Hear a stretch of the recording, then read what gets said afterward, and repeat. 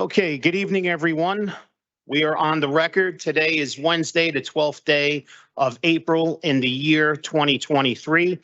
This is a regular meeting of the Jersey City Municipal Council. We had a scheduled 6 p.m. start. The clock on my cell phone is showing 6:02 p.m. May we have a roll call for the commencement of this meeting? Councilperson Ridley. Here. Councilperson Prinzary. Here. Councilperson Baggiano. Councilperson Saleh is not here yet. Councilperson Solomon. Here. Councilperson Gilmore. Present. Councilperson DeGise. Councilperson Rivera will not be here tonight. Is that correct, Council President? And Council President Waterman. Here. We have 7 council members in attendance at 6:02 p.m. May we kindly rise for a moment of silence, please?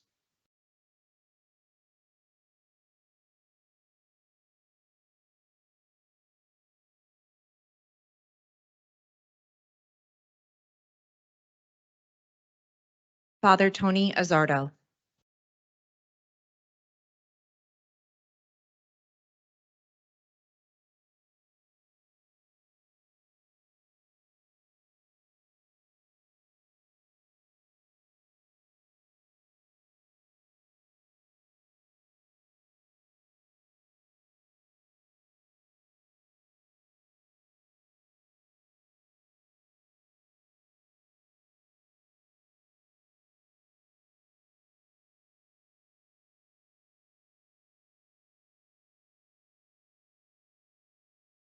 Thank you very much. On behalf of Council President Waterman, in accordance with New Jersey Public Laws of 1975, Chapter 231, the Open Public Meetings Act, also known as the Sunshine Law, adequate notice of this meeting has been provided by the posting on the bulletin board of the first floor of City Hall, the annual notice, which is the schedule of meetings and caucuses of the Municipal Council for the calendar year 2023, and filed in the office of the City Clerk on Thursday, December 15th, 2022. In addition, at its time of its preparation, the agenda of this meeting was similarly disseminated on Thursday, April 6th, 2023 at 5:15 p.m. to the Municipal Council, Mayor, Business Administrator, Corporation Council, and the local newspapers, and posted on the city's website, so I can certify as to our total compliance with the Sunshine Law.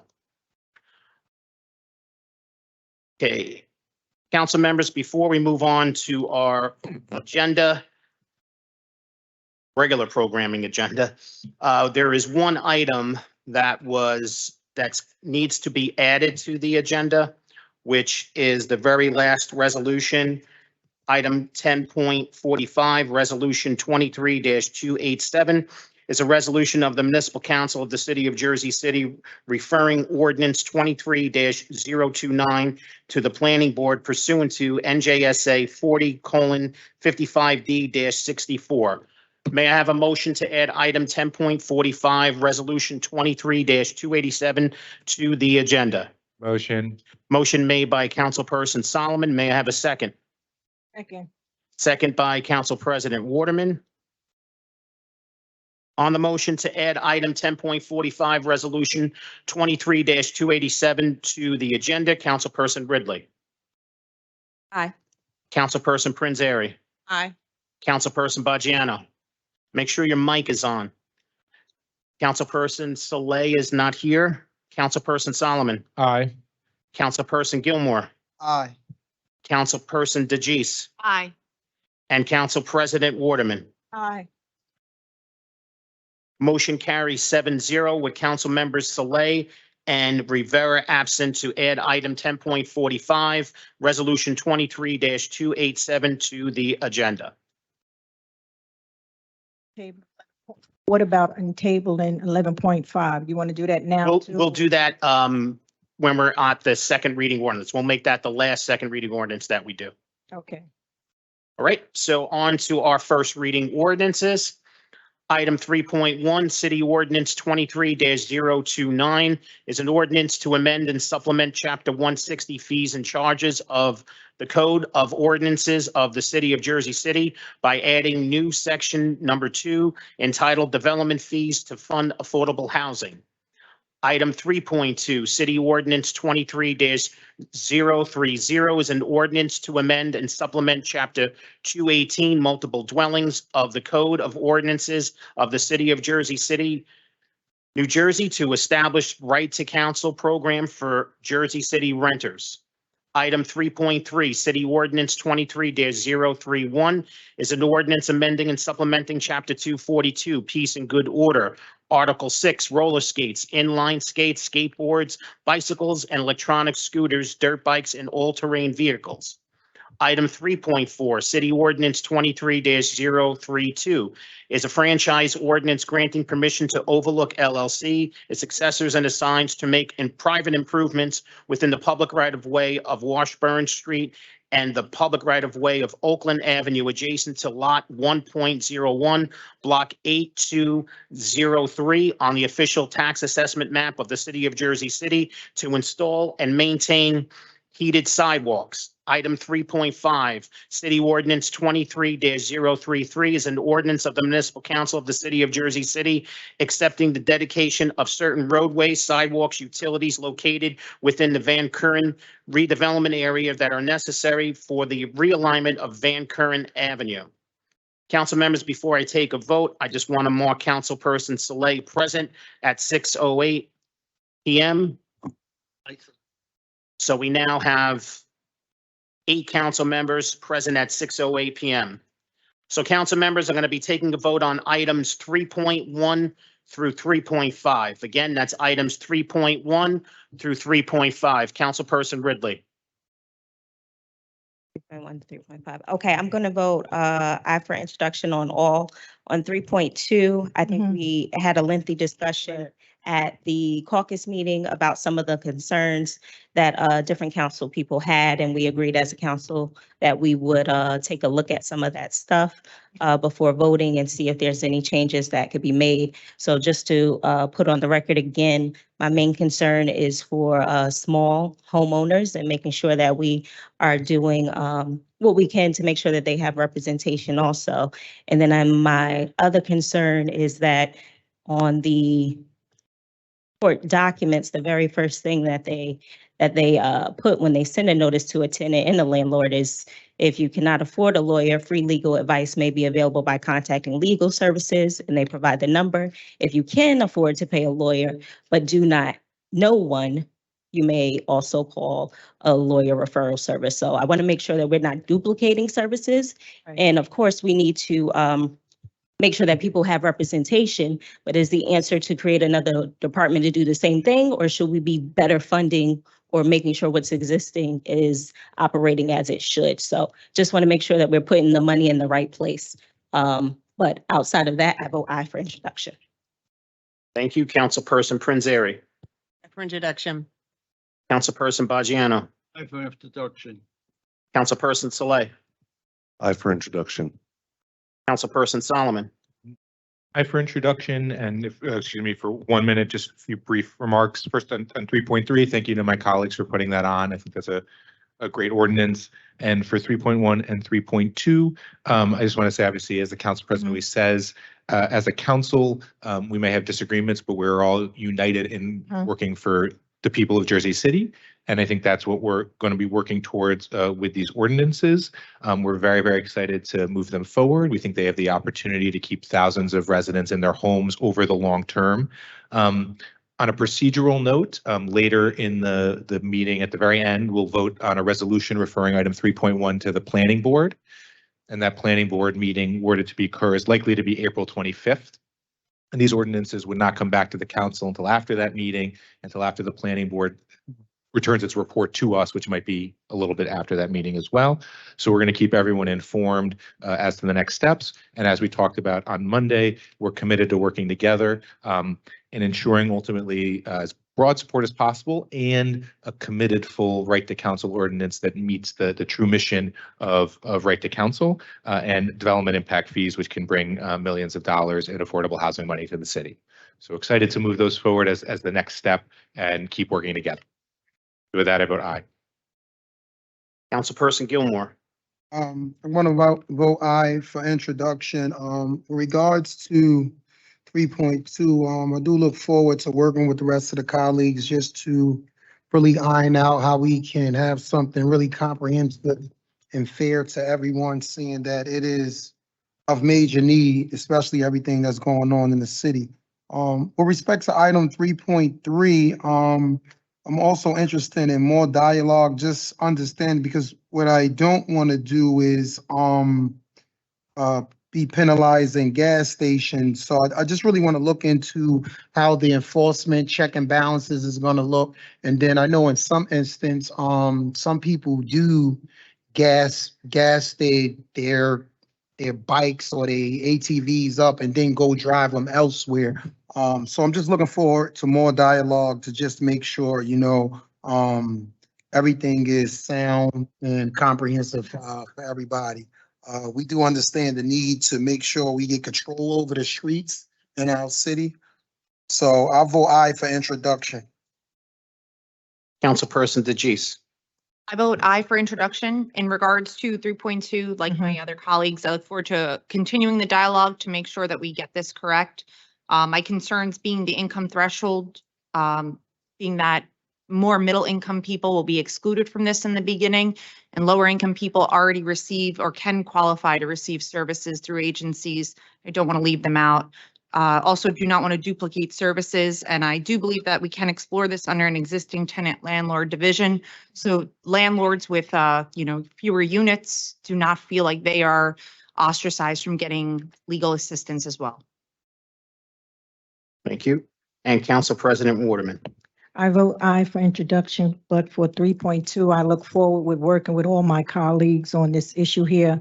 Like I said at the caucus meeting, we all have the same goal. We do care about the residents. It's just, how do we do this? That's what it is. How can we get this done? I know there's a lot of people here, want your voice to be heard, and we're here to listen, but I want you to know that we're not against it. We just want to make sure we do it in the proper manner. All right. So you don't have to scream at us or yell at us thinking we're against this, because we're not. We're just trying to make sure it's done the right way. That's it, because you are affecting the small homeowner too when something like this happens. So that's all. We have concerns. Okay. So with that, I vote aye. Okay. So I can just recap items 3.1 through 3.5 are introduced unanimously 8-0 with Councilperson Rivera absent. On items 3.1 and 3.2, ladies and gentlemen in attendance and also at home, just a little explanation, just as Councilperson Solomon explained earlier, we have a resolution, the last resolution on the agenda referring ordinance 23-029 to the planning board, which is item 3.1. Once that comes back to the municipal council, whatever meeting that is closest for that to come back, I will publicly advertise both ordinances for a public hearing and final consideration of adoption. So you will not see that in the ad in the paper that's coming for the next council meeting. So those two ordinances are going to be on hold until we come back from the planning board and get their findings. Everybody clear on that? Council members? Corporation Council, good? BA? Excellent. All right. Now moving on to our second reading ordinances. First, second reading ordinances, item 4.1, City Ordinance 23-019. It's an ordinance disestablishing the Jersey City Municipal Construction Board of Appeals. This is a public hearing on this ordinance. Any member of the public wishing to be heard, please come up to the podium and state your name for the record. Excuse me 1 second, William.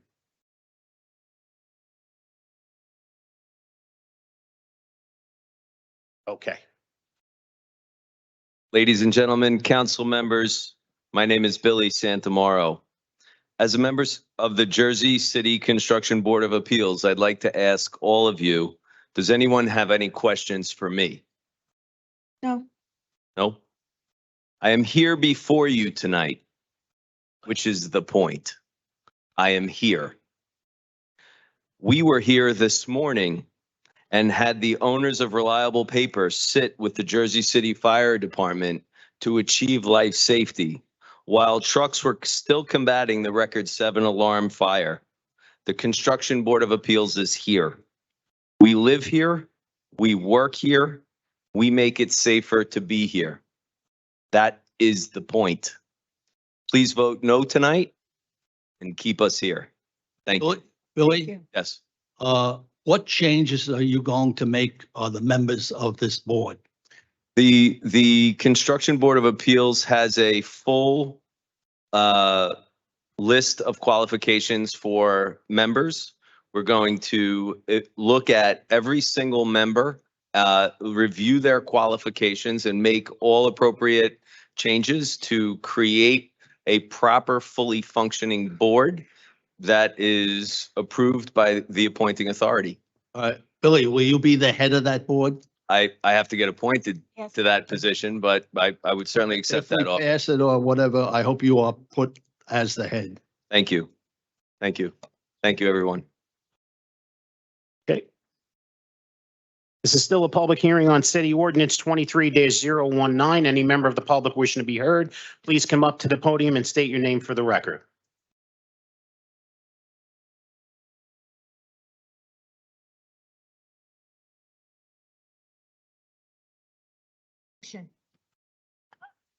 Motion made by Council President Waterman Second.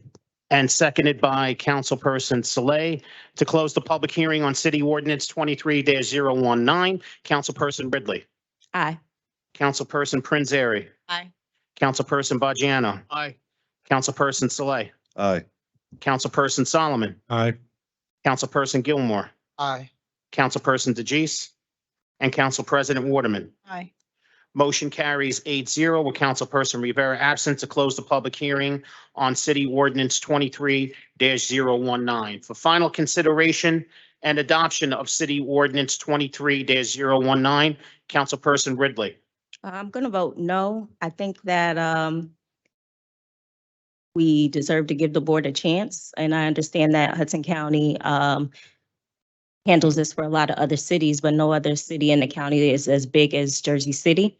And I also think that we kind of put that board at a conflict with its chair, working here in Jersey City and dealing with building permits. So I'm going to vote no. Okay, thank you. Councilperson Prinzary. Going to vote no. I understand that there may be conflict here. There is still also conflict if we were to remand it to the county as well.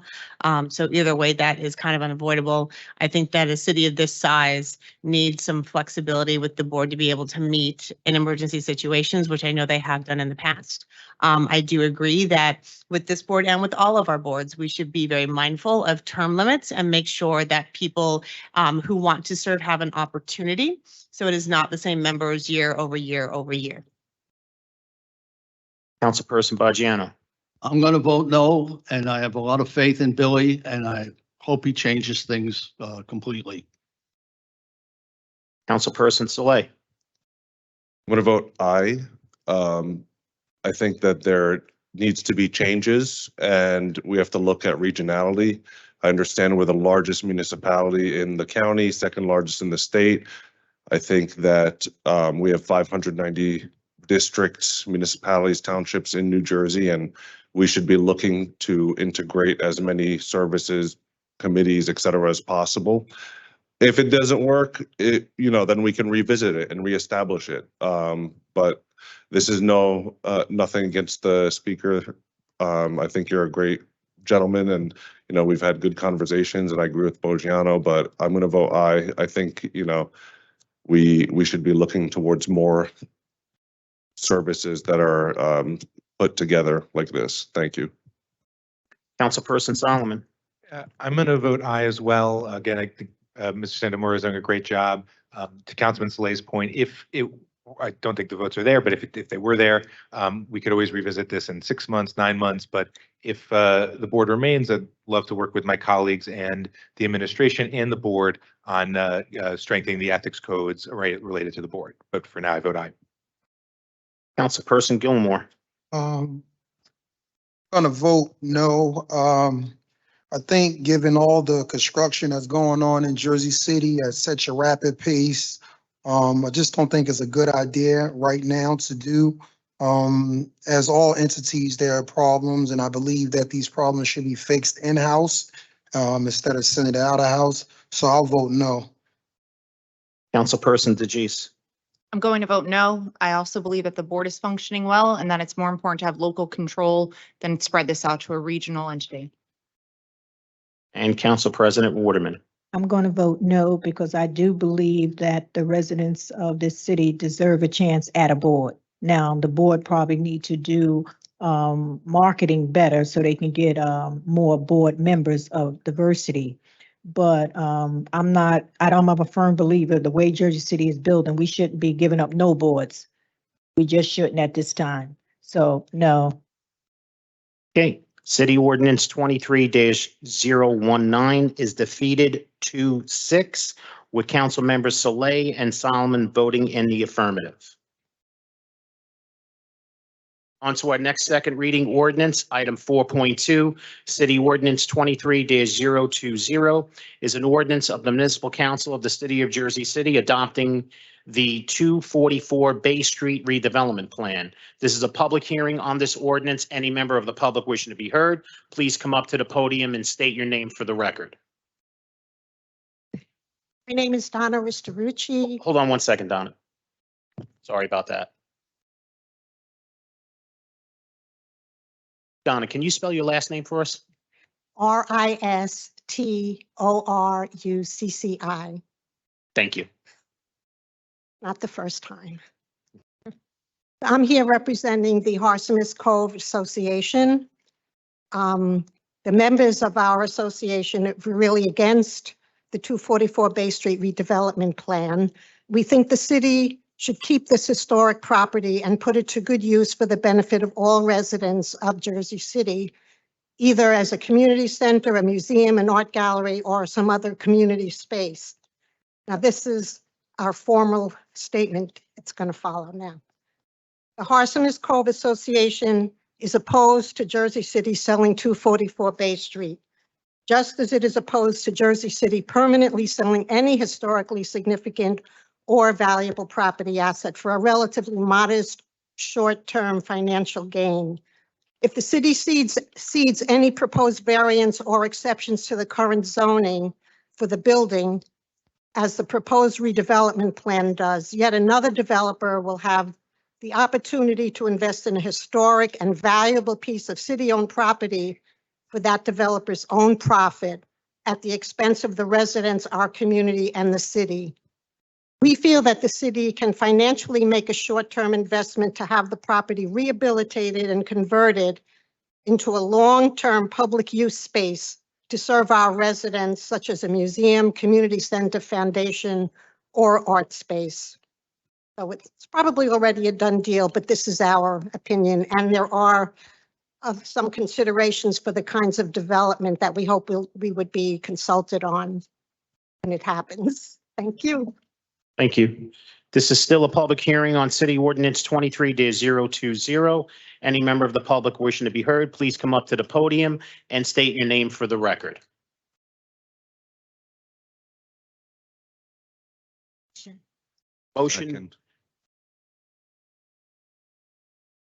Motion to close the public hearing was made by Council President Waterman on City Ordinance 23-020. May I have a second? Second. Seconded by Councilperson Soleil. On the motion to close the public hearing on City Ordinance 23-020, Councilperson Ridley. Aye. Councilperson Prinzary. Aye. Councilperson Baggiano. Aye. Councilperson Soleil. Aye. Councilperson Solomon. Aye. Councilperson Gilmore. Aye. Councilperson DeJeece. Aye. And Council President Waterman. Aye. Motion carries 8-0 with Councilperson Rivera absent to close the public hearing on City Ordinance 23-020. Sean, I'm going to ask a motion and just start the council. I apologize for at the meeting. The Harsimus Cove Association, just in terms of timing, they were only able to they have a monthly meeting and it just, the way the months work out, they were only presented to on Monday evening after caucus. And I wasn't at the meeting, so I only got their statement last night. I think there's some things in the statement that I think we can be responsive to around setbacks on the roof deck and the uses and the historic preservation. I don't think there's going to be a fundamental change. I know I saw there were some great ideas that Donna had, but if I would ask if make a motion to table it after public hearing. And then the idea would be able to respond to those couple things and likely bring it back in 2 weeks.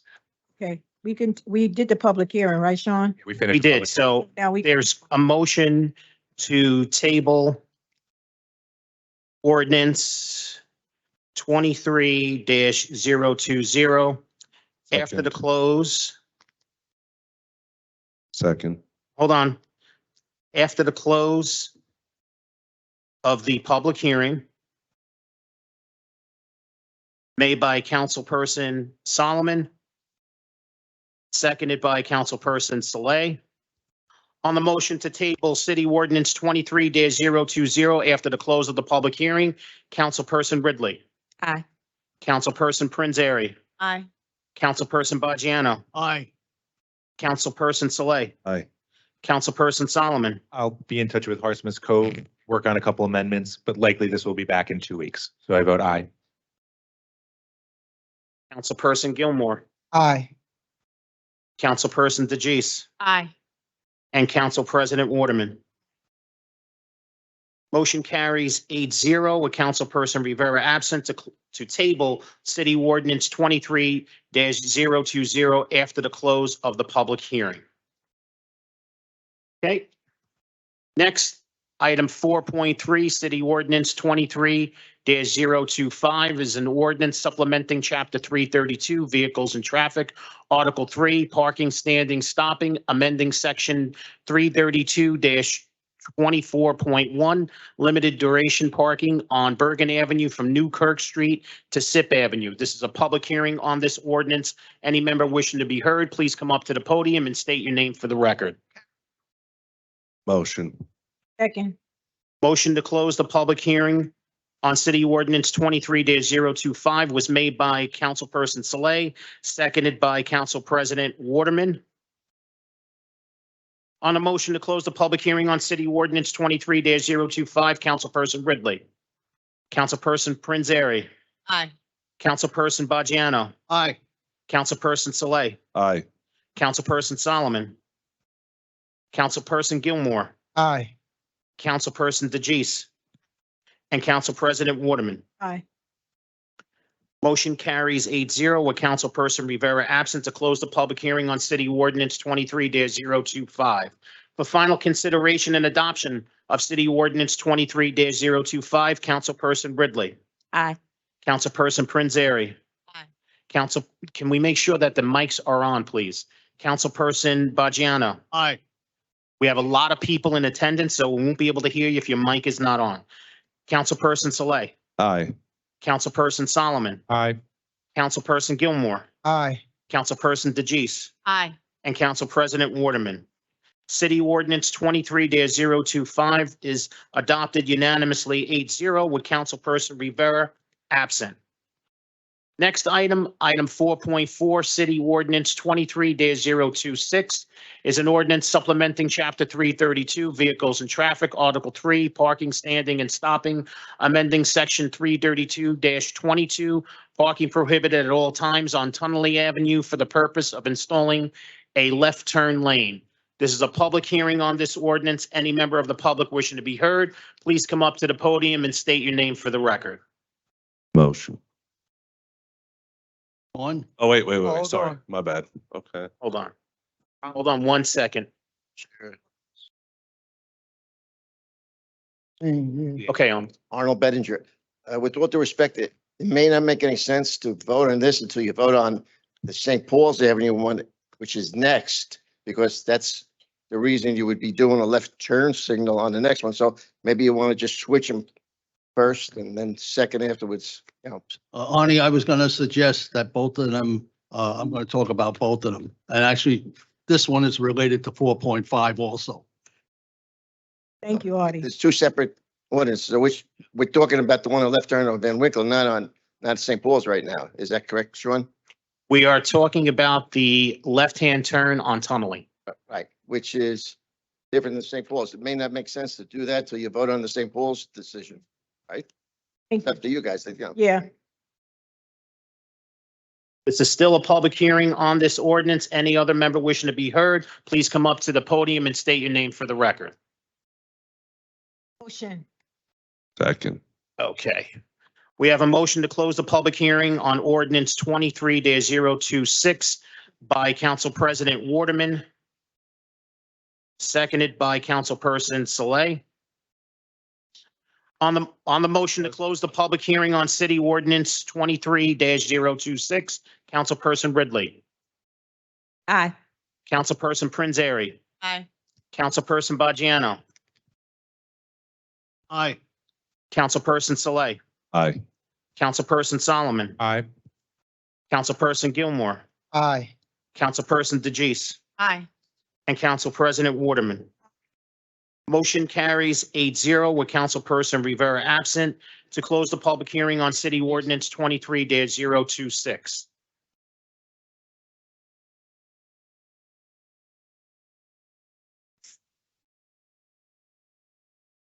Yeah, I think we should, Yeah. For final consideration and adoption of city ordinance 23-026, Councilperson Ridley.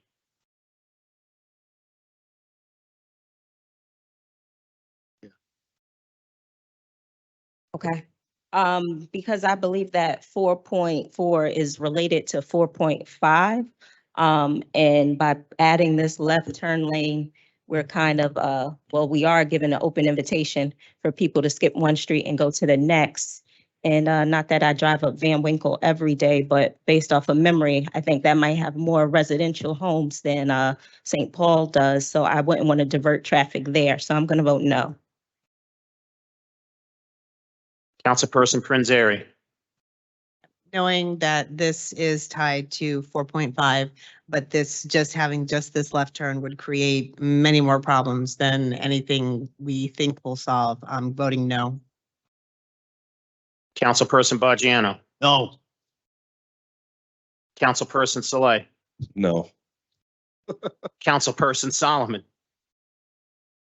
Waiting for the discussion on 4.5 because I think that's really important to the what's happening here and then waiting for that. So I'm going to abstain on this one, 4.5 and 4.4, and then waiting for that conversation on 4.5. Councilperson Gilmore. No. Councilperson DeGise. And Council President Waterman. Just using. Because we should have pretty much tabled it, but the council person of that ward did not want it. I'm sorry, President, we we should bring the have mic closer. tabled this, but the council person of that ward did not want it tabled. He wanted to proceed with it. So that's why you're probably hearing some of the council people saying no to it. And then you have one council person saying he would rather hear 4.5 because it has something to do with one another. So it gets confusing, but we try to follow the lead of the council person of that ward because we believe that they are in close communication with those residents there. So with that, I have to just vote no because this doesn't make any sense right now, but it may make sense after this. No. It may make sense after 4.5.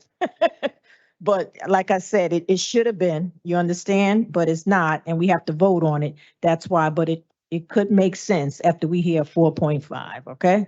So just don't get riled up here. Okay, so city ordinance 23-026 is defeated 071 with one abstention made by Councilperson Solomon and Councilperson Rivera absent. Okay, on to our next second reading ordinance, item 4.5. City Ordinance 23-027 is an ordinance supplementing Chapter 332, Vehicles and Traffic of the Jersey City Traffic Code, Article 2, Traffic Regulations, amending Section 332-5, one-way streets on St. Paul's Avenue between Tunnelly Avenue and Liberty Avenue. This is a public hearing on this ordinance. can I Yep. read this? Wait, let him finish. Before we hold the public hearing, Councilperson Right, go ahead. Bajano, you would like to make a statement. The Office of Infrastructure has done a great job. I do appreciate their work. The community and the council members have been working together on this issue. Everyone is in agreement that safety is important for the residents, but this is not a vote against safety. Traffic has and will install the following traffic calming measures: speed humps, curb extensions, sharrows, chicanes, and pedestrian islands. Most residents on the city survey and a private survey said they do not want any one-way, including the one-block one-way. According to the traffic study, 3 out of the 4 residents are against the proposed one-block one-way. I'd like to remind the council that the street is not included in the city's high injury study. I will continue to work with traffic and monitor these safety measures. I ask the council members to support my request to the police department for enforcement on aggressive drivers and truck drivers on St. Paul's. Council members, please vote no against this second reading. And as I said, I have complete faith in traffic engineering that there is a lot of safety items that are going to be put into effect. Right, Sean. Okay, so this is a public hearing on City Ordinance 23-027. Any member of the public wishing to be heard on this ordinance, please come up to the podium and state your name for the record, but please line up in an orderly fashion, okay? And please be conscientious of the person who's speaking. Please not interrupt them. Please don't clap. Wait until the very end so we don't interrupt anybody's time. With that being said, our first speaker here is Arnold Bettinger. Mayor Healy is My there. name is Arnold Bettinger. Good evening, Council President, members of the council. As a former councilman of Ward C and committee man of C-22 for 30 years, I've been asked to speak on this ordinance about St. Paul's Avenue. As Rich said, the survey showed overwhelmingly the people were against the change proposed by this ordinance.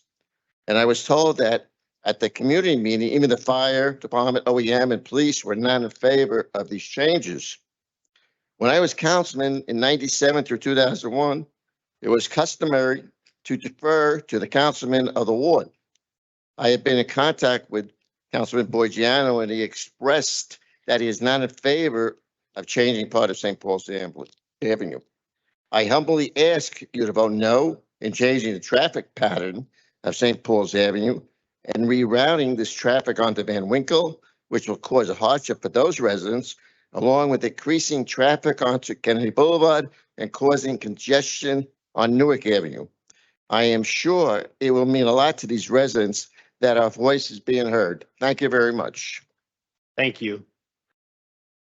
Okay, before we move on, Mary, just give me 1 second. We just want to give courtesy to former Mayor Jeremiah Healy. Yes, there is.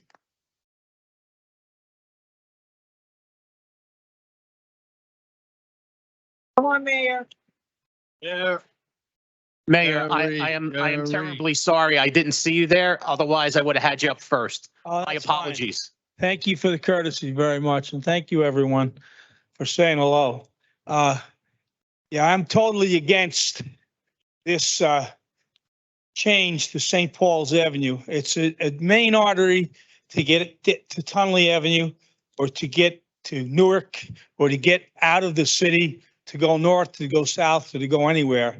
And making it one way is just gonna, there's a whole pattern. It seems like this administration has been fixated on changing streets, changing directions, adding red lights, stop signs, and to the point where to have a car in this city it was never great, but it's become extremely onerous these days. So I am against this totally. I've spoken to some firemen, and they're very wary of going down or going up St. Paul's Avenue with a big rig. And if this thing is made one way, I think it's just adding another bottleneck to the city. I understand there's some ideas out there to make some avenue one way. There's a main thoroughfare in the city.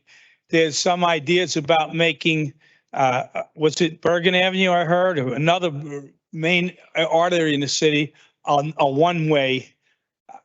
We're all for bikers and pedestrians, but we still have many people who need their cars to do business, to get around the city. And this is just another roadblock in the way of folks getting from point A to point B in Jersey City. It's going to be pure chaos. The traffic is terrible there as it is.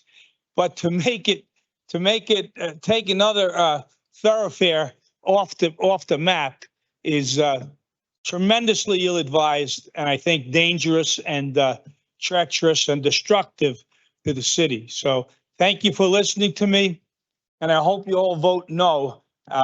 Like Rich Bogiano's going, the councilman for that ward. Thank you all. Thank you, Mayor. Okay, our next speaker. My name is Mary Maraglia. I live at 50 Day Street. It is half a block from where this one-way proposal is. Down? It's half a block from where the one-way street proposal is. So I truly believe that Tenley Avenue between Charlotte Circle and JFK is the most congested street in Jersey City. Definitely, we need improvements in the neighborhood. We've been asking for them. Yes, there was a study 3.5 years ago. I was part of it. The St. Paul's plan was never part of that study. So the idea that there's been a 3.5-year engagement is really not correct. Yeah, we had a study, nothing was ever done. Then all of a sudden we've got this plan that not only isn't in the study, but it damages every other part of the neighborhood except for 3 blocks with about 30 houses on it. So you're talking about 30 homes versus probably 2,000, which is going to be like putting a knife right through the heart of our community. I'm a realtor. I drive all over town. I know where practically every street is, and I'm not a native of Jersey City. I can't tell you how many times it has taken me 25 minutes and more just to get out of Journal Square with the street closures, road work, etc. There's no coordination. Right now, Magnolia Avenue, Summit Avenue, and Pavonia Avenue are regularly closed in a 2-block area. How are you supposed to get where you're going?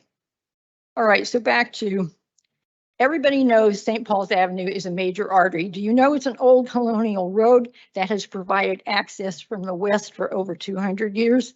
That means it's an important artery.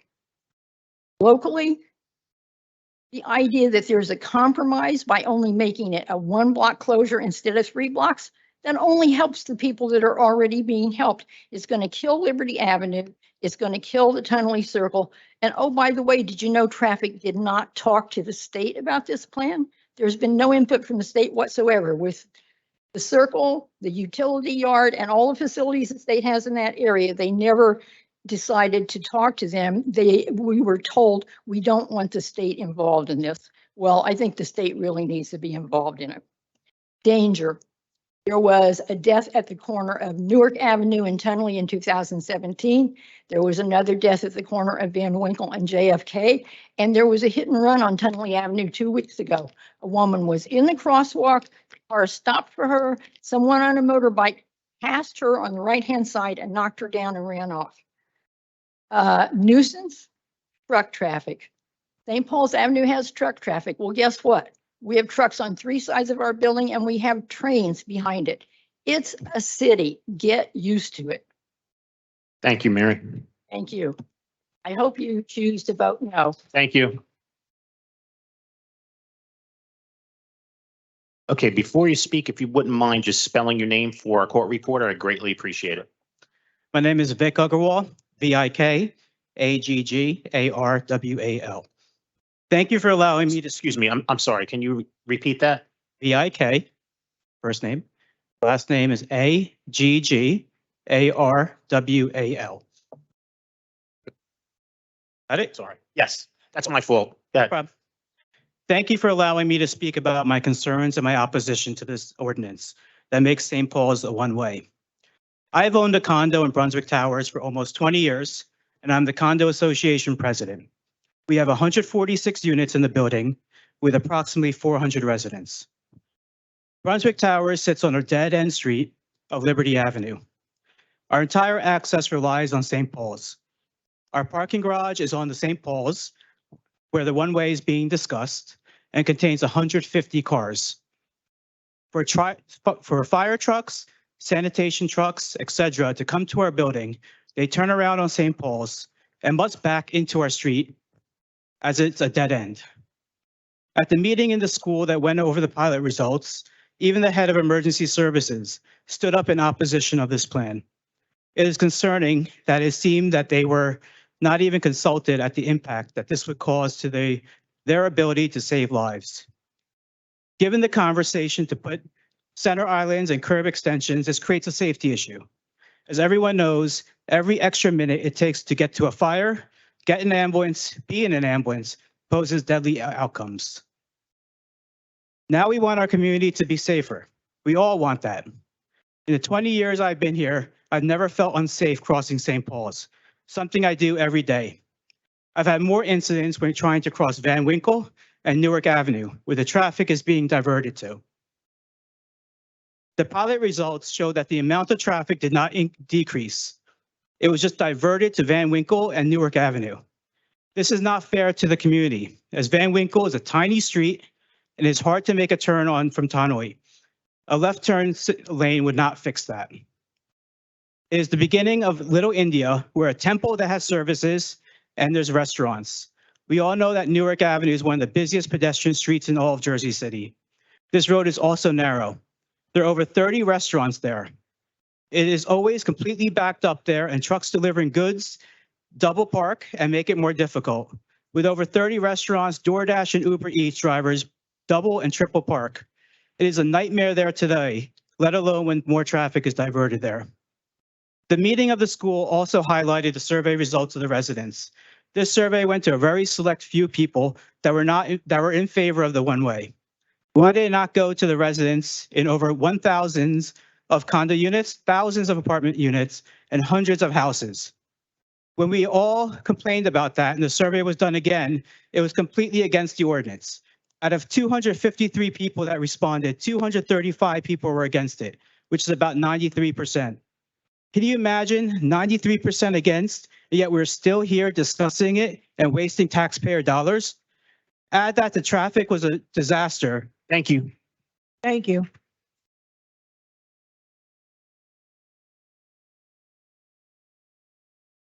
Before you speak, if you could just spell your name for the record. Sure. Hello. My name is Robert Gilmore. That's RobertGilmore.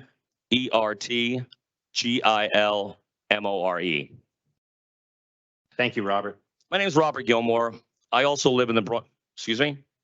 Oh, sorry. Keep going. My name is Robert Gilmore. I also live in the Brunswick Towers. I would like to echo everything that our board president said. I sit as the vice president on the Brunswick Towers.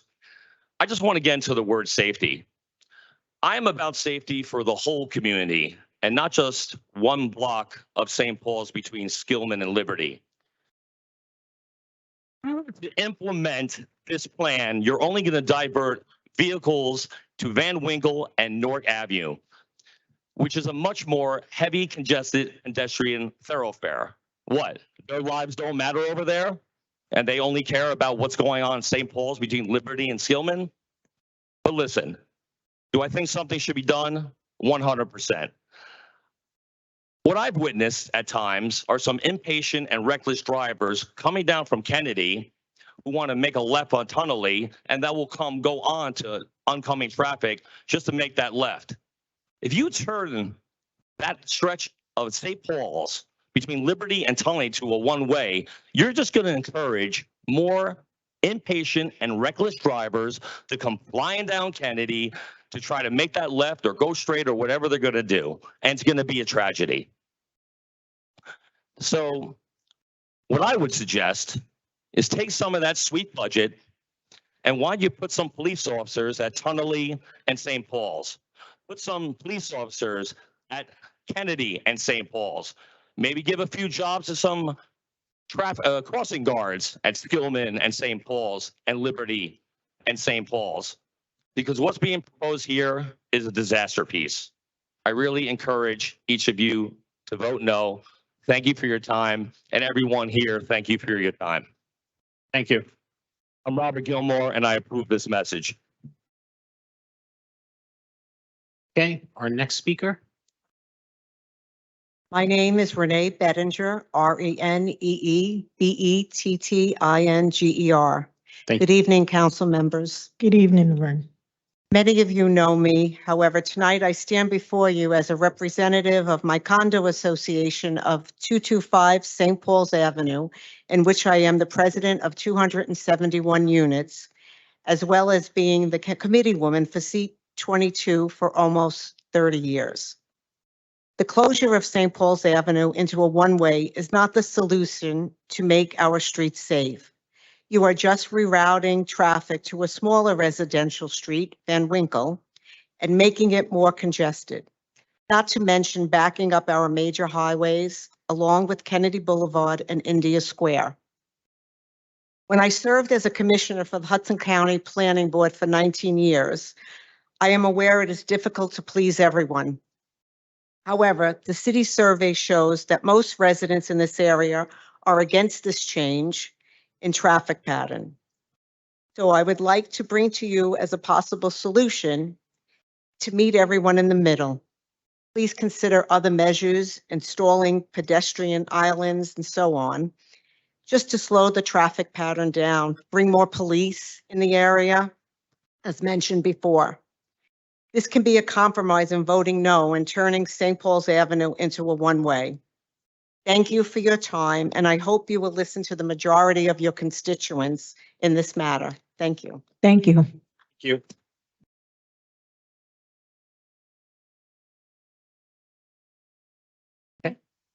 My name is Elizabeth McNerney. Okay. Can you spell the last name? His name's McNerney. Thank you. I'm a Brunswick Towers resident at 75 Liberty Avenue, and I'm strongly against the proposal to make St. Paul's a one-way westbound street between Liberty and Tunnelly. There's several reasons why this ordinance would harm our community. The first is safety. The proposal to divert eastbound traffic from St. Paul's to Van Winkle is dangerous. Tunnelly Avenue is obviously a busy road, and there's no traffic light at the intersection of Van Winkle and Tunnelly. Even with the addition of a left turn lane, the likelihood of a collision is still significantly higher than at St. Paul's, which has both a left turn lane and a traffic light.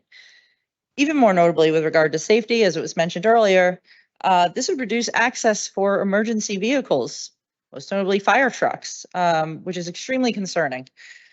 This ordinance would also create an unmanageable level of congestion that would dramatically impact day-to-day livability in the neighborhood. St. Paul's is a major artery and it's best equipped to handle the traffic between Tunnelly and JFK.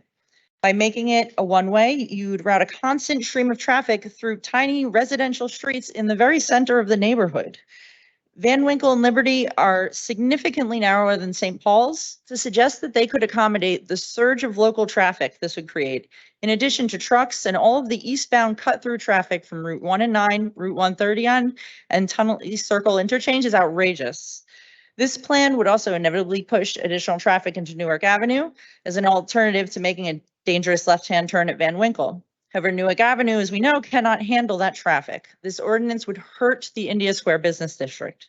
The proposal to make St. Paul's a one-way would reduce safety, create unnecessary and unmanageable level of congestion, and undermine the quality of life for residents and businesses in the neighborhood. Based on the results of the traffic survey, of the 317 respondents who live in the neighborhood, 233 strongly oppose the proposal. That's 74%. I ask that the council members vote in the interest of the majority of your constituents and protect the quality of life of everyone living and working in that community. Vote no on the ordinance. Thank you.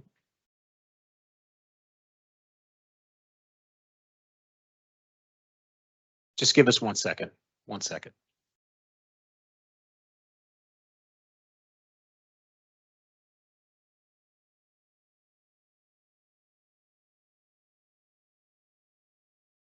Now he's nervous. Now you give him support, Papa. Okay.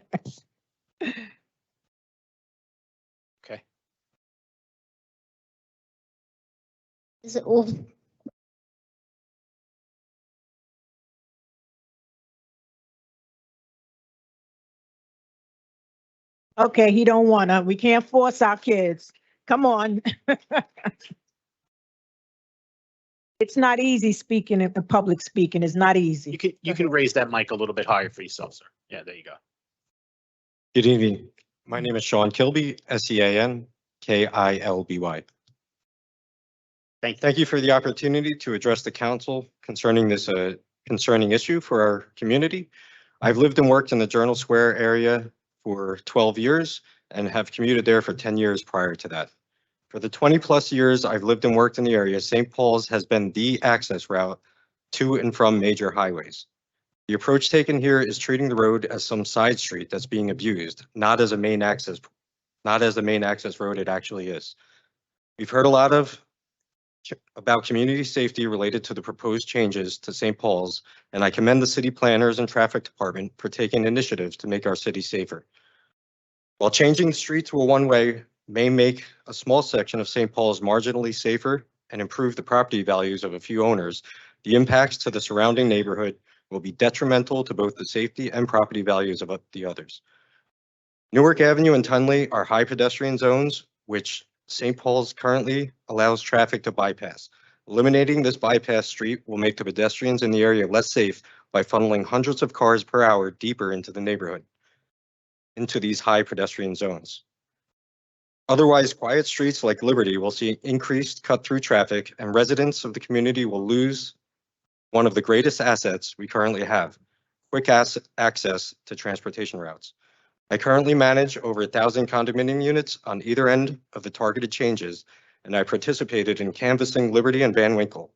The sentiment of everyone I've discussed this issue with reflected the results of the city survey. This is a bad idea and will bring chaos to the neighborhood.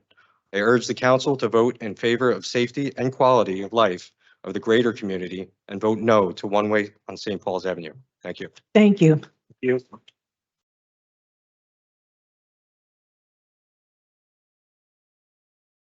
Come on, help them. I'm Wybob Uncom, and I disagree with the plan of making St. Paul's a one-way street because it would block.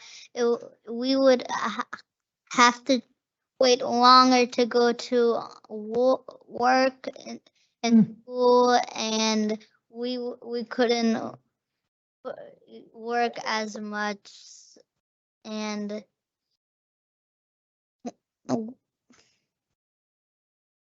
Thank you. You got it. That's it. Can we just have? Sir. Sir,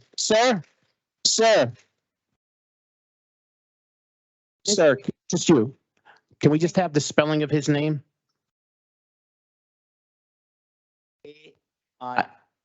Put your mic up. Can you put the mic up? I can't hear you. VAIBHAV.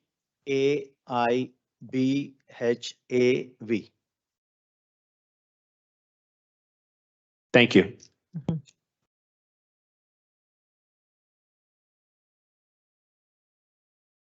My name is Angela Slade. I live at 50 Day Street, Slade, SLADE.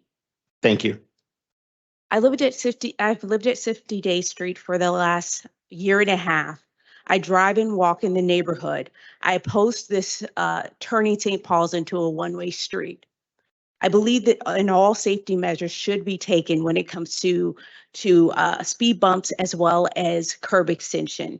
Turning St. Paul's Avenue into a one-way street is not good for the total community.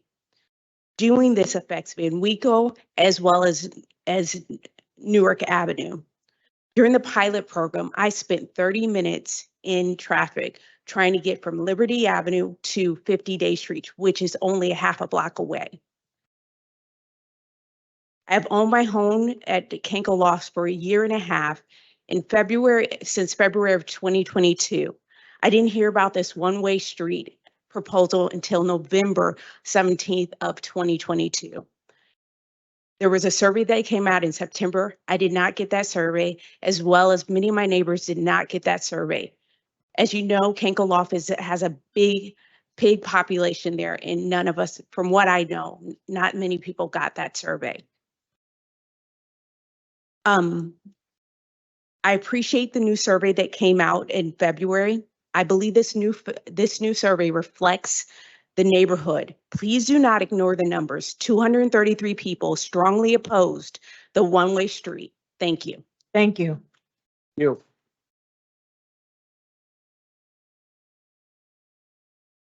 Good evening, ladies and gentlemen. Thank you for the opportunity to speak here again tonight.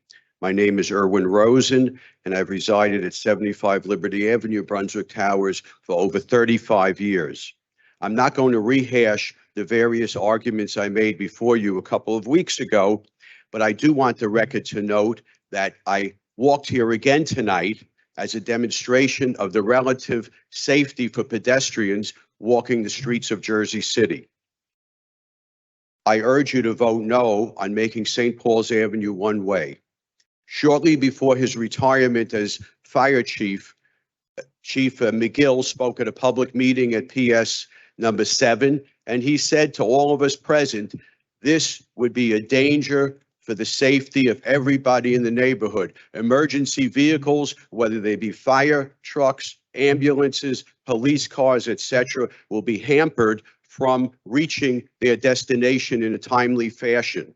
God forbid any of us needs an ambulance, a police officer, or the services of our fire department, and this a plan that's run amok prevents a timely response.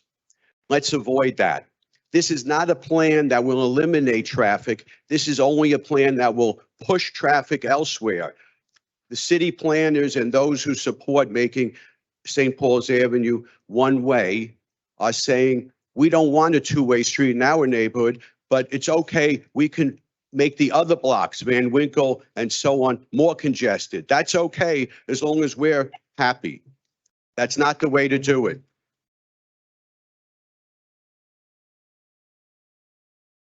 We're all in favor of pedestrian safety, but we have to be practical. We have to use our common sense. It's good to be open-minded and consider alternatives, but let's not be so open-minded that our brains fall out of our heads. Thank you and have a good night.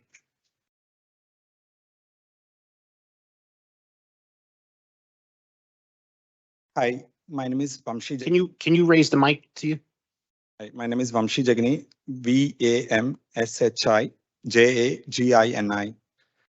And I completely oppose this one-way traffic because a lot of traffic comes to St. Paul's and Tunnel Avenue from Pulaski, from Route 1 and 9 northbound. So all these traffic divided, once they comes to St. Paul's and Tunnel traffic light, these traffic divides goes to St. Paul's, Van Winkle and Newark Avenue. So if we switch that to one way, we are putting pressure on Van Winkle and Newark Avenue and a lot of chaos. And that chaos will continue to JFK. So it's totally, I oppose this plan. That's all. Thank you. Thank you.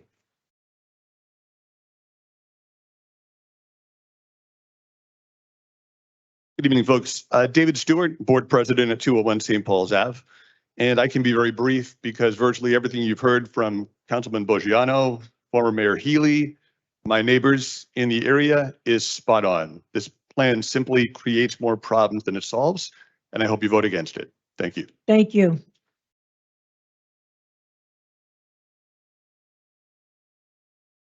Next, Evening to everybody. you can bring the mic down. Yeah. Oh, thank you. Anna Marie Ferrando, ANNA, MARIE, FERRANDO. I'm a longtime resident, 34 years owner at the corner of St. Paul's and Skillman. So I am not on a bypass, but a drag strip, two-way drag strip.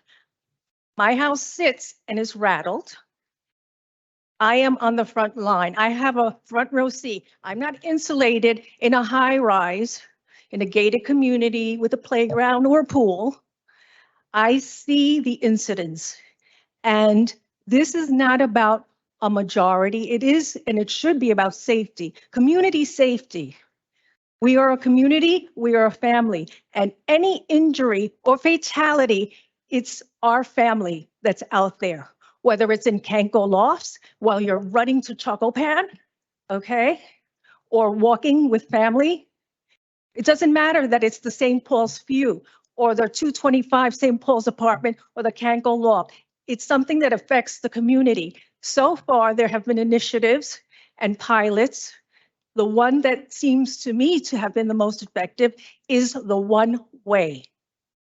And I think if logistics were different and Kanko Loft sat on my corner, there might be a different vote and majority, and the numbers might be in a different place. Please don't speak out. Let her have her time. You all spoke and you all opposed. I support it. I support it for the reasons that I mentioned. Okay? I have surveillance that sees what goes on, where motorists are disregarding signage and pedestrian walks and lights, and they dash around, nearly hurting families who are crossing to get to school or grocery shopping. It's an inconvenience to everyone. There is no good solution for everyone, and it is inconvenient. And yes, I'd rather see a motorist inconvenience than a pedestrian fatality. So I support it. And I think that should be the conscious of vote, not, oh, we all don't want it. I'm inconvenienced. It's going to make it hard for me to get to my house 1 block, 200 yards. But that's my perspective. That's my truth. I now have to repair a water line because they constantly dig at that corner and shut water on and off. And trucks, which are not supposed to be there, rattle the houses. And I have, I don't know, $10,000 to $20,000 right now that has to be addressed. So I am for one way. It's not going to solve anything. It may reduce it. There's nothing that will eliminate it, and there's nothing that's convenient to everyone. Thank you. Anna, can I just have your last name? Your last name? F as in Frank, ERRANDO. Thank you so much. Thank you.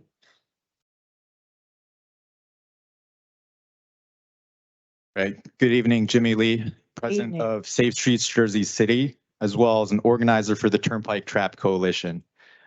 I want to just pause for a second and just say I am happy to hear that many of us here today are pro-safety. I think there's not a lot of city council meetings where the words curb extension and chicanes come up over and over again. I think this is a positive.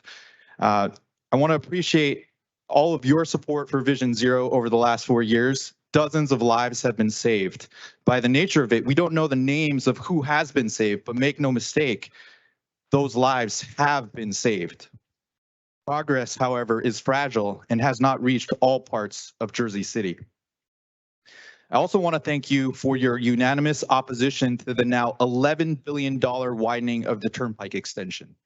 There are many reasons to oppose the widening, but one of the reasons is the iron law of traffic known as induced demand. If we widen the Turnpike, just like highways everywhere, Mr. Lee, you got to stay on the subject of the ordinance. It's related. It's related. There's two things will happen. The first is that traffic will fill up the extra space and no one will move any faster. The second thing, and which we're affected by here on St. Paul's and all throughout downtown Jersey City, is cut-through traffic. Cut-through traffic will increase if capacity is increased. There are many reasons to implement the one-way for St. Paul's.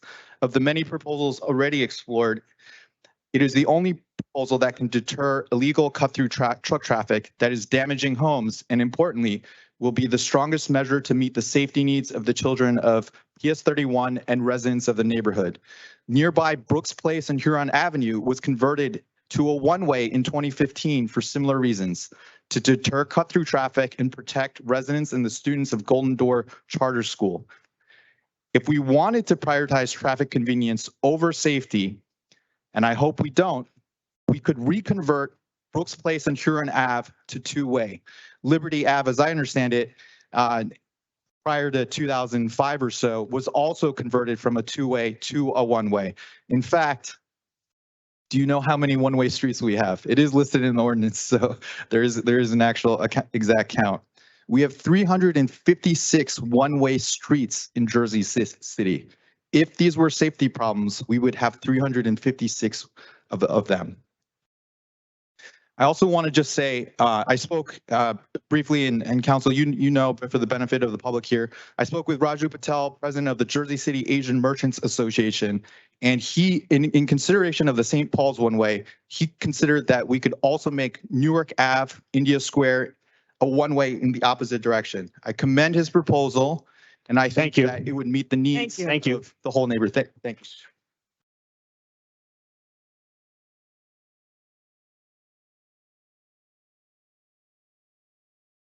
Hello. Good evening, council members. Thank you for the opportunity. Can you state your name for the record and spell it, please? It's Ayla Shermer, first name Ayla, last name Schermer. Thank you so much. Sure. So good evening. Thank you for the opportunity. As stated, my name is Ayla Shermer, and I'm the president of Bike JC, Jersey City's all-volunteer advocacy organization working on behalf of thousands of local residents to make our community safe and welcoming for cyclists. And it should go without saying that the current conditions on St. Paul's Avenue are anything but safe and welcoming for cyclists. But this issue is not just about cyclists. St. Paul's is unsafe for pedestrians, scooterists, people in wheelchairs, and all vulnerable road users, many of whom are young school children who attend PS 31 at St. Paul's and JFK. I hope that all of you have seen the harrowing video of a young child on his bike getting hit by a speeding car attempting to avoid the light at St. Paul's and Kennedy Boulevard last summer. That child is extremely lucky to be alive. But what happens when the next child or adult is not so lucky? What happens when someone is sent to the hospital with serious injuries or worse? No life is worth a motorist potentially saving a few minutes of travel time. Human lives and human convenience are not comparable, period. The Jersey City Division of Transportation Planning did its due diligence and then some regarding this issue, from conducting multiple pilot projects, thoughtful surveys, and community meetings. In fact, last year around this time, I helped out with one of the pilot projects that involved building a temporary roundabout and some curb extensions. In doing so, I spent several consecutive hours standing out on St. Paul's and observing just how hostile the environment is to anyone outside of a vehicle. It was horrible. Huge trucks causing the street to vibrate as they illegally cut through. High-speed cars whizzing by, incessant honking, you name it. It was terrifying and unpleasant to say the least. Change is hard. I get it. Truly, I do. But people are resilient. We will adjust. We simply cannot preserve a status quo that is polluting our air, shaking home foundations, and actively harming our residents. We cannot afford to go back to the drawing board on this issue, as has been suggested by some council members. It has already taken years to get to this juncture. With each passing day of inaction, the health and safety of Jersey City residents remains in jeopardy. Therefore, I am asking for your full support of the St. Paul's one-way traffic calming measure. Anything other than a yes vote is counter to our city's commitment to Vision Zero. Thank you. Thank you.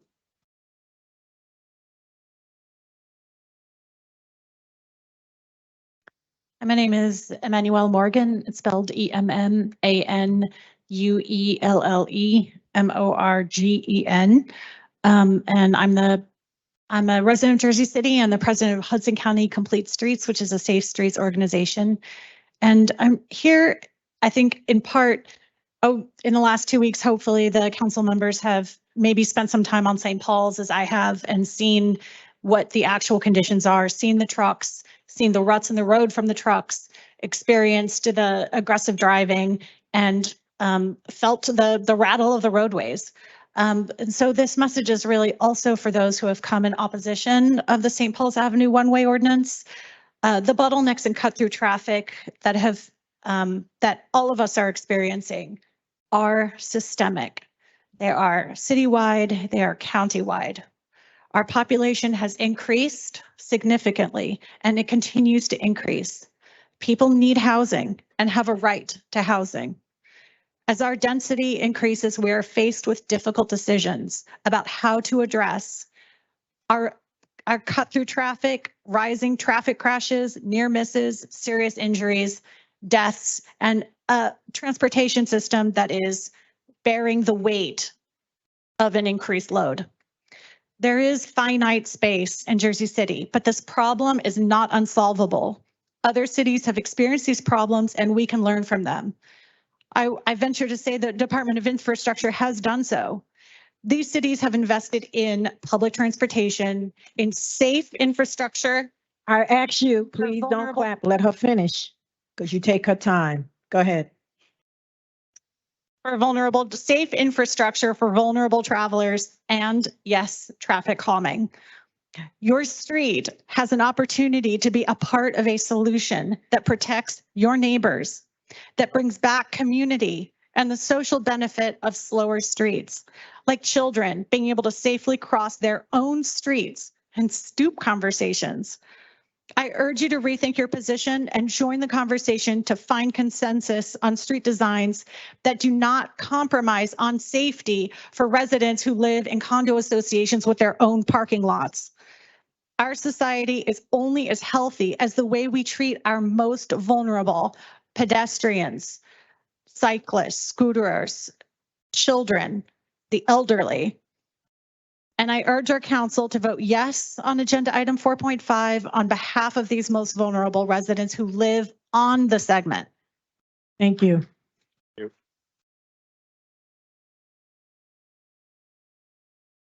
evening, Council. Good evening. Colin DeVries from Jersey City. Last time at first reading of this ordinance 3 weeks ago, I noted the ongoing hit and run epidemic in this city. Anyone who has spent any amount of time walking or biking around Jersey City knows how dangerous the streets can be in some areas. Since that first reading, there has been a campaign of misinformation waged to try to influence your vote today. Drivers get off tunnelly to use St. Paul's because it is an easy, straight cut through to 139. Trucks and drivers looking to get through the area quickly will find Van Winkle and Newark are not as efficient an option, and that is the goal. I've been doing street safety advocacy for a few years now, and I've heard many stories of parents and seniors who fear crossing the street in this city. They choose to drive even short distances, a few blocks, to school or the store because they do not feel safe. The status quo is not safe. I think we all want to change that and build neighborhoods we enjoy and are pleasant enough, safe enough to leave our cars behind and walk or bike to school, walk or bike to a restaurant, walk or bike to a small business without rolling the dice on if a tractor trailer will stop at the red light this time. There are some things we can control to make the streets safer, and that is what you all up here on the dais have the power to do tonight. The status quo on St. Paul's is a disaster waiting to happen. We need to use every tool, every idea, everything we have control over to break the pattern of violence in this city. The city's hardworking traffic team has done a great job doing what is within their own power to reduce deaths to 0 on city streets last year. And serious injuries also dropped from an all-time high of 36 in 2021 to just 8 in 2022. They are doing incredible work, and that should be recognized, and their expertise should be respected and appreciated. They know where the problem areas exist, and they know the solutions. The progress they've made demonstrates their expertise. Approve Ordinance 4.5 to convert St. Paul's to one-way westbound between Tunnelly and Liberty. We need to break the pattern of cut-through traffic that uses that route to speed through a residential neighborhood toward the Holland Tunnel. Drivers who live nearby will undergo a period of change, That's expected. It will take time to perhaps for vehicles to adjust to new patterns, but that is what it takes to make the city a safer place to live. Thanks for your consideration. I hope you'll approve this ordinance tonight. Thank you.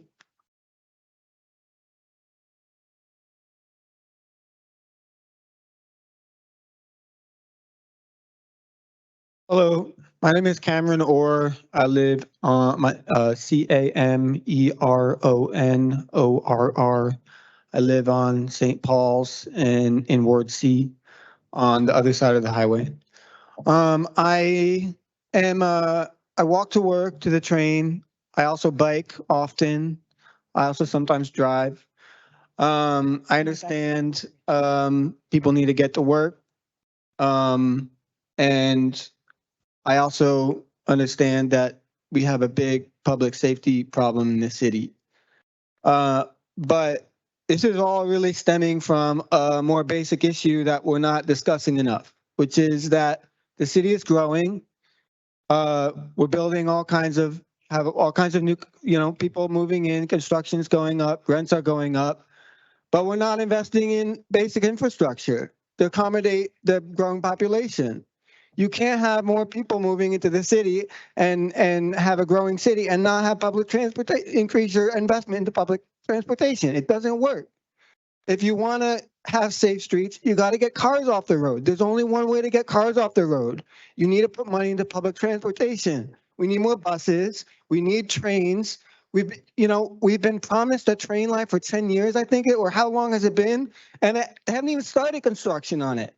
When are we going to start investing in public transportation? That's the only one way to solve the problem. Until you do that, there's going to be more cars. There's going to be more people getting hit by cars. There's going to be more traffic, and cars are going to go slower, and drivers are going to get angrier and more aggressive, and it's going to be hard to walk anywhere safely. You have to invest in public transportation. And there's only, I understand what the roadblock is. We all know what the roadblock is, and it's money. You don't want to take the money from where it is. And who's got it? It's the developers. You got to tax these people. Our rents are going up. Shouldn't some of our rent go towards getting some public transportation in the city?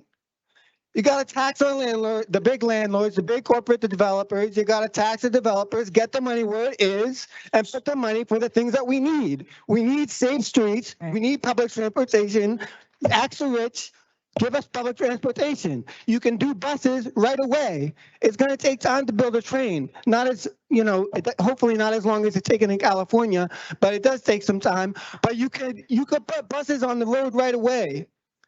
You got to get the money from the people who have it and invest in our city. You can't grow a city and not build the infrastructure. There's no other solution. Thank you.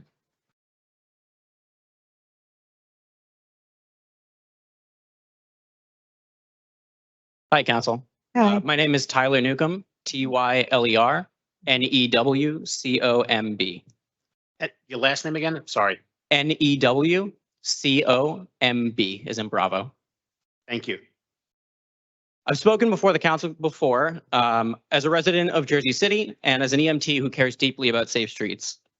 I'm speaking today in support of the proposed changes to St. Paul's Ave, changes that would affect me directly as an EMT and as someone who gets around almost exclusively by bike. First, I'd like to speak about the facts.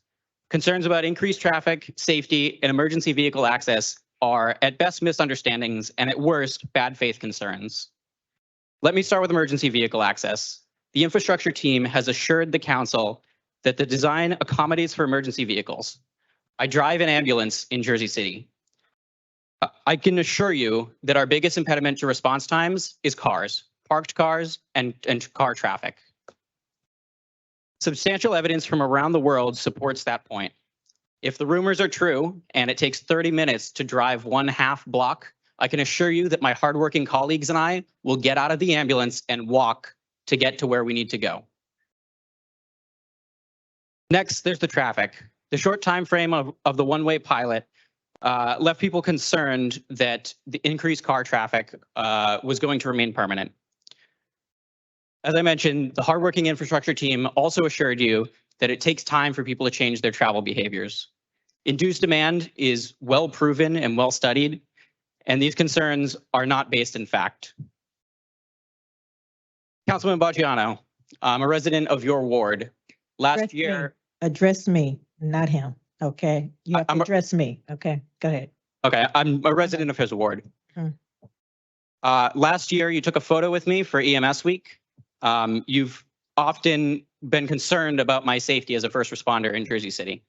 I ask all of you here, where is the concern for my safety as soon as I clock out and get on my bike to ride home? I'm tired. I am tired of responding to my neighbors getting hit and injured or killed. I'm tired of the misinformation and I'm tired of the bad faith arguments. And I urge you all to please fix St. Paul's Ave. Vote yes on this proposal. It is your responsibility to make streets safe for constituents, even if it's the hard thing to do. Thank you. Thank you.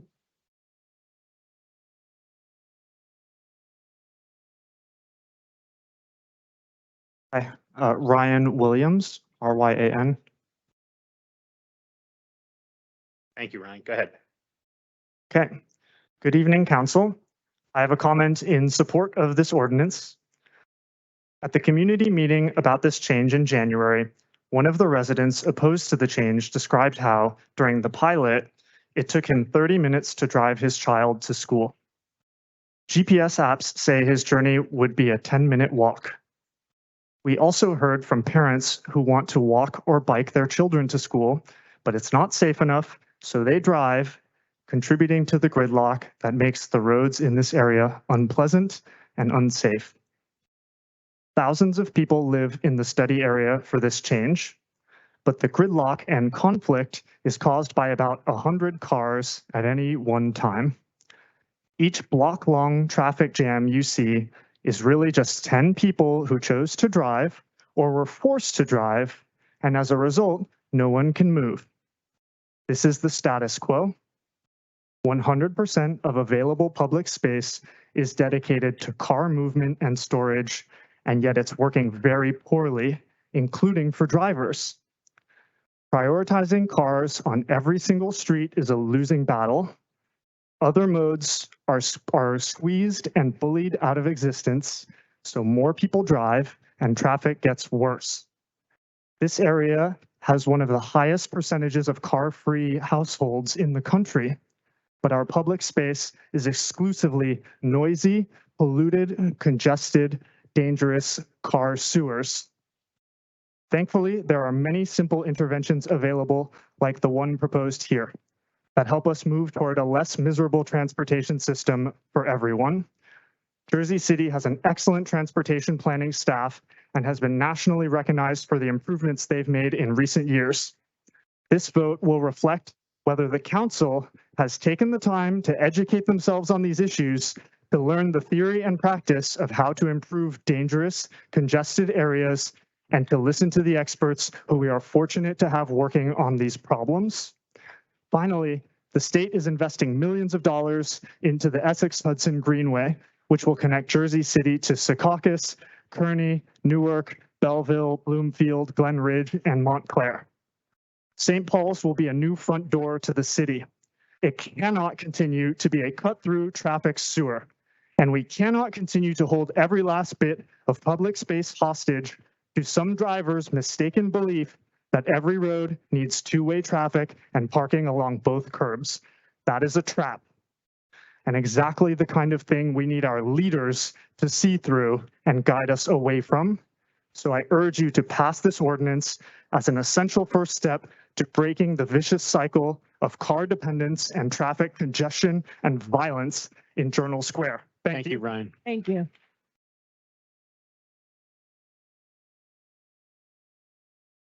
Good evening. My name is Jim Katz, K-A-T-S, and I'm a resident in the neighborhood. I'm a father, a dog owner, pedestrian, and driver.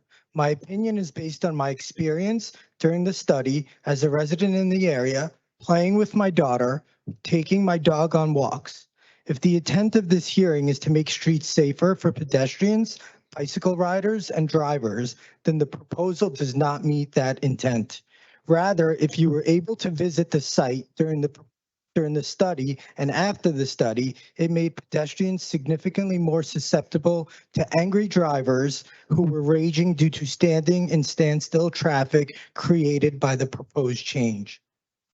I understand the concerns of the residents of St. Paul's and something should be done since I traverse the area daily, but in my opinion, this proposal does not make the neighborhood safer. Keyword, neighborhood. Please consider us the neighborhood when you vote, and I echo the sentiment of all my fellow residents who have spoken against the proposal. Thank you. Thank you.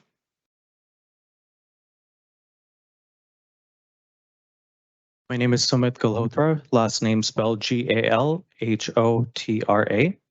TRA. And first name? Sumit, Sumit. Thank you, sir. Good evening, Council President Waterman and council members.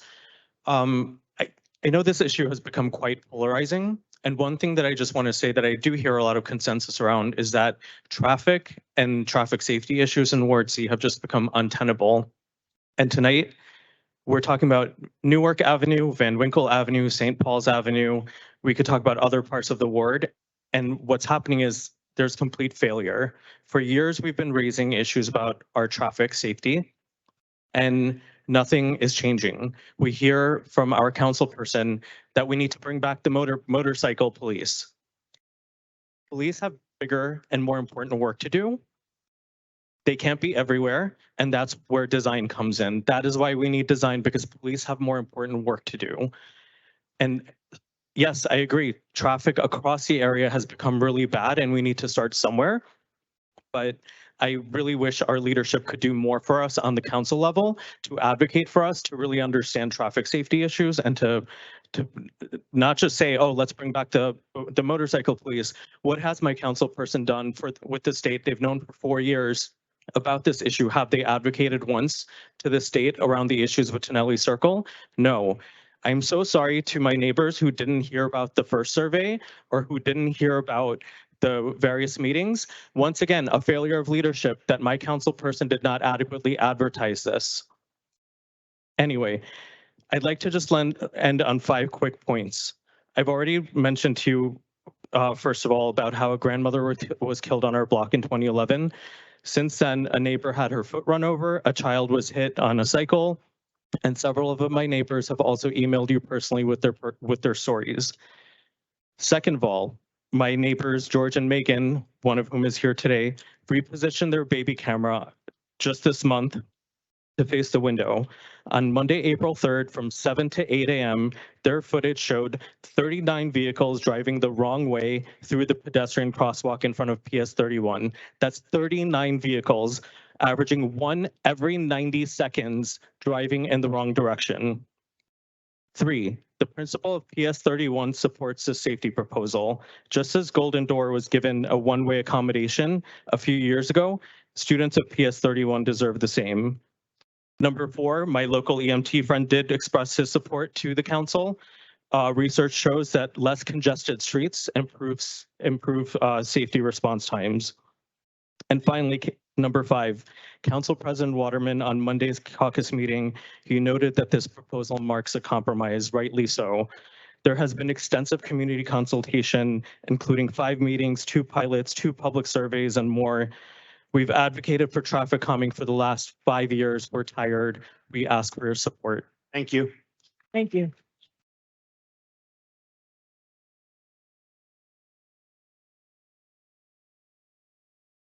Good evening, City Council. I need your name first before you begin. Yeah, I was about to give you, good evening, City Council. My name is Elena Little. Okay. My first name is spelled Eleana, and my last name is spelled just like the word. Yep. All right, thanks. I wanted to address a few things that I have heard surrounding the St. Paul's Avenue redesign. The first is that tunnel traffic doesn't really use St. Paul's as a cut through. Some people say it does, some people say it doesn't. I want to share my personal experience from last night. I was driving back from work in Central Jersey, and normally I live downtown. So normally after I cross the Pulaski Skyway, I will stay on 139 and make a right on Jersey just before the tunnel. And due to traffic on 139, my GPS did exactly that. It took me down St. Paul's. And I saw other cars with New York plates doing the exact same thing. So this concept that there isn't really tunnel traffic using St. Paul's, or that the GPS isn't really routing people there, that's just not true. This happened last night. I also want to speak to a topic that Jimmy Lee, president of Safe Streets JC, began speaking to before his time was cut off. I also had the privilege to meet with Mr. Raju Patel, president of the JC Merchants Association. JC Asian Merchants Association. Like Jimmy, I believe that Mr. Patel's idea of making Newark Avenue a paired one-way with St. Paul's in the opposite direction is a really promising one that I hope the city can look more into. Since most of the businesses on Newark Avenue are not open yet during the morning rush, the preference would be to have to have Newark Avenue one-way be in the direction of the morning rush and St. Paul's Avenue one-way be in the direction of the evening rush. This could potentially create better conditions for the businesses overall by reducing traffic on Newark Avenue during their operating hours, and a better experience for the community members and the overall neighborhood. Many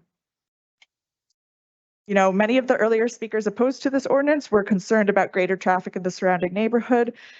I really hope that this proposal can potentially be a compromise that can improve safety both on St. Paul's and on Newark Avenue and in the greater neighborhood, while still reducing cut-through tunnel traffic. So I thank you for your time this evening, and I hope the city can consider paired one-ways as a policy solution. Thank you.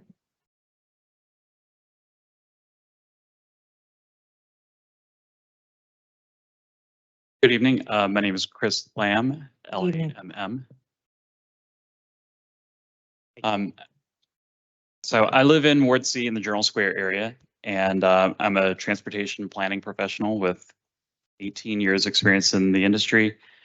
And also living in the neighborhood, I do observe some of the behaviors that people are concerned about. There's a lot of cut-through traffic using St. Paul's.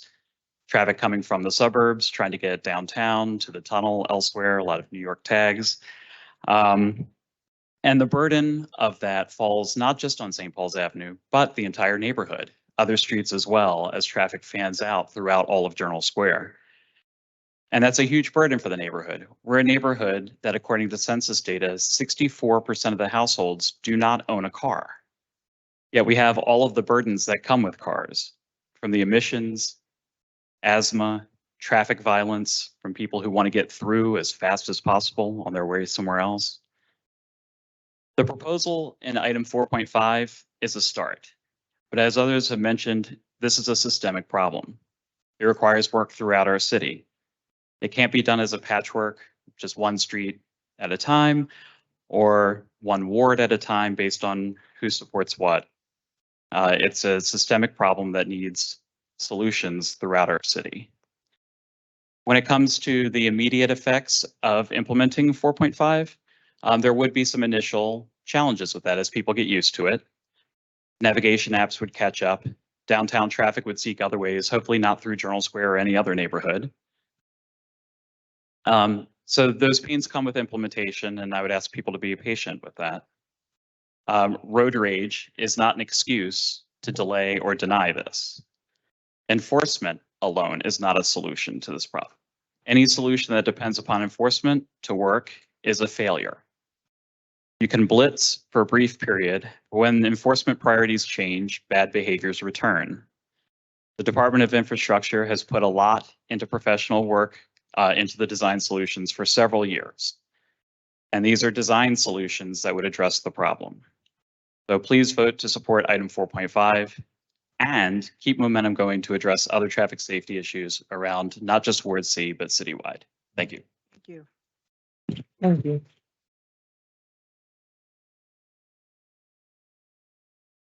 Hello, Jacob Letender. It's Letendre.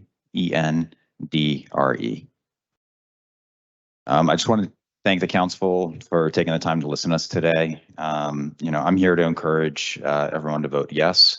Obviously this is a very passionate issue, and I'm not going to reiterate the points that, many of my community members have already brought up. They're very true. But it is a neighborhood issue. And I would encourage us to think of this as a start and something that we can build upon for the whole community that will have positive impact for everyone.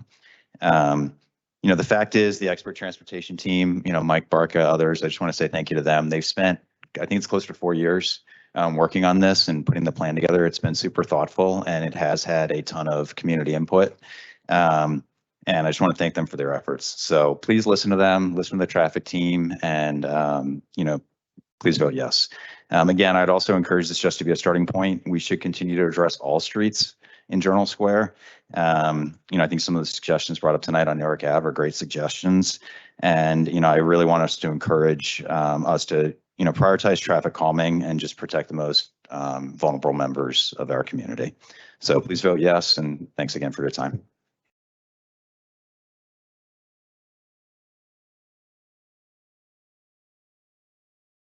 Good evening, I'm Patrick Healy, Healy. I live on Reservoir Avenue in Ward C. And I've been a fireman in Jersey City for over 17 years. And I've served the area on St. Paul's Avenue and surrounding it for the last 5 years. I just want to emphasize how essential it is for it to be a two-way street to get all the emergency vehicles eastbound and westbound on St. Paul's Avenue.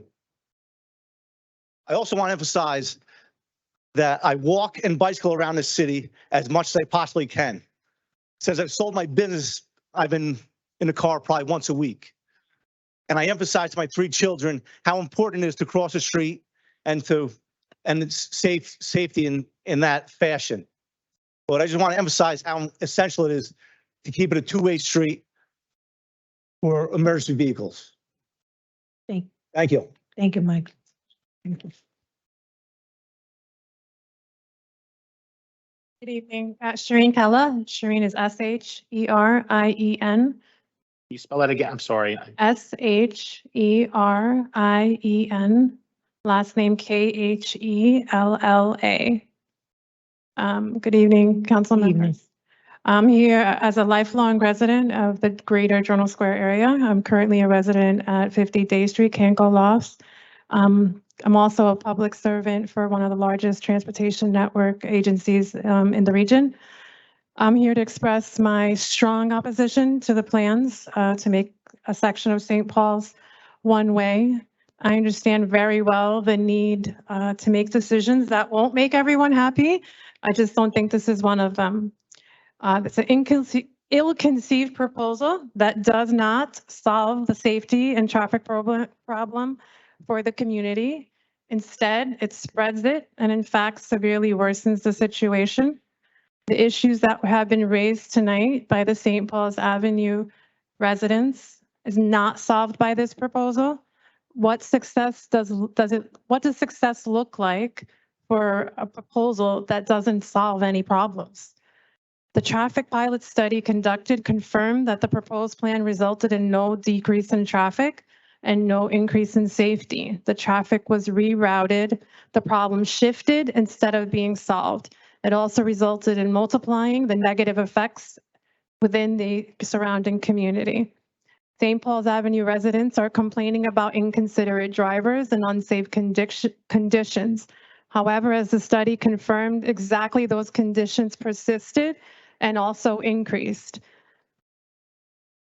It also has been confirmed by servicemen at the community meeting that the critical response times in cases of medical or fire emergencies will be dangerously extended by the proposed traffic impediments, as well as the resulting traffic jams. On top of that, there's been concerns about air quality from cars idling for extended times. The noise from honking and people screaming and shouting and getting into fights. I ask, who has quantified the lost travel time and incremental pollution to the area? What's the cost benefit of this proposal? How can this proposal still even be an option given all the negative impacts that it has? The argument that the pilot program wasn't long enough and that new traffic patterns would have unfolded, I don't think that's valid. If anything, the Jersey City traffic engineers and planners could model it and develop a more effective plan to influence the desired behavior. There is nowhere for the traffic to go except to spill into already congested side streets, and Tonelli Avenue.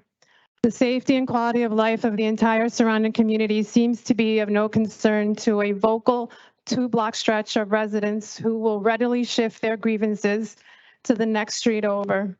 We all agree that Jersey City traffic is extremely problematic, and we all agree that there's a safety and traffic issue. Thank you. I appreciate your time. Thank you.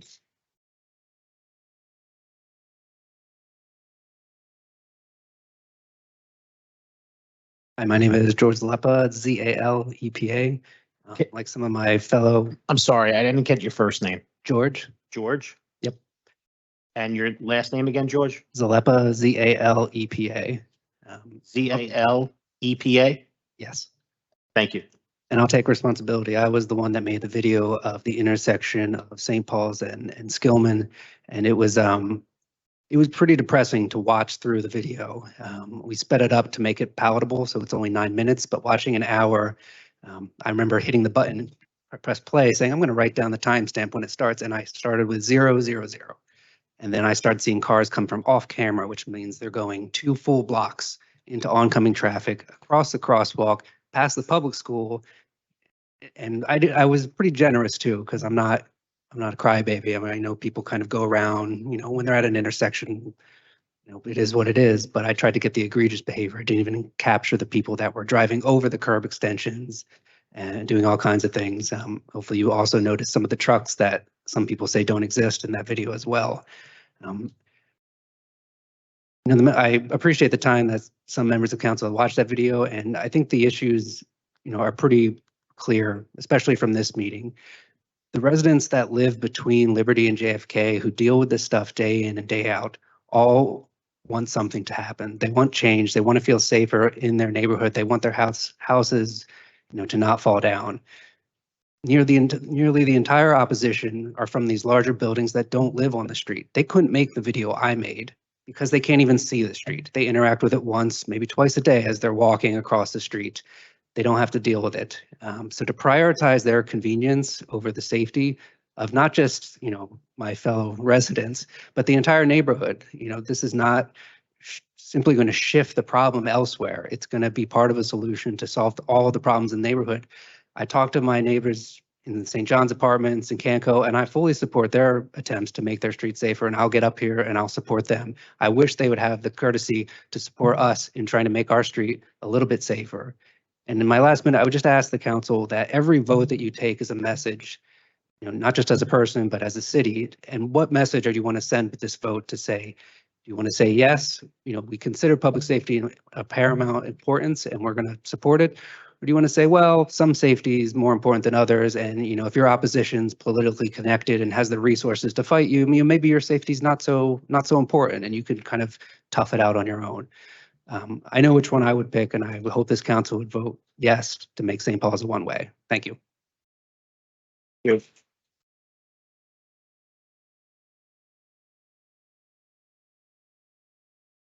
Hey, my name is Sonia Dettori. First name is S-O-N-J-A. Last name is D as in David, E-T-T. I can't hear you. Can you get a little closer to the mic? Sure. My name is Sonia, S-O-N-J-A. Last name is Dettori, D as in David, E-T-T-O-R-I. I've been living in Journal Square, specifically on St. Paul's Avenue since 2005. I've seen the neighborhood change quite a bit. While I'm happy about some changes, I'm very concerned about traffic and the increase of trucks and cars going by my house, the neighbor in general. I agree with the neighbors that have already brought up the issues with cars speeding, trucks going by when they shouldn't. I support a one-way as part of maybe a larger project where we also focus on other roads and try to reconfigure traffic. I personally was actually home when a lady was hit and killed a few years ago on the way to pick up a kid at St. Anthony's School. So for me, this is kind of important and personal to a level. I highly recommend to change the direction of traffic and, make the road a one-way. I do agree that cops should be there and watch. I also have seen cops being there and sometimes being distracted because there are other things going on in other roads. So while they could be a temporary solution, they're definitely not a definite solution. Redirecting traffic may take longer, especially when apps likewise they direct cars to St. Paul's Avenue. Drivers are habits of they have their habits, and they tend to follow the same road. So testing a project or a plan for a few days may not be the best answer to base a change. But again, like I highly support the one way for being the direct witness of somebody who got killed years ago on that street. So thank you very much. I hope you vote for yes. Thank you.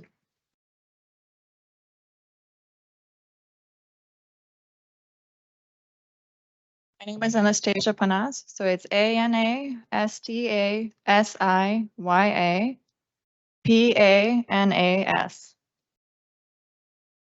So I've lived in Jersey City for 8 years. I live downtown in the Heights and in Journal Square. In my household of 2 people, I have 3 bicycles. So I definitely bike. I walk downtown all the time when it's not cold or raining. So I understand what it means to bike and walk and drive. I did not get my license until I was 30 years old. I had to get a car when my job moved to Central Jersey. If I were to use public transportation and get to work at 8 a.m., I would have to leave my home at 5:40 in the morning and also finish the ride in the cab. The reason I bring this up is so that it doesn't seem that people voting again, wishing a vote against one-way St. Paul's only drive. I witness aggressive driving every day.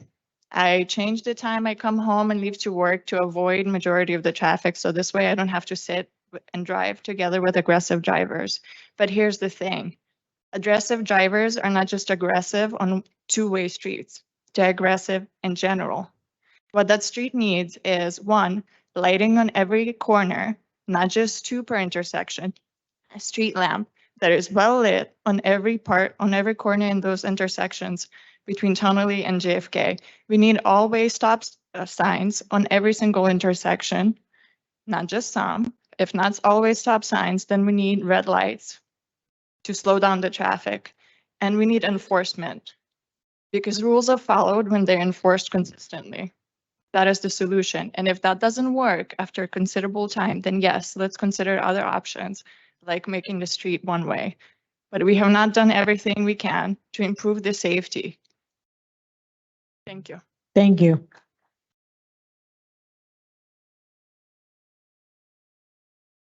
Hi. My name is Janet Lau, Lau is my last name. My family and I just recently moved to St. Paul's. So we've been there for about 4 years. And it's been surprising how reckless that we've noticed the driving in that neighborhood. We have 2 kids and we go to and from school every day and notice that's when the most recklessness happen because that's when we're typically out more often. And just from personal experiences, the 4 that I can mention is we were going crossing on Skillman. That's where we live. That's our area. We're in 270 St. Paul's. So we're always crossing Skillman Avenue. And we've, from both sides of the traffic going to Tonelli and to JFK, the car in front would stop, but the car behind it would go against opposite traffic and just keep rolling. And not even regarding or caring about us, because we're looking at the people who are driving and they don't have any remorse. They just keep going.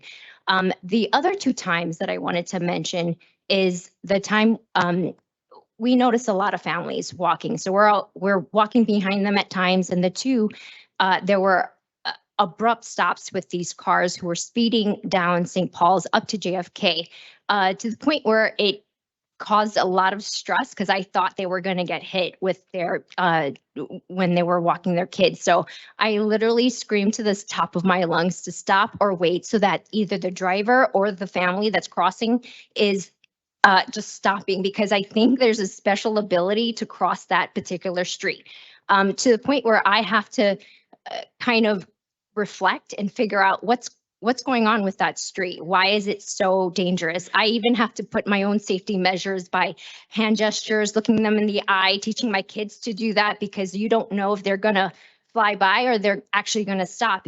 And even then, there's not enough safety because the cars behind them will probably go, which is what we've witnessed. So it's really scary with safety measures and all. You know, people can be quickly distracted. We live in a society that's not present, that's always, you know, we're coming from two different, you know, traffic where it's highways that we're within. So it's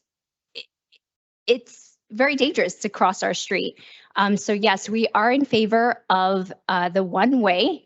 Also cross guards, also some way for St. Paul's to feel a little bit more residential, whether it's with trees, whether it's mileage signage to slow down, because we do feel the recklessness in that area. Thank you. Thank you.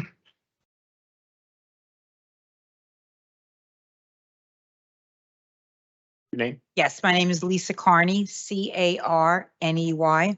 C-A-R-N-E-Y. Yes, I'm the building manager for the past 22 years at 222 St. Paul's Avenue, formerly known as Grandview Terrace. I am against this. For the past 22 years, I've seen the changes that have happening in Journal Square with all the new construction coming up.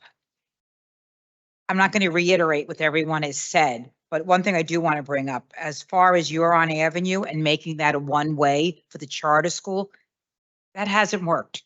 It's not working. So to make St. Paul's below a one-way, I just don't feel it's worth it. I feel that we need to reevaluate and we need to look at different way of patterns. And that's all I have to say. Thank you. Good evening. Good evening. My name is Catherine Healy Tiscornia, Tiscornia.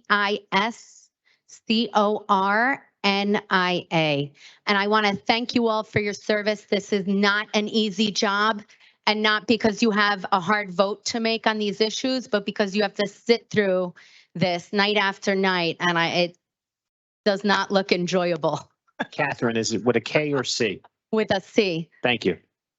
So thank you for your service. Number one, I'm here 42 years in Jersey City. I'm born and raised in Ward C. I couldn't afford to stay in Ward C, so then we moved up to Ward D, closer to the boulevard, where there's a lot more traffic.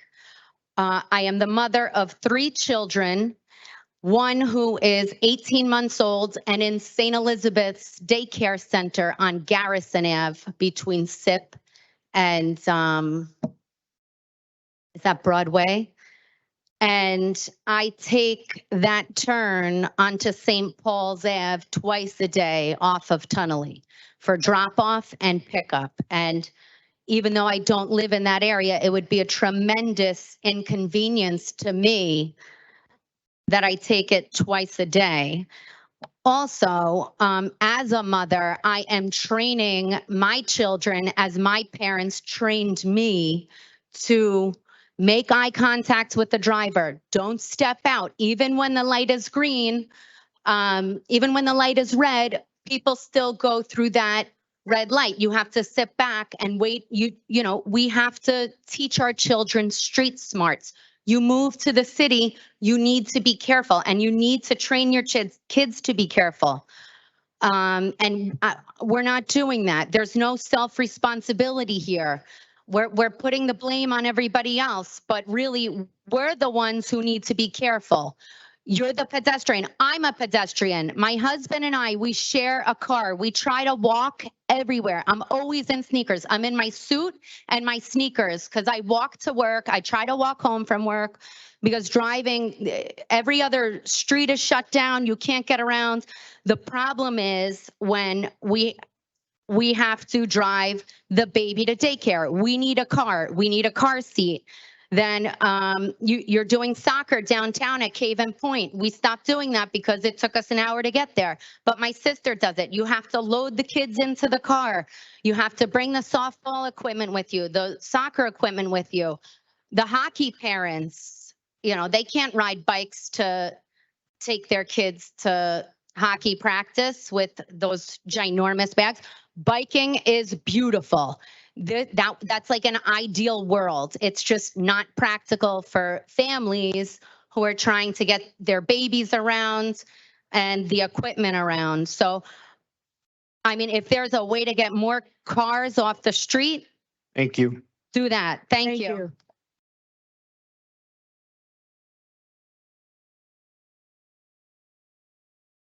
Hi, my name is Rosie Rodriguez with S as in Sam. Is it Rose, you said?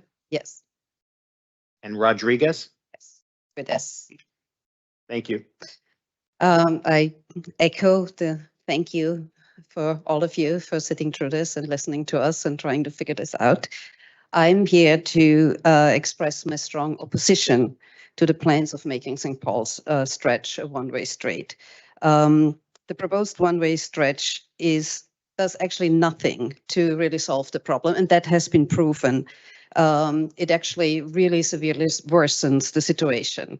The traffic pilot study conducted confirmed that the proposed plan resulted in not one car less going through. It was just rerouted, and not only was it rerouted, it actually made it much, much worse. It multiplied the negative effect exponentially to the entire surrounding community. St. Paul's residents are complaining about the inconsiderate drivers and the unsafe conditions for the 2-block stretch, but the study confirmed that exactly those conditions not only persisted, but increased in all the adjacent streets. Backed up for long times, the drivers got more irritated, more inconsiderate, more aggressive, and they're still not following traffic rules and became an even bigger threat to the safety of the children, the elderly, and everyone else in the surrounding community. Add on top of that the concerns about the air quality from cars idling and the incredible noise from honking and people shouting and screaming and getting into fights. And furthermore, as confirmed by the servicemen actually in the community meeting, there is an increase of critical response time for medical and fire emergencies, and it will be dangerously extended for the proposed traffic impediments as well as the resulting traffic jams. There was an argument that the pilot program was simply not long enough, and if only where it tested longer, new traffic patterns would develop. But in fact, that is quite irrational and against the very reason of why this program was kind of tried to be implemented in the first place. Why? Because the situation in our community needs to be addressed exactly because it doesn't solve itself. It was already difficult to go through. And if we make it difficult to go through and don't get people to not take that route, just making it difficult to go through this way, it's just going to reroute it in the other areas. As it was said before, there is simply nowhere else to go. So the streets are unsafe because the increased traffic, especially trucks, they keep pushing through in the two-way area. And since we are not suited for this kind of traffic, just saying, well, if we had more time, it will just go somewhere else and reroute itself, goes against the very premise of the study itself and of the measure itself. During the week of the pilot program, the situation was in fact made so much worse. Thank you. Thank you.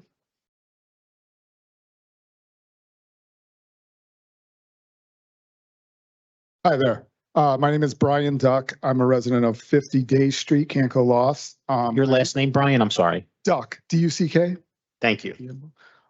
So I really just wanted to kind of reiterate the one point. It's the most major point is it's the critical response time, as Rosie called it. But we had Pat Healy up, an actual fireman, discussing that. Mayor Healy was also touching on that. And my experience with this whole traffic situation was, well, first of all, we were blindsided by the traffic study in I think it was the week of Thanksgiving. Kind of came out of nowhere. And I got to say, it was reminiscent of Chris Christie's Bridgegate. And as it backed the traffic on the Pulaski up for at least a half an hour. And all I could think of is if anyone was in an ambulance trying to get to the hospital, they can't. So I think, fire vehicles, police, cops, I mean, this is, what we're dealing with right here. So that's the point that I wanted to make. I don't think that's the life that we're looking to lead over there. Thanks. Thank you.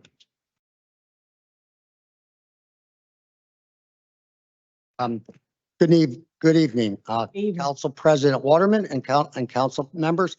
Thank you for providing me the opportunity. Excuse me, sir. Can I have your name? Oh, I'm sorry. Charles Stanton, Stanton. Thank you.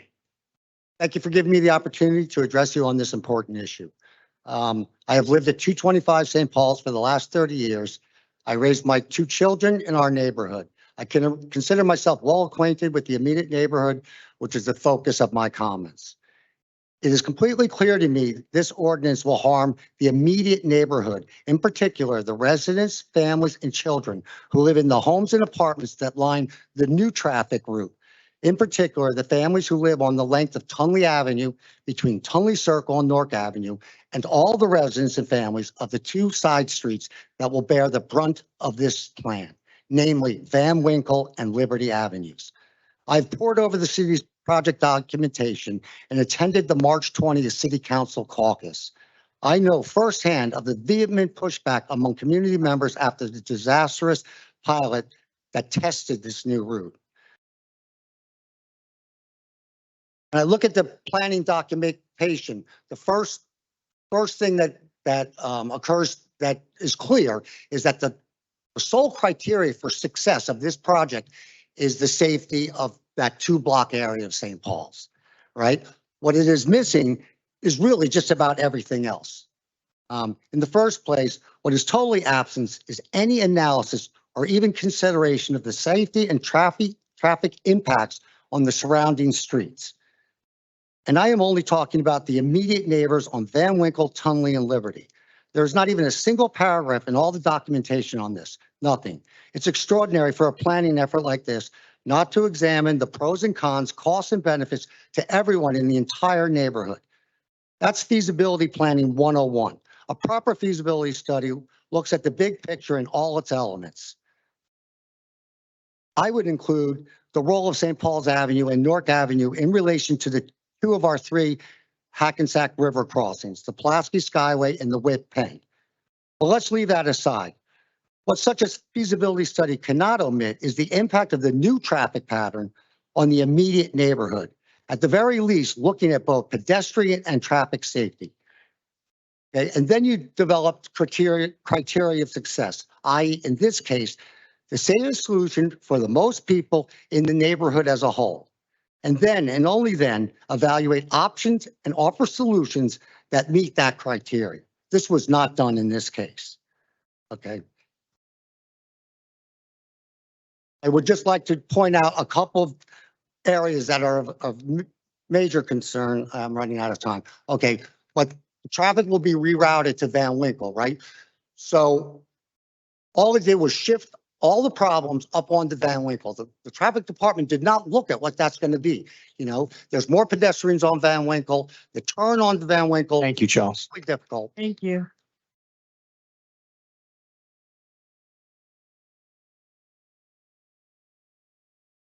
John Curran, C-U-R-R-A-N.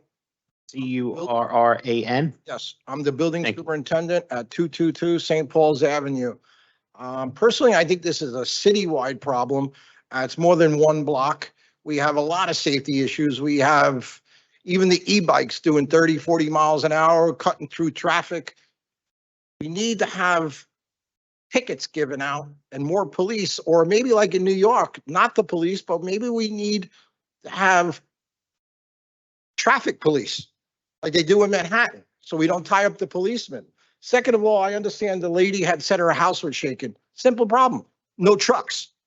Speed bumps to slow the cars down, and police or traffic agents writing tickets, and not just one day, but all of the time, especially during rush hours in the morning between 7:30 and 9, and between 3 and 7 at night. The rest of the time, it's actually not that bad. I've been in that building for 12 years. But if we do one street, we should be doing them all. And we just can't get rid of cars. It's not going to happen. So that's it. Thank you.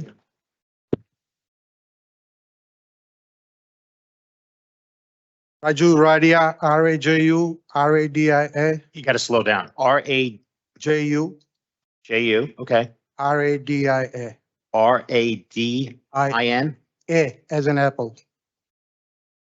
okay. Good evening, Council. Good evening, Council President. A couple of things I want to talk. People's talking about death. The latest death was in Newark Avenue in 2017. Pedestrian was hit by the truck. So I don't think there was any death after that. Second thing, these people talking about cutting through. Only two people from the either Pulaski Skyway can come down and go through 139. I don't think nobody in their right mind, they want to take that 15-minute slow down coming down on Tunnelly Avenue, because I go to Edison 7 days a week. Every time I come from Edison to Wilson, the bridge, the Broadway bridge, it takes me 15 minutes, and it takes me 15 extra minutes just to come down to Tunnelly Avenue. So I think if people wants to just come down just to enjoy the St. Paul Avenue ride, I think they would be out of their mind. Got taking his time. Third thing, also, the Newark Avenue, the Little India, we have 12 days of holidays for last 30 years. The street closed completely. What are you going to do then? You're going to open up St. Paul Avenue for those 12 days again?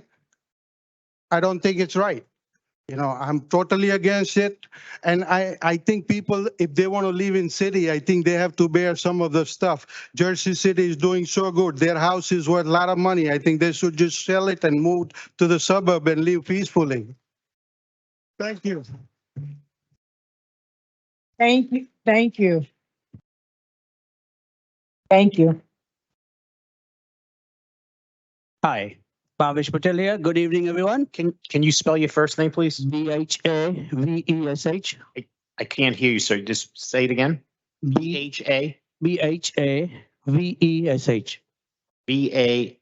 Vesh. B-E-S-H. And last name? Patel, Patel. Thank you. All right, so when I hear this, I was thinking to do this Newark Avenue, maybe a three-way, I guess. I don't know, looking at this traffic and all these problems. St. Paul's one way, halfway, I believe they are saying, and it's not gonna be okay. And I wish you guys vote no for that, because I even spoke to Raju Patel just now 10 minutes ago. He's supposed to come with me. And I said, this is what you said, that you should get this one way. He said, no, I never say that. I had some email from some people, and I did send it back to them saying that if you're doing a one way on a St. Paul's, why don't you do the whole one way? And that we might think about doing a one way at Newark Avenue. So that was a concern. If you guys doing the one way, do it full, because it's gonna be not gonna be safe if you do halfway. It's gonna be, people gonna be confused, like what is going on, and that can cause more problems, more accidents. And I think it's a bad idea. And I like Raju said, Radia said just now, I don't remember when the accident occurs on Newark Avenue last. And if we do one way on Newark Avenue, then I don't know how the fire truck's gonna get in there. We have that kind of problems all the time because of the restaurant business, we own there.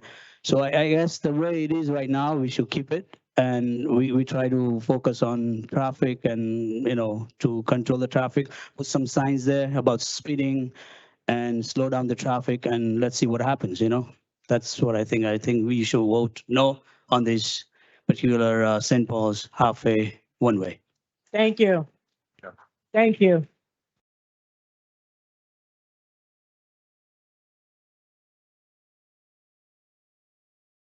Good evening. Good evening. My name is Bipin Kumar Patel. Can you spell your first name? Bipin. P-I? B for boy. Sorry, it's hard to hear, sir. I'm sorry. B-I? Kumar Patel. Thank you. I'm resident at 840 Newark Avenue, and I'm here to express my strong opposition to the proposal change from two-way street to one-way street. Some following reason: inconvenience for pedestrian. Converting a two-way street to a one-way street would result in an increased inconvenience for residents who are used to the traffic flow.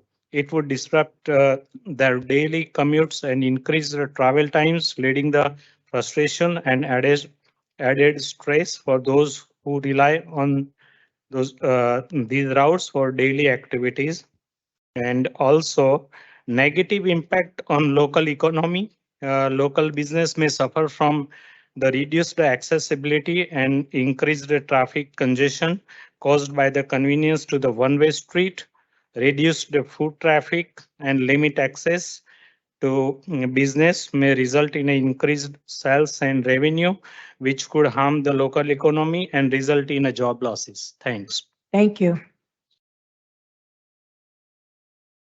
This is still a public hearing on City Ordinance 23-027. Any member of the public still wishing to be heard?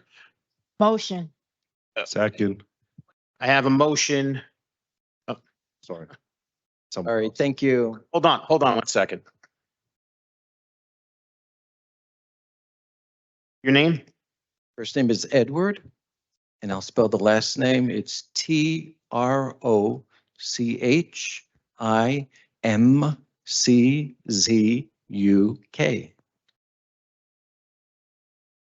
Okay. Okay, I'm going to do something a little different. First of all, I'm going to ask you to vote yes on the one way. I'm a homeowner on St. Paul's, and I've been there since 1960. So I've been there 63 years. People have used the term that St. Paul's is a major thoroughfare. Let me tell you, it never was. It has just become a major thoroughfare at this point. I concur with everything that my neighbors have said regarding St. Paul's Avenue, but I would like to do something a little different. I'm extending an invitation to any or all council members to please come to my home. I have a very large picture window. We can sit, have lunch, have tea, have wine, and you can see the tonnage, the racing of cars, the horror on St. Paul's Avenue. And I'm very serious. There's no better way to experience what's happening than to come and to see for yourself. Please do that. Thank you. Thank you.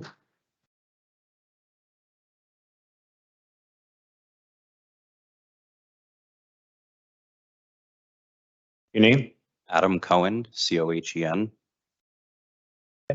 Thank you for giving me the opportunity to speak tonight, and thank you to Directors Patel, Menzella, and Wong for all of the work that they've done over the last 4 years. They are experts in this field. I think that they could probably answer a number of questions tonight about emergency response time that have been brought up and the safety or no safety, whatever it may be, of this proposal. So rather than going on the conjecture of residents, it may be best to defer to them.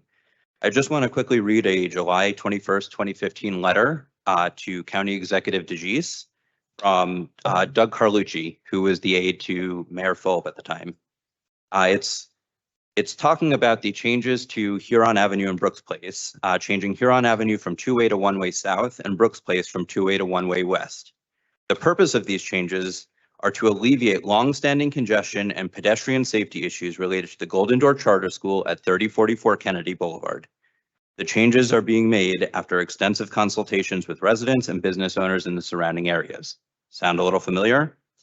Currently, Huron Avenue and Brooks Place are closed 3 times during school days to accommodate entrance, recess, and dismissal at the Golden Door Charter School, something that's not provided to the students at PS 31, by the way.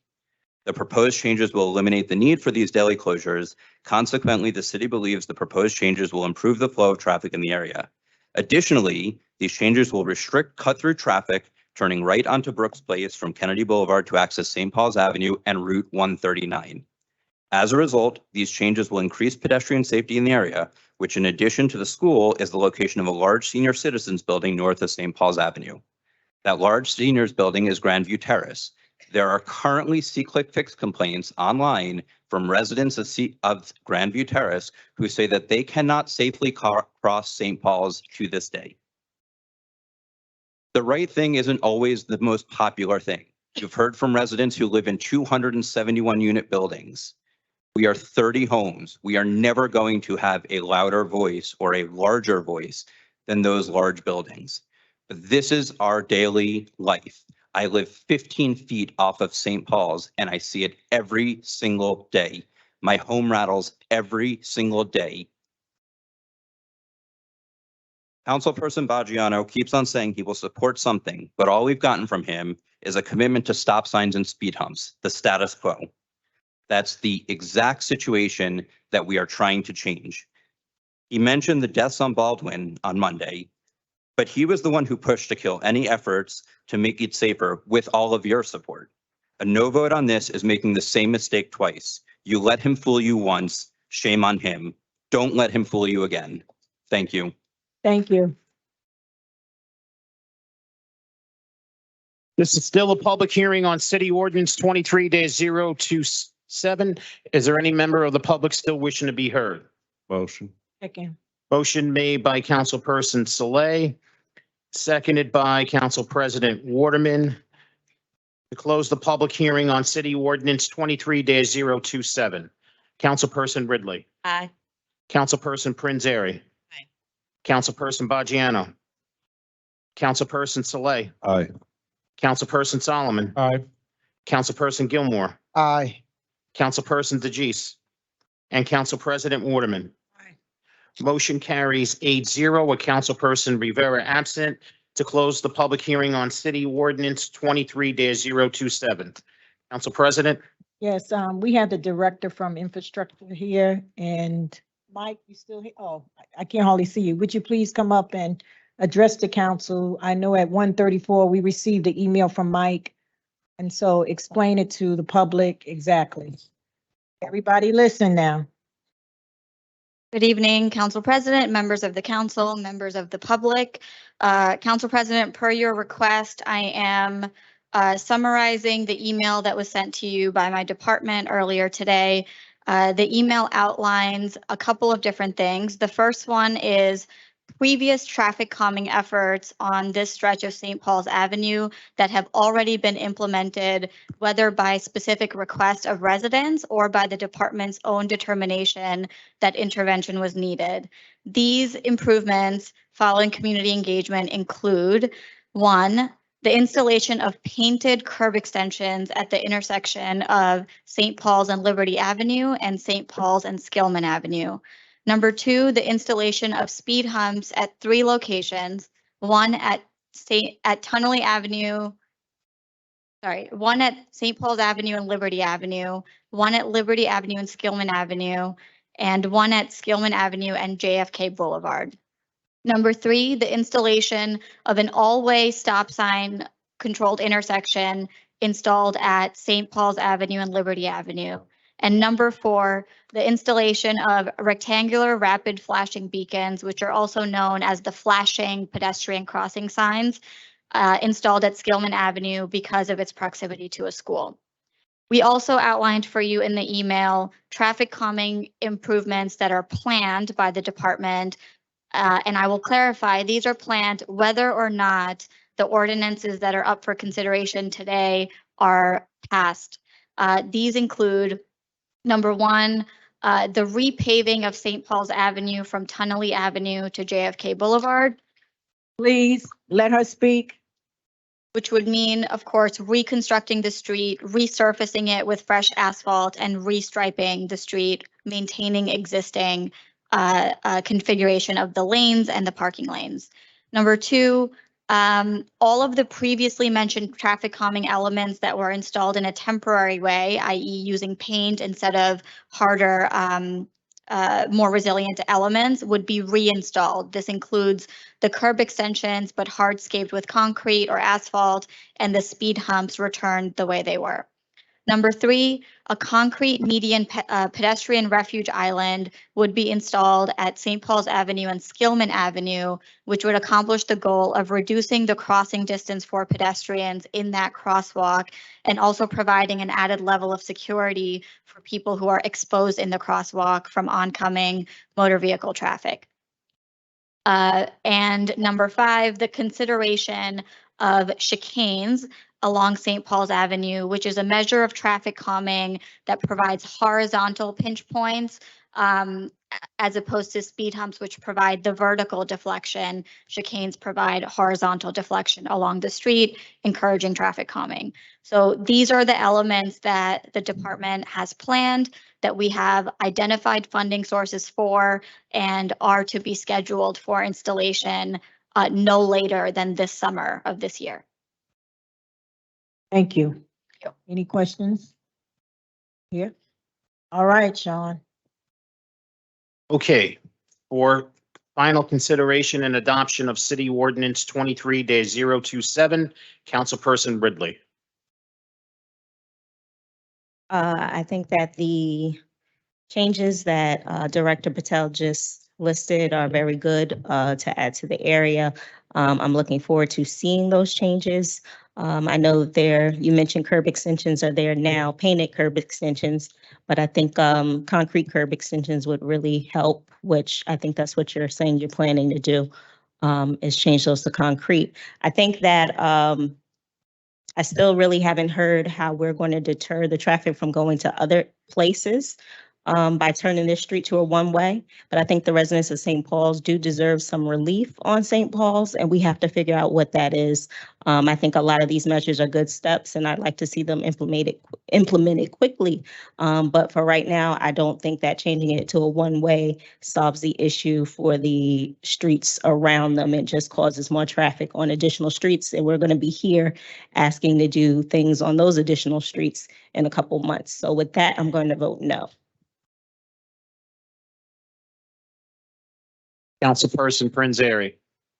So thank you to everyone who took the time to come out tonight. Also, thank you to Director Patel, Director Manzella, and your teams for the work that you have done on this. You all were asked to come up with solutions. You studied them, and that's what you presented. The public may not like all of them, and we understand that. I've had to come up with solutions in my ward with the same issues with regional traffic. Worked with Woman Ridley on some of these as well. I disagree a little bit that the pilot was long enough. I think that there is merit to understanding how traffic patterns are going to shift and change. However, I do know that there was a pilot for a roundabout. There was talk about doing a broader strip of one way and then a shorter strip of one way. And it's not really clear to me how the solutions are going to come about within this area, because every time something is presented, there's pushback from somebody else. I think that these particular changes that the director has outlined will help. It's a good first start. I don't have enough information on the pilot to really understand if the one-way directional change is going to make the most sense.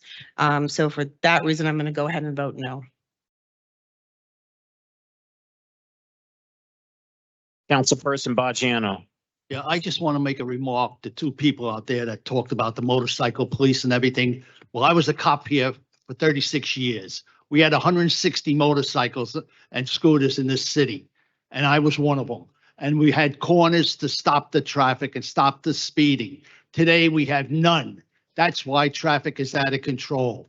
So if you've lived here long enough, you would know what I'm talking about. And we have to bring back our traffic unit in the police department. We're a major city without a traffic. I don't want to hear, like, if you don't know what you're talking about, please.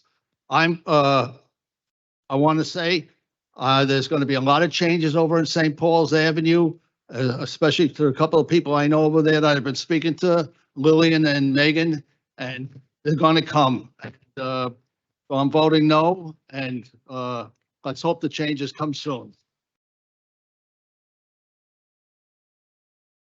Councilperson Saleh.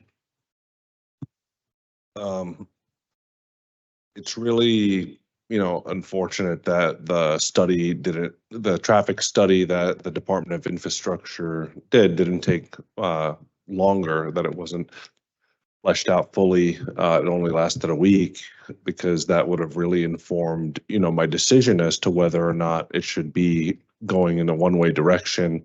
And while community input is valuable, I think that as council people, we usually defer to the engineers and what they believe is the best, because I don't do this day in and day out, but I really rely on their studies. And it's really sad that they couldn't finish the study. And that being said, as my council colleagues have said, every time something's proposed, the community has a portion of the community has an adverse reaction to it. And we can't continue to go about, traffic control this way.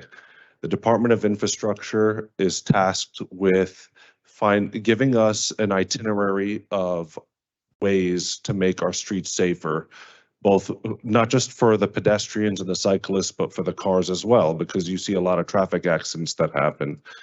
A lot of people are distracted when they're driving. Our city has grown tremendously, and they have so many distractions nowadays that it's really caused this epidemic, and car accidents and people getting hurt.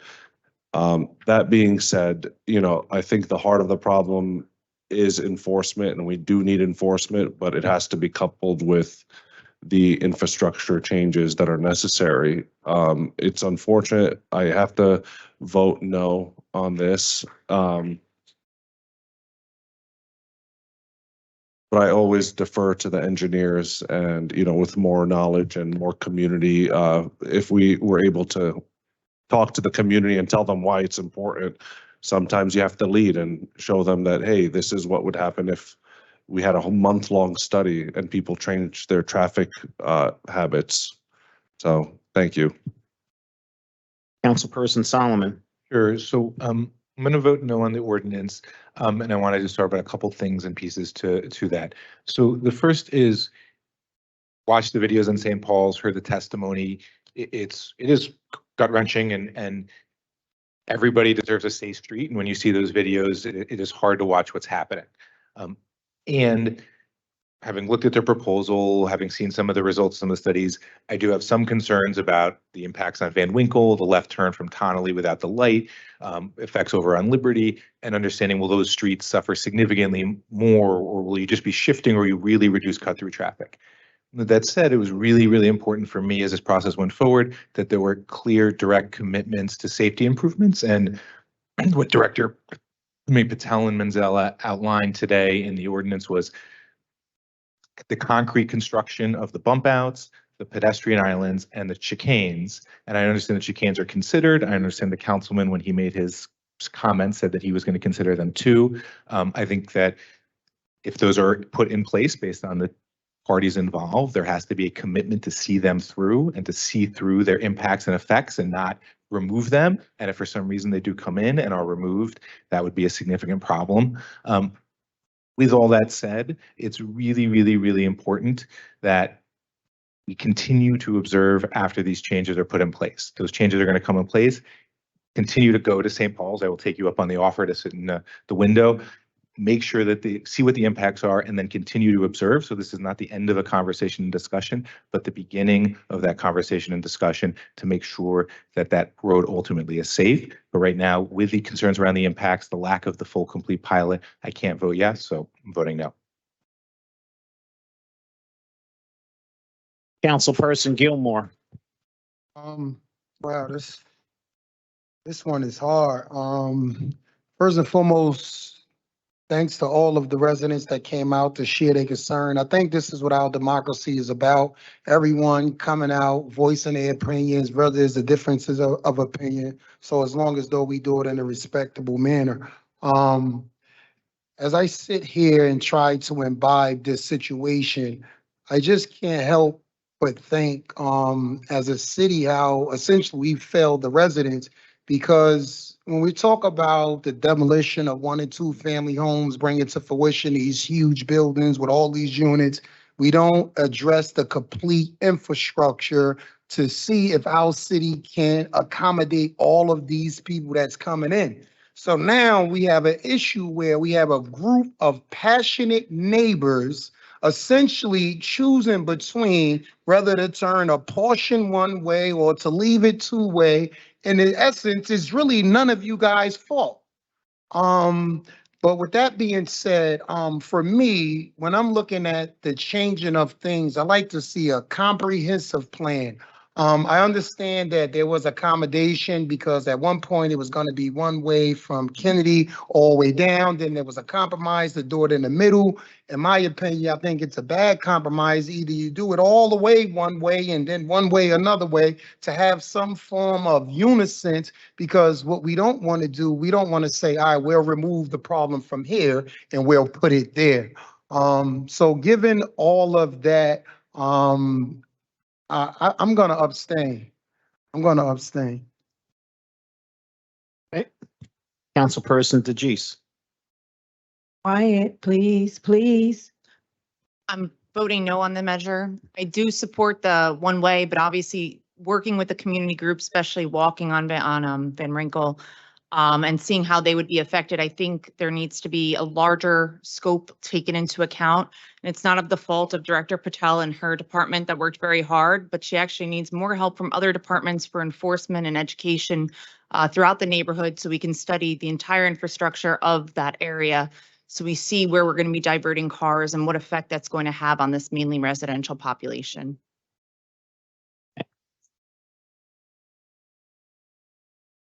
Council President Waterman. First of all, I would like to thank the directors for all of their time and energy that they put in this project. I know some people came up and said that there was no time, there was no server, there was no anything, but the truth is they was doing this process over 3 years. Sometimes when you live in a neighborhood, some things you hear and some things you don't, and that's just the truth. You know, you hear about something when something's get ready to get voted on, and then everybody comes out because they hear about it and they're concerned, which you should be. It is your neighborhood. But Director Patel and her staff did an excellent job. And I want to say one thing for JC Safe Streets. One thing I do know, they are more conscious of the traffic than any group that I have seen so far because they are concerned about bike safety. So they're really out there looking, you know, sometimes some of us is not looking, you know, we going day to day in and day out, but they are out there because they are really concerned about safety. When it came to this decision and we discussed it at caucus, and it was told to me that this was the compromise, the close of the one way. But at 1:34, I did receive another email from Director Mike. And what he said at this time, that there was a planned traffic calming implementation that they are going to do. All right. Since I received that, then I am saying, let's see if that will help any of this traffic situation before we close down any street at all. Because I do know whatever you close down, it will affect traffic in one way or another. But I am conscious of this, of safety. That is important. We are all inconvenienced in this city. There's more development going on in the city, and I know Journal Square have its share because I drive up there sometime, and I know certain streets are closed. Hopefully in about another year or two, some of that will be done, and it will open up traffic in one way or another. But in the meantime, we have to try something different. And since the director sent this out to me today, I am willing to try this first before we can agree to just shut down one side of the street. But I just hope after we leave this chambers today, JC Safe Street and the community that drive cars can have a conversation. Because believe it or not, if one life is lost, it really affects all of us. So with that, I vote no. And directors, I appreciate your service.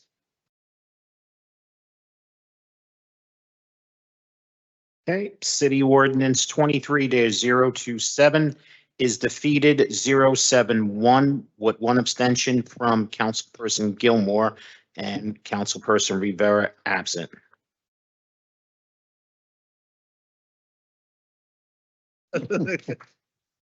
Our next second reading ordinance, item 4.6, City Ordinance 23-028, is an ordinance naming the Berry Lane Park Amphitheater the Harriet Tubman Amphitheater in honor of Harriet Tubman. Could This you is a leave public quietly? Sean? Hold on.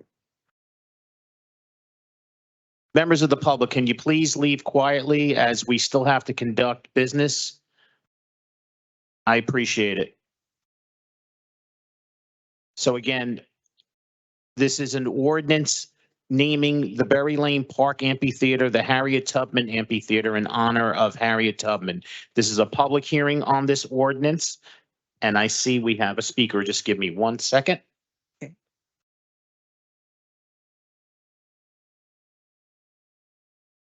Okay, and if we can close that back door before you start speaking, I'm sorry. Can we close that back door, please? Thank you. Good evening. My name is Patricia Jackson. I just want to say thank you to Denise Ridley and Frank Gilmore for presenting this ordinance to the community of naming the theater after Harriet, naming it Harriet in honor of Harriet Tubman. I just want to say thank you all. Thank you all so much. Thank you. This is still a public hearing on this ordinance. Good evening. My name is Carol Tyler, Tyler. Okay, Carol, go ahead. There was a time when the community participated in the EPA's brownfield cleanup on the site that is now Berry Lane Park. It was and still is the only community-driven pursuit that has resulted in a beautiful park. This past October, in a collaboration with Cultural Affairs, and thank you, Christine Goodman and Leotis Clyburn, we had a wonderful day of music, family fun, historical plays featuring performers depicting events related to the Underground Railroad. It was also a day that we celebrated the murals that are drawn on the silos overlooking the area that would called where the amphitheater is. And thank you, Brooke Hanson and Floyd Simmons, the amazing artists who immortalized our vision on those silos that will be there for years to come. And lastly, I'd like to commend the collaborative efforts of Councilwoman Ridley and Councilman Gilmore for working together to ensure that Lafayette maintains its rich history of being the oldest African-American community in the state of New Jersey by proposing that the amphitheater in Berry Lane Park be named for Harriet Tubman. It is truly an honor. I am asking the council to vote yes on this ordinance. Thank you so much. Thank you. Thank you. The next speaker. Councilman, my name is Phil Carrington. I want to give support for this project. I think it's an extremely good idea and a plan. We also, I think if Glenn Cunningham would have been here, he would have been pleased as well because the underground part of the Underground Railroad came through Jersey City, and the last black-owned property was sold about 20 years ago. My only concerns are these towers that the pictures are painted on. They used to belong to PSC&G or the other energy company years ago, and there still is concerns if they're going to remove them or if they're going to address them. The purpose for this statement is that they could leak if they have a leak in them. I'm not sure what is in them, but at some point we're talking about removing them. If you're going to remove them, they're going to remove the pictures, whatever it is. I just want that to know exactly what's going to happen there. Secondly, the amphitheater is extremely good. However, the sun does come through there very, very sharp. And so we need trees or some kind of difference to contrast it. If you're going to build a shed, so be it. I like the sun and I like being as dark as I am, but I just don't want to be baked when I'm there. So I think that it needs to be addressed. I like the idea, I like the plan, but we need to contrast it. Trees give off oxygen, they also give off photosynthesis. So please, I need that to be addressed. But I'm very much in support of this project. Next speaker.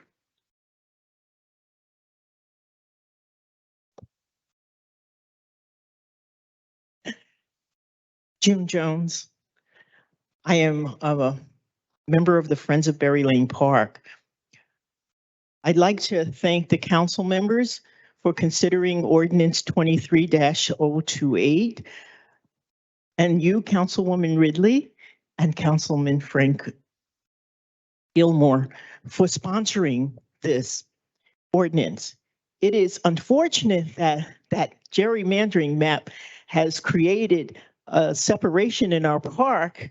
However, the positive of this is that we now have two council people, Ward A and Ward F council people. It is so appropriate that the Harriet Tubman, the amphitheater is named after Harriet Tubman. Harriet Tubman was a phenomenal woman. She was not only a conductor for the Underground Railroad, she could not read or write, yet she was such a genius. She was a great astrologer using the stars to travel, a meteorologist using the weather, an herbalist knowing how to use the herbs and vegetables to treat her passengers, which is why she is known to have lost not one passenger in all of the travels that she's gone back and forth to free the slaves. Berry Lane Park is a community-driven park. It is the Morris Canal travels through Berry Lane Park. The Morris Canal also travels through the Lafayette section, which is known to be the last stop of the Harriet Tubman. This might be why Lafayette is known as the oldest African-American community in Jersey City and the state of New Jersey. Thank you for considering this ordinance, and I pray that this council will vote yes on it. I want to thank, I would be remiss if I didn't thank Councilwoman Waterman for attending our wonderful function that we had in October, and Councilman Gilmore as well, when we inducted the reveal for the silos. It is a wonderful painting by a wonderful neighborhood artist, also from Lafayette, named Floyd Simmons. And it was a collaborative effort between Christine Goodman, Brooke Hanson, and the Arts Council. It was so good. If you haven't seen the silos, you got to make your way over there to see it.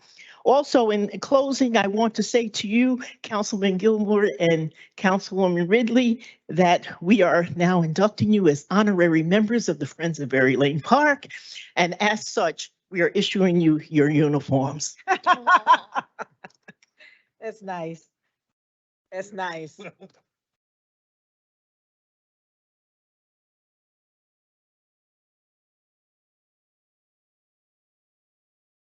it on, Frank. I need a smaller size. This says. You're a big man. Okay. This is still a public hearing on City Ordinance 23-028. Are there any other members of the public still wishing to be heard? Please come up to the podium and state your name for the record. Hearing none, Councilperson. Okay, LeBron. Oh.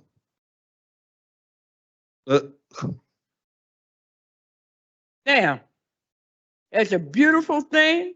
It was hard work done for this. And we give this young lady Her name, a Sean? nice guy who for making this happen. And the Underground Railroad and Glenn Cunningham is smiling today at you council people. And for the people of Lafayette to make such things happen. To God be the glory. Good job, Will. Thank you. This is still a public hearing on City Ordinance 23-028.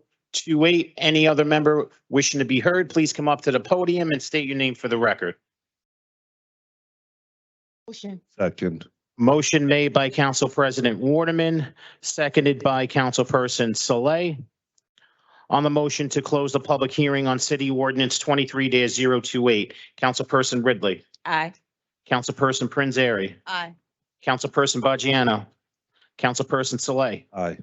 Councilperson Solomon. Aye. Councilperson Gilmore. Aye. Councilperson DeGise. And Council President Waterman. Motion carries 8-0 with Councilperson Rivera absent to close the public hearing on City Ordinance 23-028. For final consideration and adoption of City Ordinance 23-028, Councilperson Ridley. I just want to say thank you to June and Friends of Berry Lane Park. When June asked if I would sponsor an ordinance to rename that amphitheater a few months ago, I figured that is an easy lift. We all know what a great woman and how important to our history Harriet Tubman is. And if you have not seen the beautiful mural there, please take a trip to Berry Lane Park. You can actually see it from Garfield Avenue. So I think naming that amphitheater right next to that mural is a very nice touch. There are a lot of concerts there during the summer that you can check out. And now having an official name for the amphitheater just makes it all that much special. In addition to, there's also a garden, Harriet Tubman Garden in Berry Lane Park. So her presence is all throughout that park. And I think it's a wonderful thing. With that, I vote aye. Councilperson Prinzary. Friends of Berry Lane Park, thank you for advocating for this. To my council colleagues, Ridley and Gilmore, thank you for moving this forward. I vote aye.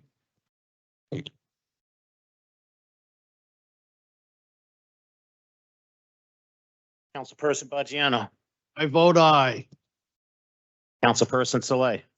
I want to thank Councilwoman Denise Ridley and Councilman Frank Gilmore for their work on this. And I think it's not enough to just have Black History Month or put a social media post, but you need to have a physical representation and manifestation in the community to acknowledge and to honor the sacrifice of those that came before and to also celebrate their lives. And I can't think of a better way than to have this renamed in honor of Harriet Tubman. And with that, I vote aye. Councilperson Solomon. You guys get two great council people for the price of one. So they did a great job, and I vote aye. Councilperson Gilmore. Thanks to the friends, thanks to Councilwoman Ridley. This is great right here to have a physical feature that you can actually see every day.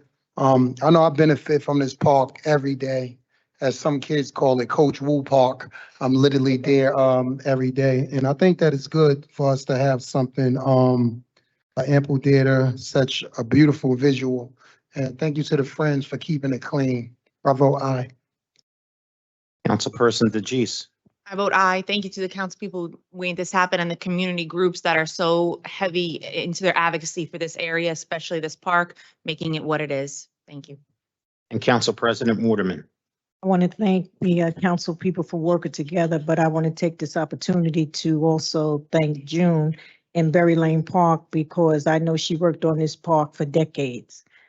This is not a park that just happened overnight. It took some years because I know coming into office, it wasn't completed. But June and Berry Lane members were still advocating to make sure the park was completed. And so I'm quite sure as you look back on your journey, June, the work was worth it.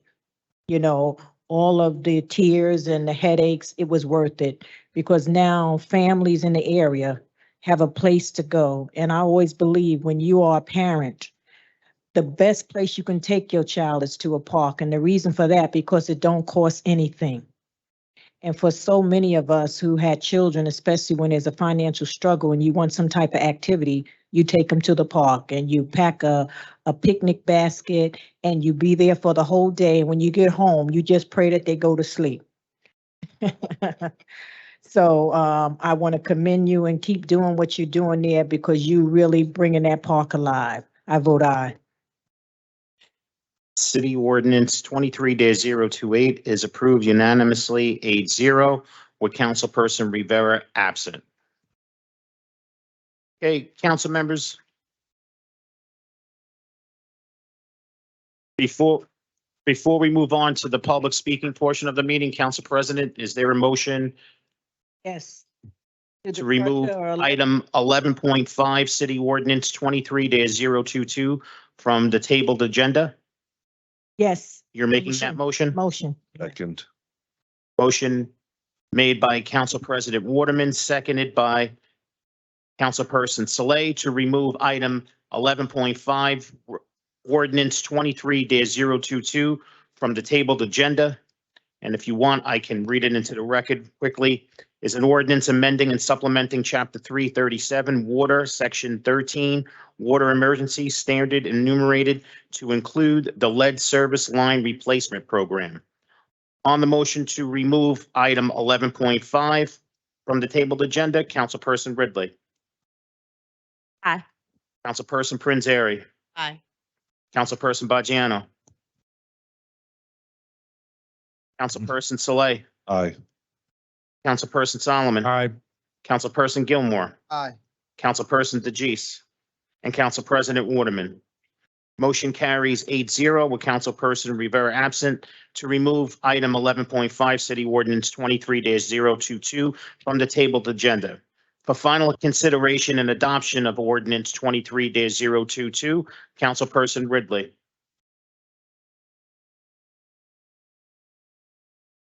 Aye. Councilperson Prinzary. Aye. Councilperson Bajano. Councilperson Saleh. Aye. Councilperson Solomon. Aye. Councilperson Gilmore. This is the vote, right? Yes. Oh, yeah, I vote no. You vote no? Okay. Councilperson DeJeece. Aye. And Council President Waterman.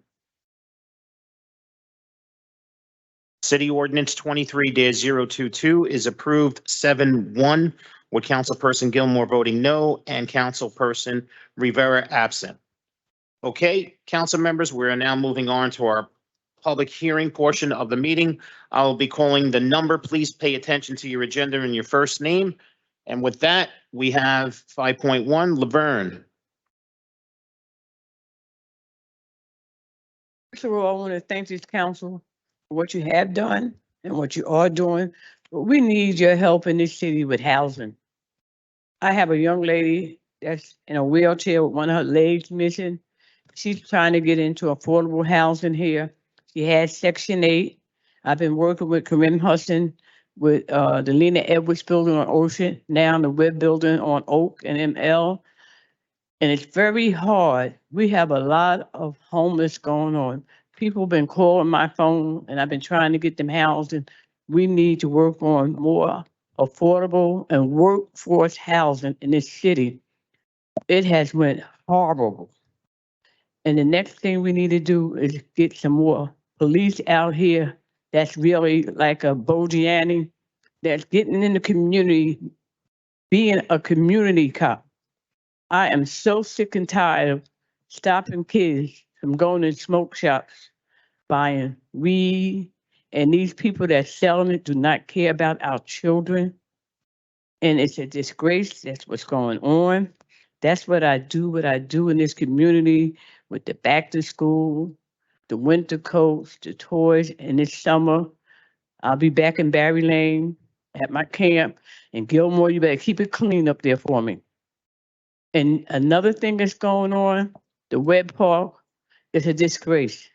We're doing all that work over there on Van Horn Street with the underground water pipes and stuff. That's a good thing. But the thing is, in another couple of months, these kids gonna be going in that pool. They are stocking all their pipes and all that dirt right over there by that basketball court on Maple and Van Horn Street, and in that Lafayette Park is not getting cleaned up enough. And that pool, I don't even think it's gonna be able to open. And we need to get, Gilmore, we need to get some more help in Wood Park. It's not clean down there. I've been down there. They had an Easter egg hunt down there, and they cleaning up for that. Cause I went to sunrise service at Monumental that Sunday morning. I go down that block every day. That's my stopping ground. That's where I was born at 75 years ago. We gotta do better.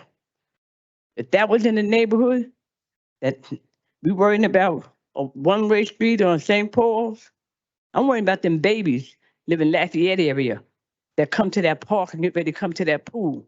I'm more concerned about that. And we need to focus on this community down there.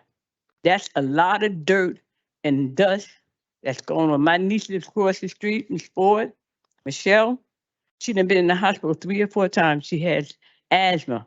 Only kind of work going on outside of her house on Maple and Van Horn. We need to pay attention. Thank you.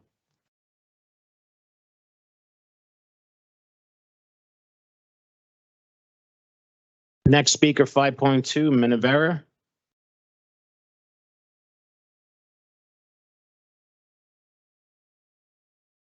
Good evening, our honorable city council members.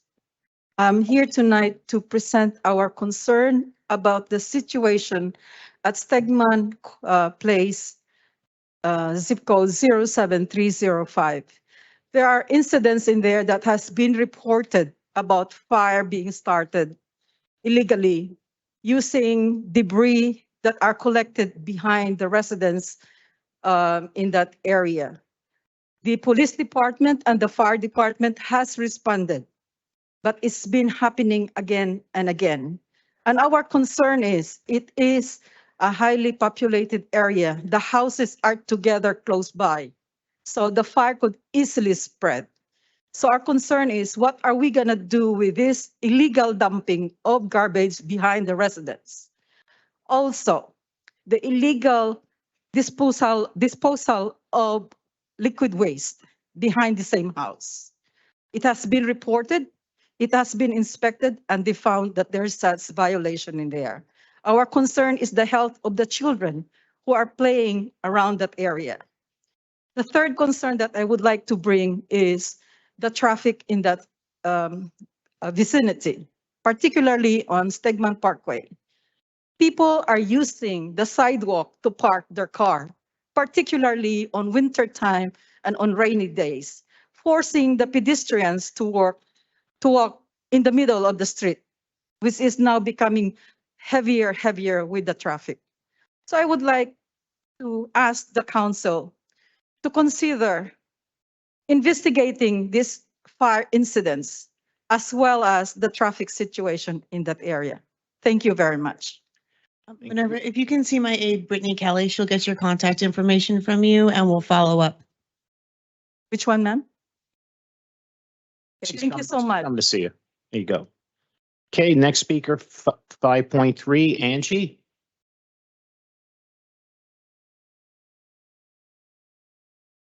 Good evening, council members. My name is Angie, and I live next to Minerva. We have the same problem with the house next door. That young lady was warned by the police and the fire department on March 7 at 4 a.m. in the morning when she set the big fire. She has been burning dry leaves and dry branches.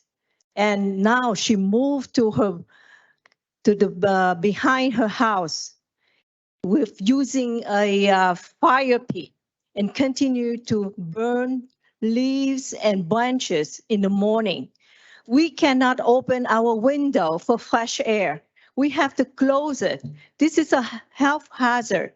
And you know, our backyard is also the backyard of Stegman Terrace. It's very close with branches, trees, and it's going to be an inferno. And we park our park in the back when there's no space on the street. It's going to be a big fire and there's no way to get out. Please, can you do something for the safety of us? We really appreciate. Thank you. Thank you. Angie, also please see Brittany Kelly. She'll get your information. Thank you. Next speaker, 5.4, Charo.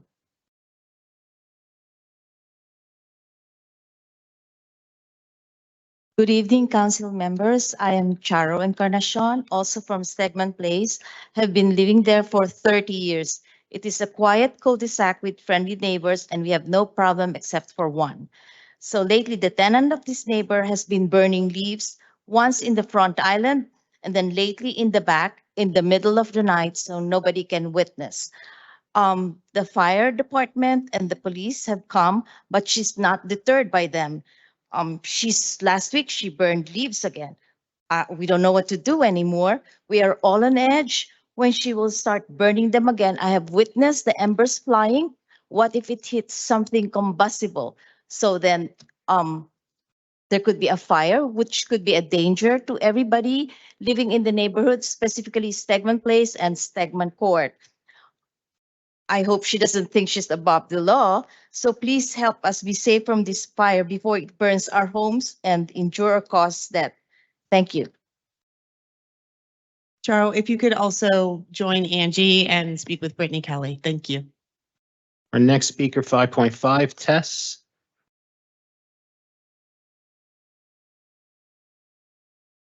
Councilman, my name is Tess Aziz, and like the previous speaker, I live in the same neighborhood. We've been living there for 26 years. In fact, my son already got married and living in the same neighborhood. And actually, that house is affected by that burning of trash, leaves, and everything. It was done before in the main island, and the police department came by. I don't know what happened. We don't know. It seems like she managed to get away with it. The owner, she's only a tenant there. She doesn't own a home. We are just wondering why the owner of the home doesn't seem to, it seems like she's disregarding it and doesn't care. So in behalf of my family, as well as the neighbors who are not here, please look into it, and please, if you can do something about it and enforce the law. Thank you very much. Tess, if you could also see Brittany, she'll get your contact information so we can follow up with you. Next speaker, 5.6, Hakeem.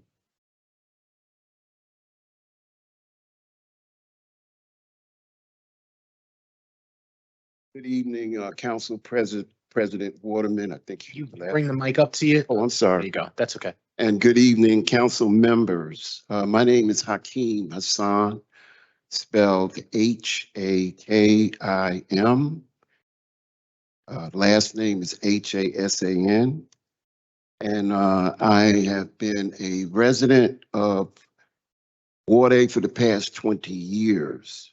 And I'm here this evening to support the right to counsel ordinance that Councilman Solomon brought to my attention about a week or so ago. And one of the things that I want to say very briefly, because I've been dealing with housing issues in Ward A for the past 20 years and even now, it's catastrophic and horrific. And the council members, I'm sure, from various things they've read, I've written about some of this in the Jersey Journal over the years. What I want to say is some of the most vulnerable tenants in Ward A and throughout the city need legal advice and legal representation yesterday, as the saying goes, to deal with exploitive landlords as it relates to illegal eviction and illegal housing issues. The other thing I would like to bring to the council's attention is this question of habitability being a major housing issue in this city. We have real estate brokers in that ward renting what they call as-is apartments. I just saw Chris Gadsden walk by. I remember reading an article maybe last year or so in the Jersey Journal where he was pointing out a senior citizen that had a hole in his ceiling like a bomb had been dropped in it. And these are some of the conditions that the residents are living under. So in sum, I want to implore municipal council to consider the merits of a right to counsel ordinance, pass it. Thank you.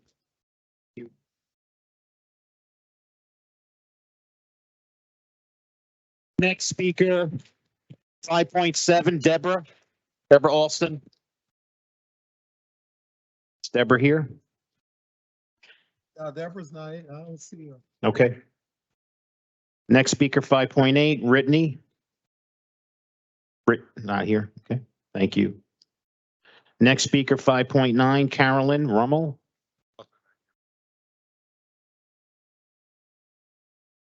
Is Daniel here? 5.10? I don't see him. Next speaker, 5.11, Rebecca.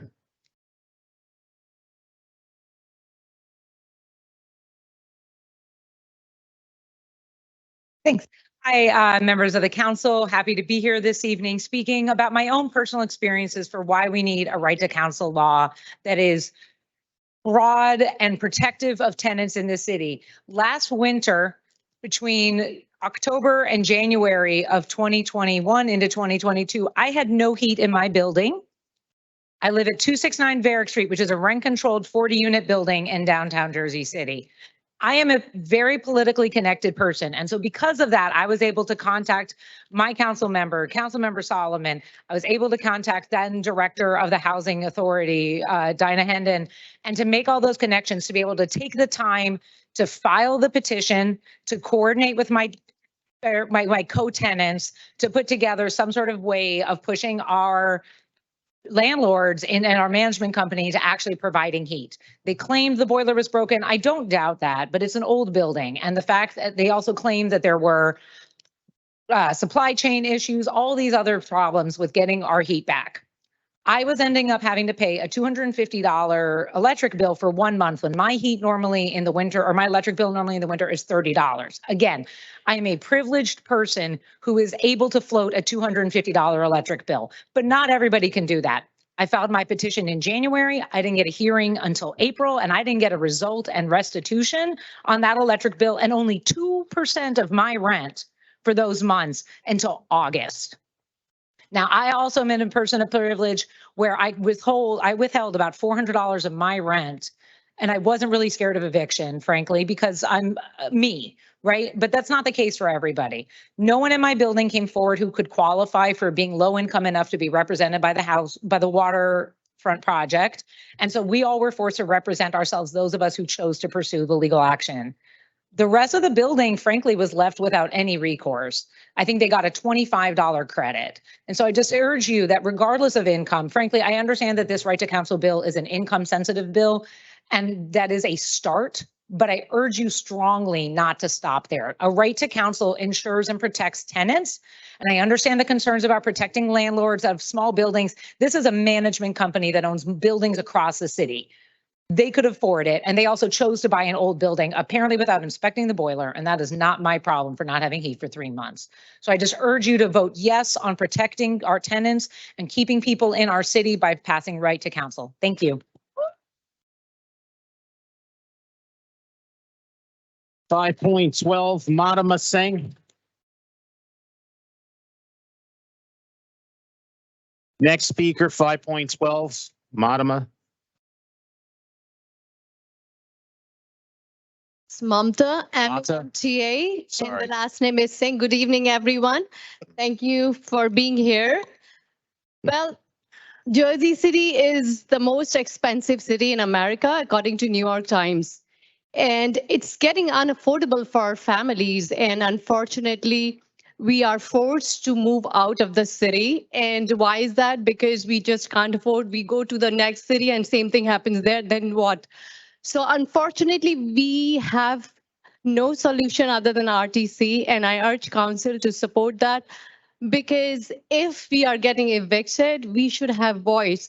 I'm talking about my families. Families create communities. Without community, having these transient population would never create a long-term community. We are losing our city. So it's a good way to give a voice to people here, people who are almost losing their houses because they cannot afford to fight the legal battle here. So I request you to support RTC, and thank you everyone for the time.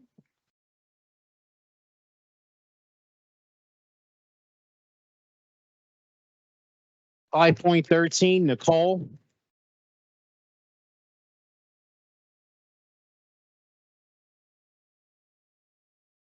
Is Nicole here?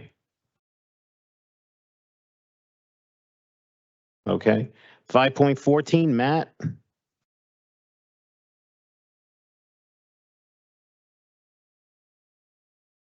Hello, my name is Matt Monahan. I'm actually in support of the right to counsel, but as a sign of the state of the renting market in Jersey City, I'm here completely independently in regard to Ordinance 2601A, the exemptions for rent control. I'm here because over the past few years, Jersey City rental prices have skyrocketed to some of the highest, and as a previous speaker pointed out, by some sources, the highest rental prices in the US. 30% increase just in the past year. So with a limit of 4%, we have to be asking, how does this happen? The answer is because the majority of rental properties in Jersey City aren't subject to rent control at all.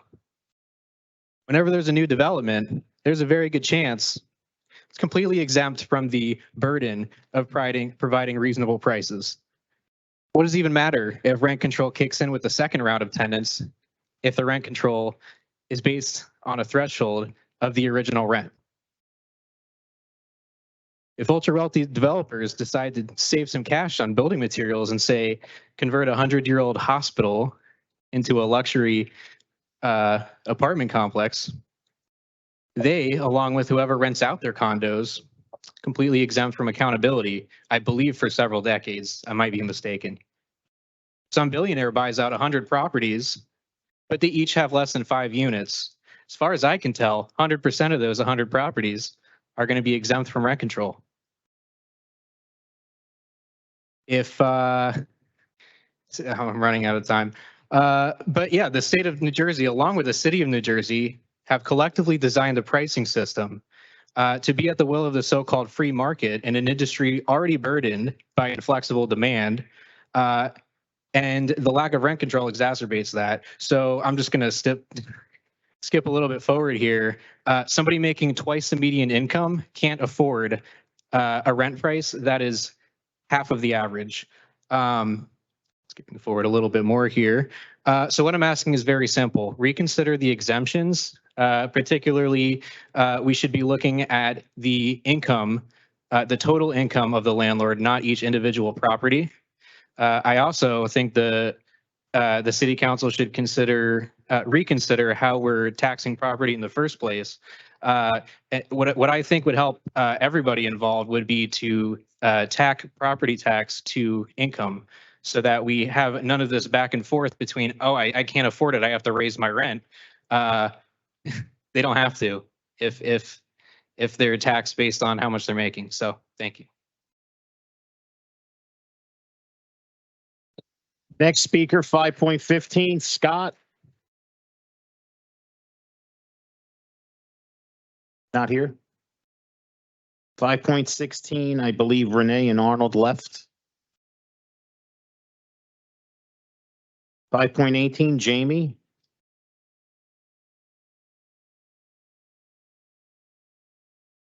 No.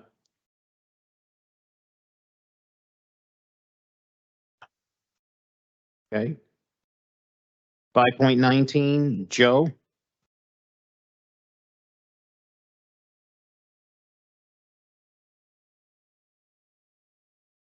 $5.20, Irwin, I believe he left too, right? 5.21, Joel.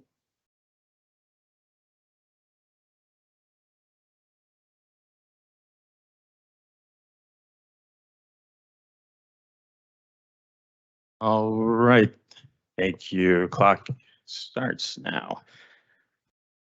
Hello, everybody. My name is Joel Brooks. I'm a resident of the west side of Jersey City. I live on Duncan Ave, and I'm so proud to stand here with the Jersey City Right to Counsel Coalition tonight. We have been talking to our neighbors. We have had concerts. We've had a town hall. We've spoken to thousands of people.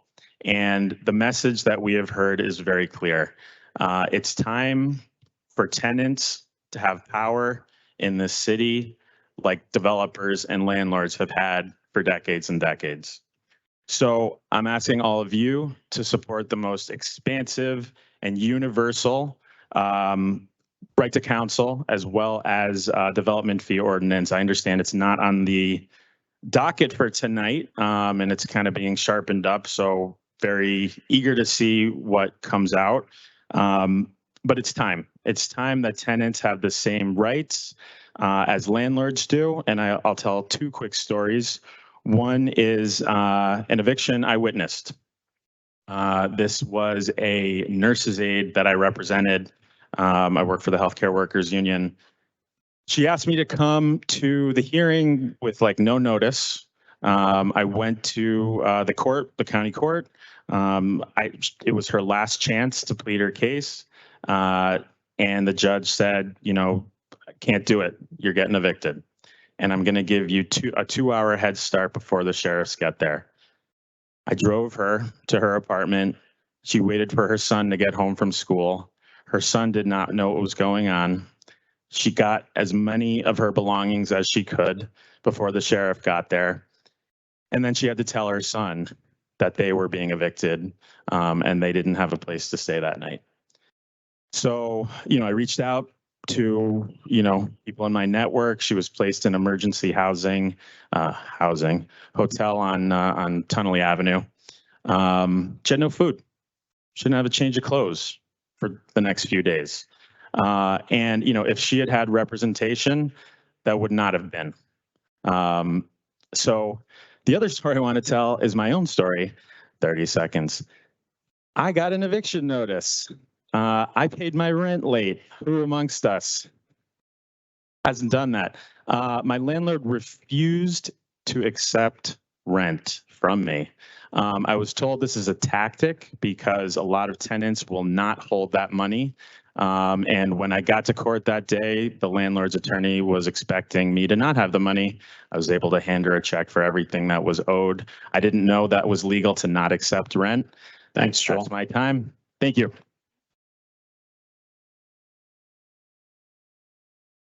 Next speaker, 5.22, Katie. Hello. Hi, my name is Katie Brennan. I'm a resident of Ward C. I'm a housing expert, a board member of the Waterfront Project, which provides legal assistance to low-income families and tenants, and a champion for cost-effective, common-sense solutions. I also am a small landlord, and I enthusiastically support the right to counsel ordinance. This ordinance does nothing to hurt me or any other landlord acting in good faith. It does not take anything away, but rather gives rights already guaranteed in all criminal cases. With right to counsel, the people of Jersey City can have a fighting chance, a fair chance against landlords seeking a shortcut to profits or luxury developers driving people out. Our housing issues are not isolated. The housing demand means that landlords like me have too much power. They can too easily evict someone illegally or for no good cause, without consequence. Almost all landlords come with representation, and almost no tenants do. Eviction means a scarlet letter when trying to find another apartment. It leads to shelter stays, homelessness, and cycles of housing instability and trauma. More often than not, eviction can be avoided, and right to counsel is proven to have major reductions in evictions, meaning the people of Jersey City can stay in Jersey City.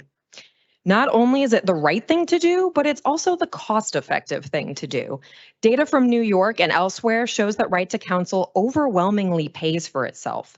The cost of evictions and ensuring services that must be provided in the aftermath are high. Preventing an eviction is clearly better for the family, and it's better for the taxpayers. But better yet, we have a creative solution here that's no added cost to the taxpayer at all. I urge you to pass the right to counsel. I would also love for you to find an interim funding solution so we can get started right away. But thank you to Council People Solomon, Gilmore, and Saleh for your leadership and for everyone's support and your time. Next speaker, 5.23, Phyllis. Okay. She's here, Phyllis.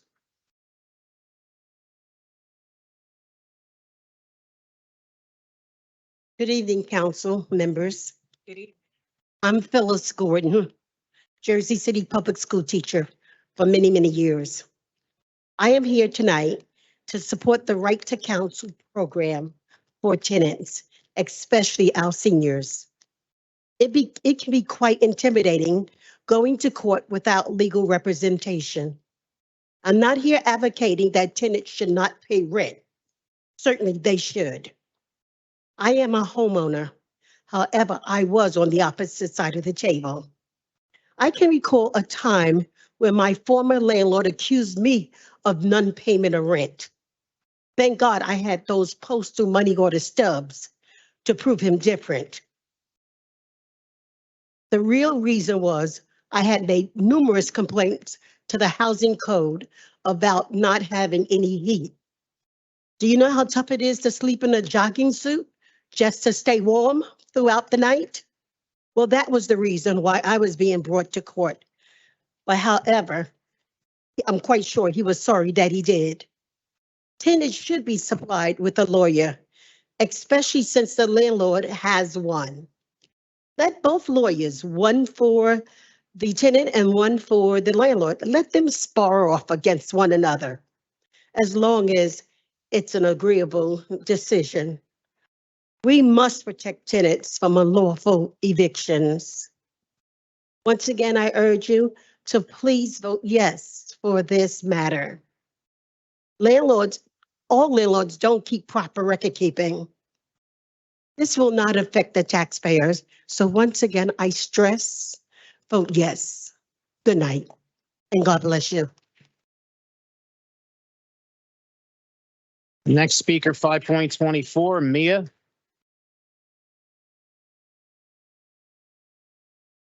I know she was here. Okay, thank you. Mia Skanga, good evening. I don't want to repeat the previous speakers in terms of the right to counsel. I agree with them 100%. I've seen a lot of, after I sold, I went into a large rent control building. So I've seen what goes on in some of these buildings, and they're one of the largest landlords in Jersey City.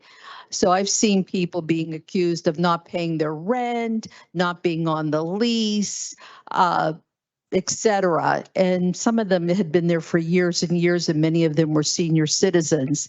And a lot of them, English is not their primary language, so they're always at a disadvantage.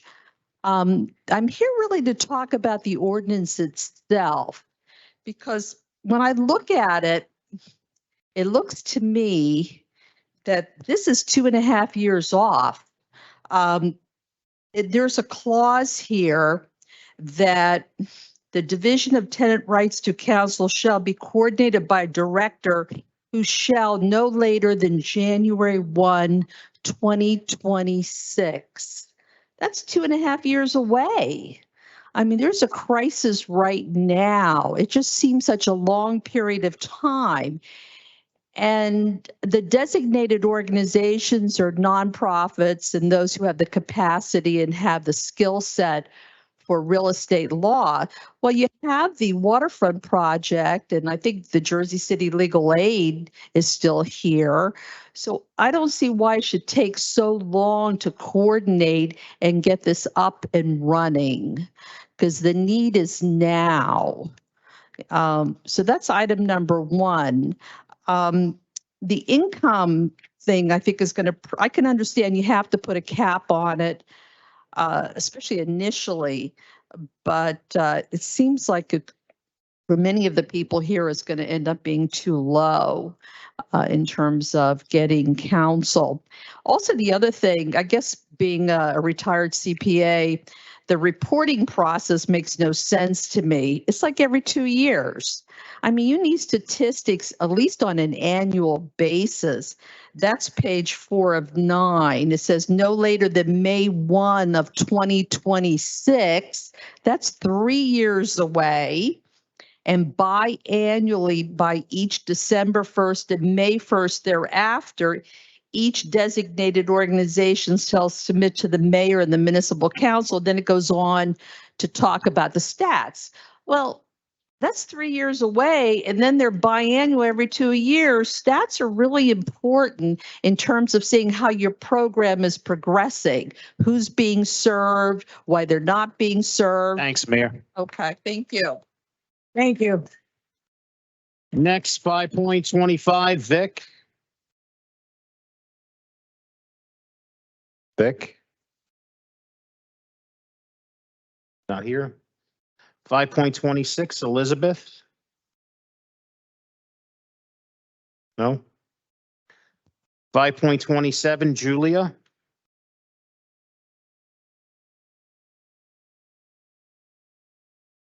Good evening, Council. My Good name is evening. Julia Take, and I am a resident of Jersey City, and I live at 53 Bright Street. I'm also an organizer with the Democratic Socialists of America. I'm here to talk on behalf of ordinances 2329 and 2330, collecting development fees for affordable housing and establishing a tenant's right to counsel. Over the past several months, the Right to Counsel campaign, an entirely volunteer coalition group, has been organizing with our neighbors for robust tenant protections and increasing affordable housing. A lot of incredible things can happen when people come together and advocate for change from the bottom up. I'd like to tell a story about what happened during the Hoboken fires. A lot of people remember how several tenants were violently displaced. Many of their stories end badly, but one set of tenants, as told by the story in the documentary Delivered Vacant, came together to fight back against eviction, and despite the hard work it took, were successful.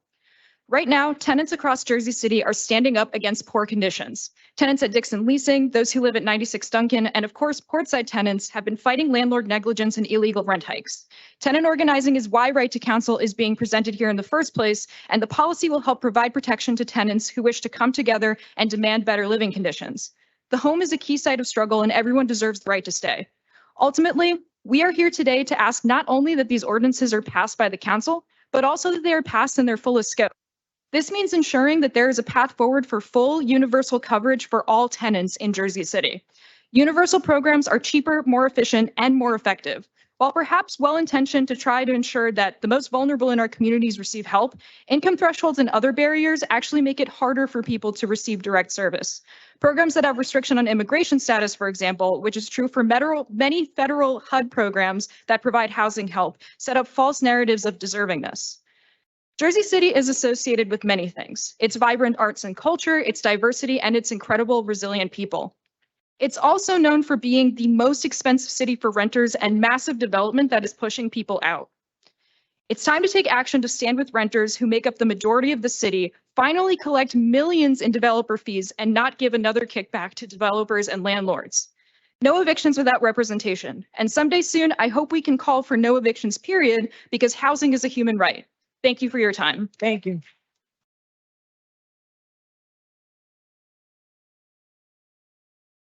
Next speaker, 5.28, Philip. Come on up, Philip. Council President and other members of the City Council, to all the people in the purview of my voice. My name is Phil Carrington. I have an old issue here. To me, Jersey City has two laws, looking at it through my perspective. One white, one black, separate and unequal. For the last 9 months, I brought this issue down to its lowest common denominator and asked a simple question over and over, and I cannot get an answer. Got a license, city license. I paid all the fees, did everything I was supposed to do, and the license was suspended or revoked. There are 52 laws that represent or govern the suspension and revocation of a license. None of them were used in my case. And so my question tonight is, what law allows that to happen in Jersey City?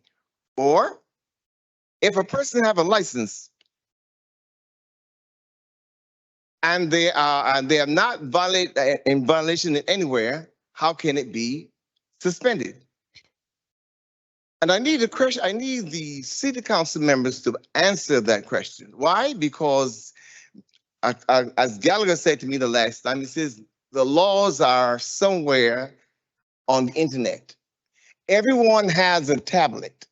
The law department is here, your office is here. So the question really is to you. You are the lawmakers. And I would like to know what law allows that to happen. 9 months. It does not take 9 months to answer a question. And so it is a crime to not give me due process. Lastly, it is unethical for you not to answer me night after night, saying you cannot answer questions on the record. Your your ethical codes say something different. Ethical codes 33-7J. It says, no elected officer shall be prohibited from making an inquiry for information on the behalf of their constituents. You can answer the question. I brought it down to its lowest common denominator and asked a simple question. What was the purpose for the denial?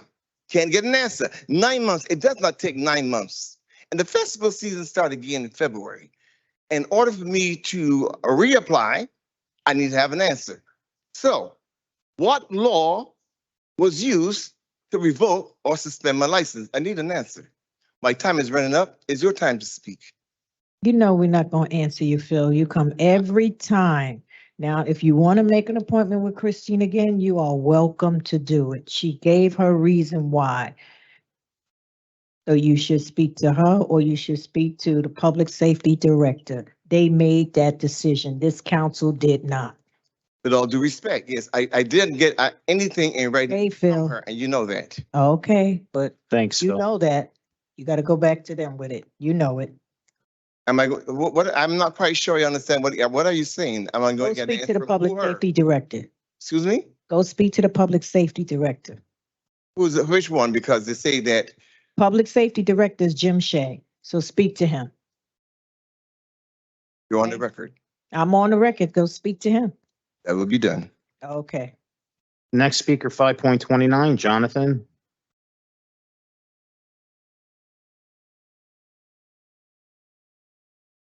Is Jonathan here?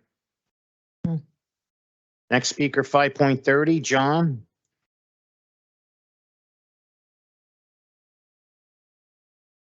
Hello, City Council. Thank you for allowing me to speak today against ordinance item 10.40, resolution 23-282 to impose a moratorium on reviewing and hearing applications for Class 5 cannabis retailer licenses.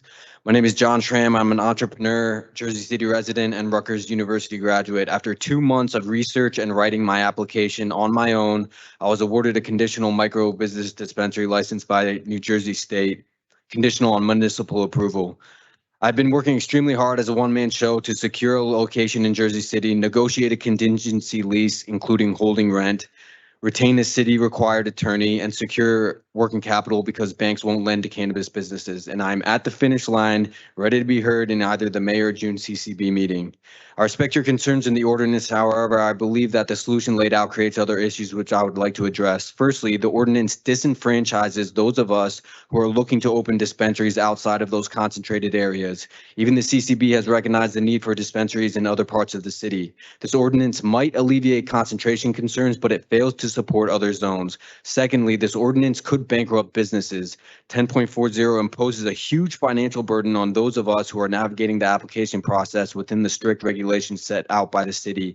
This ordinance would compound contingency holding rent by an additional 6 months. That is tens of thousands of dollars in my case. Personally, I could lose my conditional license with the state through expiration. I also risk losing my capital investment for Jersey City, who might be looking to other cities for more favorable timelines. Lastly, this would not only backlog the already busy approval process, but impose impediments to micro businesses. When I first set out on this journey, I was so impressed by the New Jersey State and Jersey City's support for small businesses written into regulation, but this resolution would nullify that support. I would like to suggest possible solutions. Amend the ordinance to grandfather in those of us who are in the middle of application process, complete and incomplete applications. Give us a deadline to meet, at least 60 days, the average queue time to be seen by the CCB. Allow some of us who are so far into this race to stay our course, respectfully avoiding the concentrated areas. Pass an ordinance that would affect those who have not yet begun the process. Pass a regulation increasing the 600-foot rule to solve the concentration issue. Echoing the wording in the ordinance, there are currently 0 operating dispensaries in Jersey City.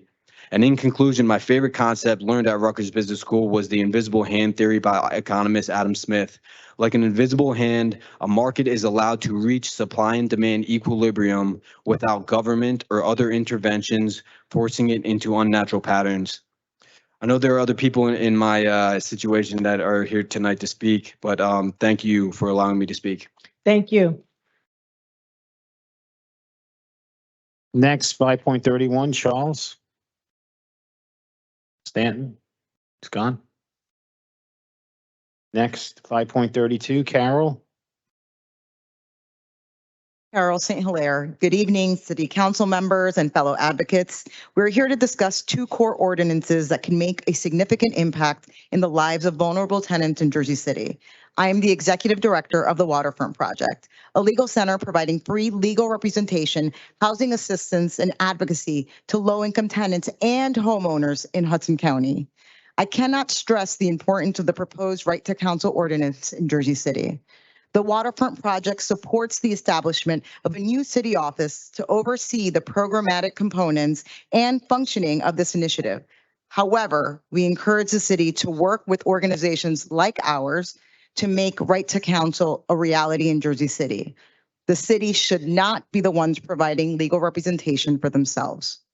While the Waterfront Project applauds the City Council on this key step, we cannot wait 2 years to make right to counsel a reality. According to the Eviction Lab, in 2018, there were over 14,000 eviction filings in Hudson County. We can conservatively estimate that half of these are against Jersey City constituents. Just 3.5 months into 2023, the Waterfront Project is already representing 1,000 tenants facing evictions, and our projections indicate that this number is only set to grow. Even with our colleagues at Legal Services and the Community Health Law Project, the status quo leaves thousands of represented tenants in eviction filings per year in Jersey City. Preventing evictions doesn't only have positive outcomes for tenants, but it is critical in preventing homelessness. Our existing homeless system in Jersey City cannot withstand a wave of evictions. Right to counsel is vital to Jersey City. Providing free legal representation will level the playing field and ensure that tenants have due process of law. Right to counsel will also positively impact our city by reducing eviction rates, stabilizing neighborhoods, and preventing homelessness. The Waterfront Project believes that right to counsel will result in a reduction in evictions and an increase in housing stability for all households across our great city. Thank you for your time and consideration. Thank you. Next speaker, 5.33, Angela. Not here. Next speaker, 5.34, Kevin. Hello. Tenants across Jersey City have been fighting for two rights: the enforcement of existing rent control laws and a universal right to counsel. Mayor Fulop is acting as if he's addressing these issues, but it's essential to recognize that his representations are in large part smokescreens. The tenants of Portside Towers have led the charge in the battle for rent control, sparking a citywide movement. The lack of enforcement in their buildings highlights the city's deliberate neglect of its responsibilities. In addition, Portside tenants have been vocal about their support for a universal right to counsel. Currently, tenants often bear the burden of their landlord's legal expenses as well as their own, causing many to give up or not even to try to fight. The Fulop administration has put forward proposed revisions to Ordinance 260. However, 260 already works if enforced as it is currently written. Additionally, they have introduced a right to counsel ordinance scheduled for first reading tonight. However, both initiatives, as I stand here today, serve to maintain the power imbalance between tenants and landlords. I'll explain. The administration's claims of investigating enforcement issues and updating Ordinance 260 are distractions designed to sidestep real change, which must simply be enforcement. The most egregious example is a proposed amendment to Ordinance 260, which grants landlords a backdoor to increase rent while under rent control, or just before a building falls under rent control, to unrestricted rates. This change would essentially eliminate rent control, all while the administration tries to trick us into thinking Ordinance 260 is being improved for us. It's called reserved rent. Please do not let this happen. The current right to counsel proposal is another smokescreen, despite the best efforts of my friends and some on the council. The proposed program is limited in scope, with developers paying into a fund where they can access 80% of the funds, and the remaining 20% is allocated to a tightly controlled pool of lawyers who report into the same folks within the city who refuse to enforce rent control. This means that tenants will still pay for their landlord's legal representation while their defense is controlled by the very entities they are fighting against. And with the income test, the most vulnerable will be lulled into feeling protected via this free help. A genuine right to counsel program must be unrestricted by income and allow tenants to have access to unbiased representation. We will not stop fighting until we implement a universal right to counsel, with safeguards in place to ensure unbiased representation. Similarly, only rent control enforcement is the solution to rent control non-enforcement. Any ordinance improvement should be to enhance enforcement, such as requiring the standardized form we created over 4 months ago. We will not stand for the full-up fake out anymore. Thank you. Thank you. Next, 5.35, Suvi. Not here. Next, 5.36, Net.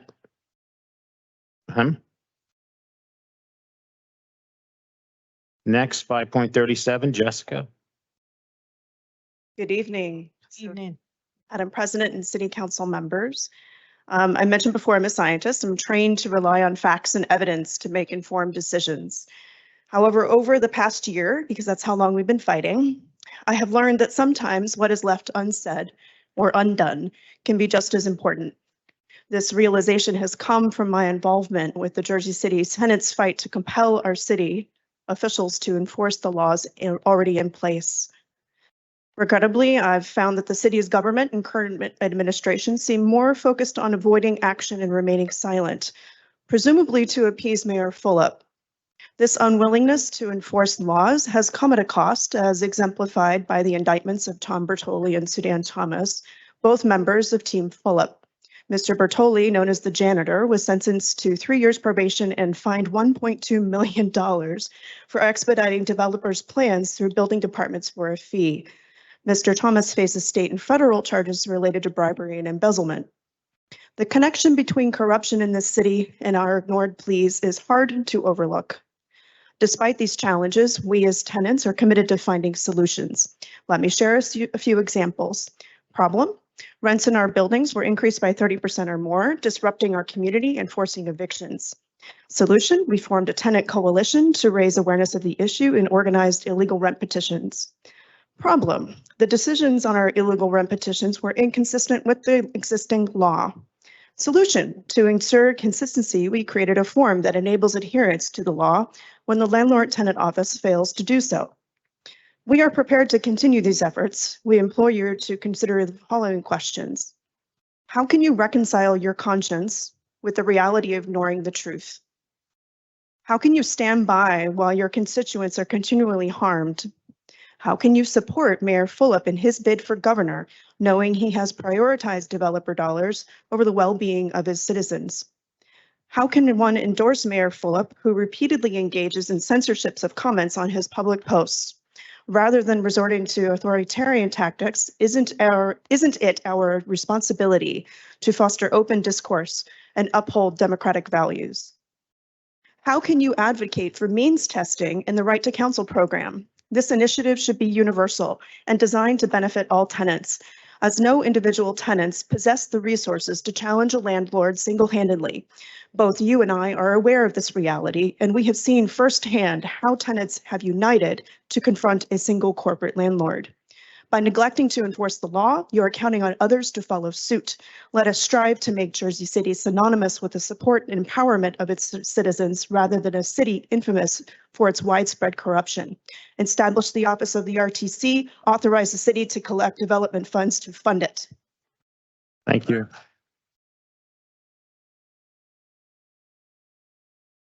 Next speaker, 5.38, Danilo.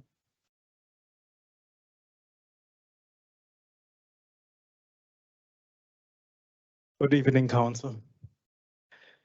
Take on difficult challenges to find solutions that help improve people's lives, says Mayor Fulop on a social media post to announce his run for governor. I guess enforcing existing rent control laws in Jersey City is not enough of a challenge for you, Mr. Fulop. Or are you only talking about the lives of corporate billionaires?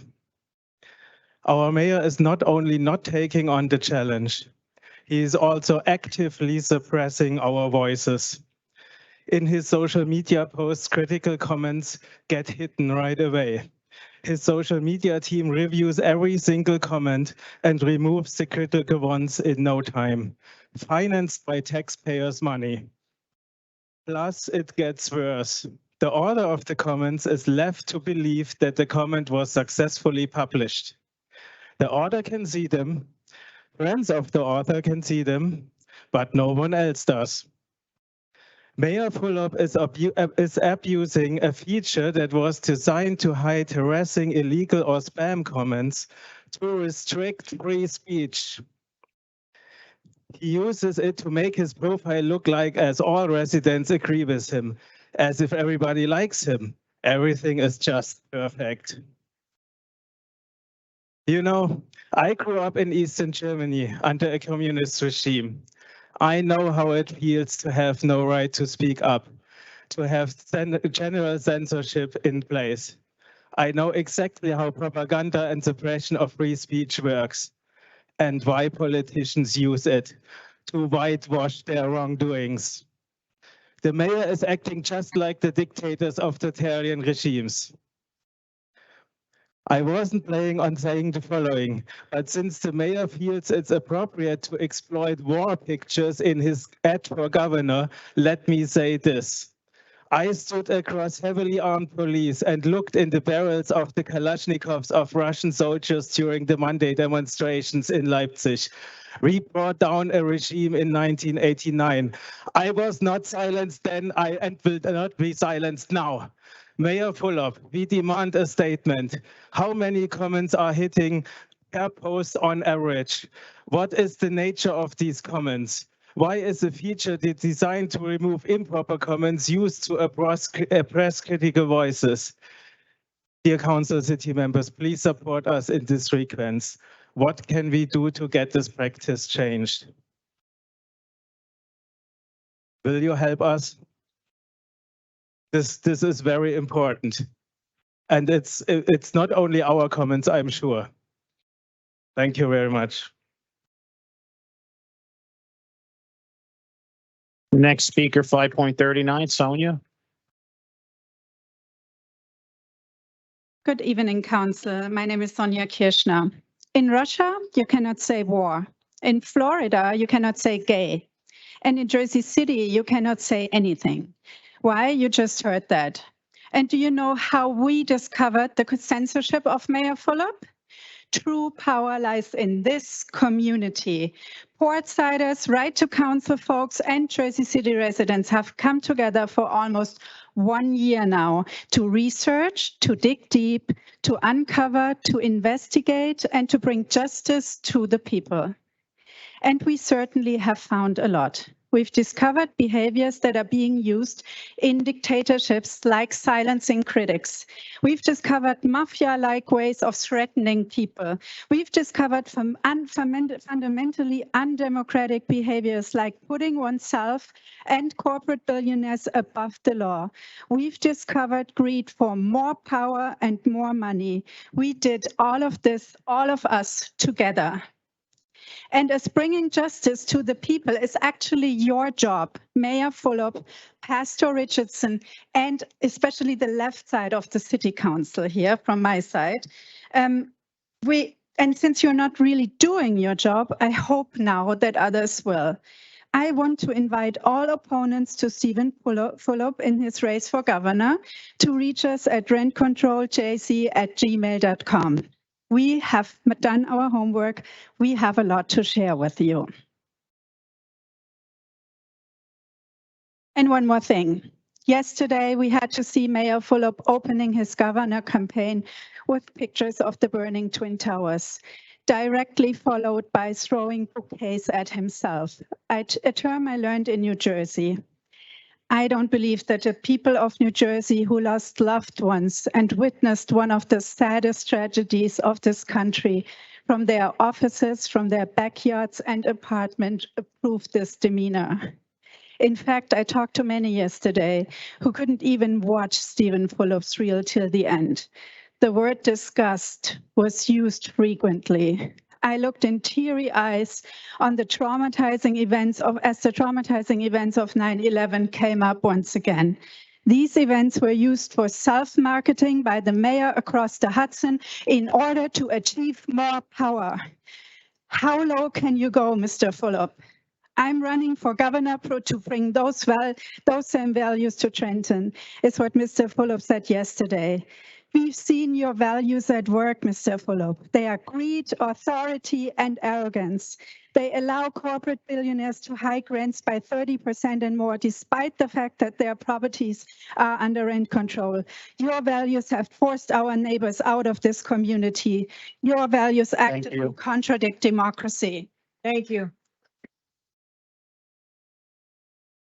Next speaker, 5.40, Sean. Good evening. As expected, Mayor Fulop has announced his candidacy for New Jersey governor in 2025. By watching his promotional video, it relied heavily on his time served in the United States Marine Corps and how he left his job on Wall Street to fight for our country after 9/11. I thank him for his service. Being a vet myself, there are values we learned and adhered to, and they were honor, courage, and commitment. These values lead us to victory over the physical, mental, and moral battles wherever we serve, whether during combat or serving in our communities. To have honor is to never cheat or steal and to abide by an uncompromising code of integrity, to act responsibly, to fulfill our obligations, and to hold ourselves and others accountable for every action. Why hasn't the Fulop administration enforced Ordinance 260 to hold these landlords responsible for illegal rent increases? Why is the mayor saying Donna Hinder did the right thing rather than the easy thing? The easy thing and the right things are the same in Force 260, which we all know she did not. To have courage is to have the inner strength to do what is right, to adhere to a higher standard of personal conduct, and to make tough decisions under stress and pressure. Why is the Fulop administration censoring any negative comments that are made on his social media accounts? Hiding the truth doesn't make it less true, it's just less honest. To have commitment leads to the highest order of discipline for individuals. It is the key ingredient that enables constant dedication to our country.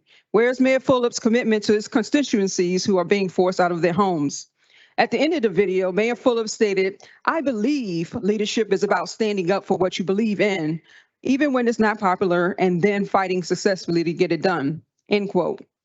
If we are to believe the mayor, we can only come to the conclusion that he believes landlords are above the law and the people who voted for him should continue paying illegal rent rates, and that he will continue to fight to keep that going. Mayor Fulop, I need you to remember the values you learned while serving in the Marine Corps and have the honor, courage, and commitment to enforce the law. I am also advocating for a right to counsel. Bad acting building owners, landlords, weaponizing evictions against tenants as a means to suppress them from filing complaints and or speaking out against conditions that the landlord owner refuses to address. RTC's proposal would have forced all building owners, landlords to reconsider their filing and eviction because they would know that their tenant would be represented in court. What Mayor Fulop has done by establishing an income test is he is allowing the bad actors to continue to weaponize evictions. They can still go after tenants who do not meet the income test and file an eviction, even if the owner landlord are in the wrong and have violated their own lease agreement. Make a universal right to counsel that covers every tenant regardless of income, and do not restrict representation to a controlled pool of lawyers. Thank you.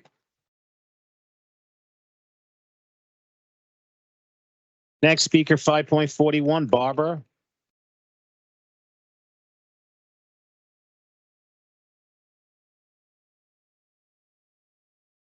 My name is Barbara Goldberg. I live at Portside Towers.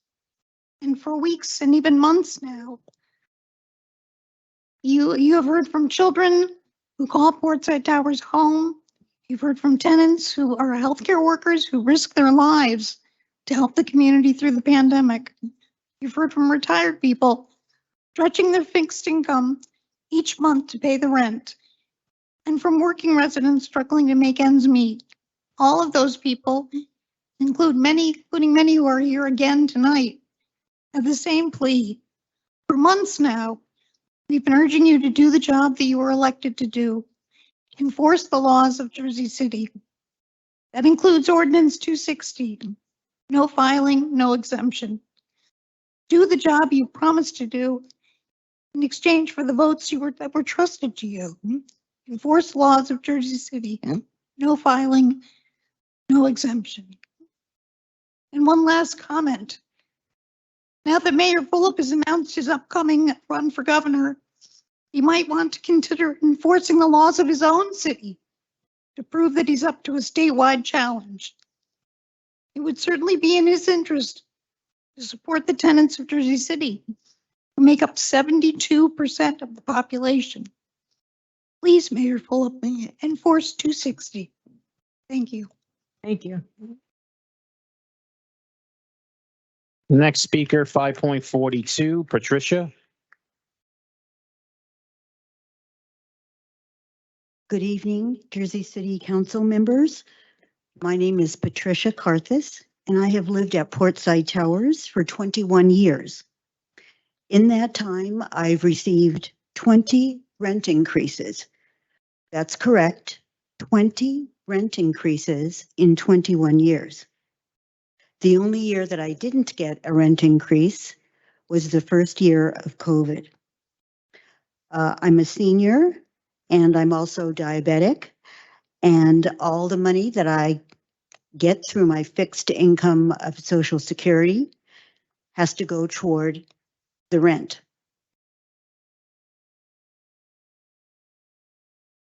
My lease expires in 3 months, and I know that I will get another rent increase, which I will not be able to afford. I love living in Jersey City. I've lived in Jersey City for about 22 years, having moved here from California. And I do love living at Portside. It's a wonderful community of people. I've made some wonderful, wonderful friends over the years. So please ask Mayor Fulop to enforce 260. It would help me and many, many, many other people who live at Portside Towers. Thank you. Next speaker, 5.43, John.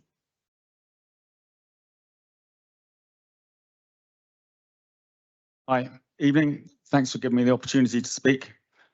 I'll keep it brief. Mayor Fulop, we're fully aware that our constituents are being fleeced for as much money as possible. They're being bullied, evicted, and have had spurious legal fees pushed on them by greedy landlords.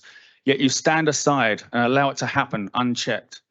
All we see is they're operating in violation of the law, and you are their enabler. You limit, block, and censor comments on your social media profiles. Legitimate questions as to why you're not enforcing Jersey City's rent control laws are routinely removed. If your position is defensible, why not welcome the opportunity to defend it? If 72% of Jersey City residents are tenants, that equates to roughly 190,000 votes you probably can't count on when you run for governor in 2025. And thanks to the work of some amazing people behind me, our local and national news outlets, thousands of users on Reddit and other sources, more and more voters are hearing the truth. Your reputation as the landlord's mayor is spreading further outside the city and being made known to more and more voters in New Jersey. What will it take for you to do the right thing? Maybe the oath you took on entering office that will serve the interests of the people of Jersey City? Perhaps the possibility of a recall vote? Enforce Chapter 260 in its current form. Enforce right to counsel for everybody. No filing, no exemption.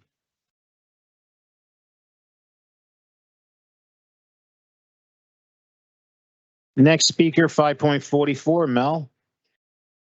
Hi, I'm Mel Wilson. I'm a resident at Portside. I'm here to support the enforcement of 260, also universal right to counsel. My comments are mostly directed to Mayor Fulop, in that it's absolutely appropriate to comment on in support of your constituents and ensure this city is following the law. The mayor of Hoboken has publicly done exactly that in letters to landlords that are subjecting their tenants to 30% increases. Why does Mayor Fulop not do the same for us here in Jersey City? Well, on the one hand, he shouldn't have to if he enforces the laws that exist.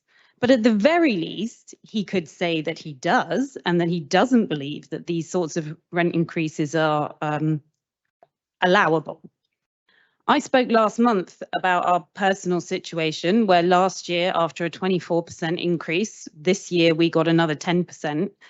My lease has a clause that states the increase in rent must not be unconscionable. It must not be so unreasonable as to shock the conscience of a fair and honest person. This is part of the lease. Now, these figures shock me. They shock a lot of the good people behind me, and I believe they should shock many of you on the council. By all accounts, they do not shock Equity Residential, our landlords. They do not shock we know they do not shock through their silence and inaction, Pastor Richardson and Mayor Phillip. They'd be speaking up if they did.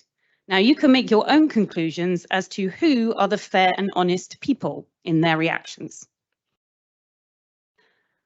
Refusal to comment is further perpetuated, as others have said, about engaging with the public.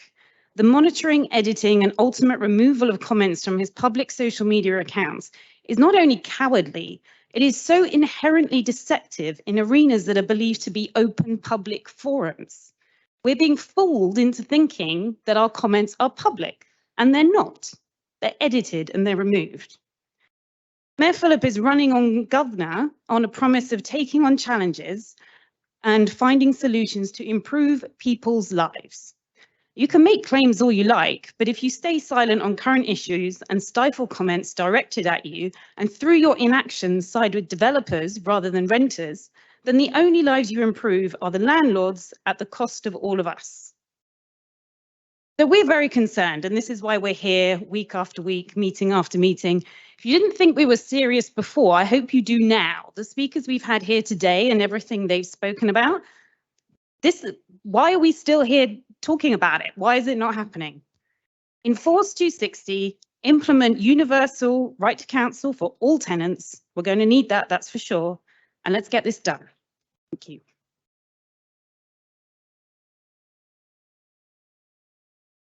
Next speaker.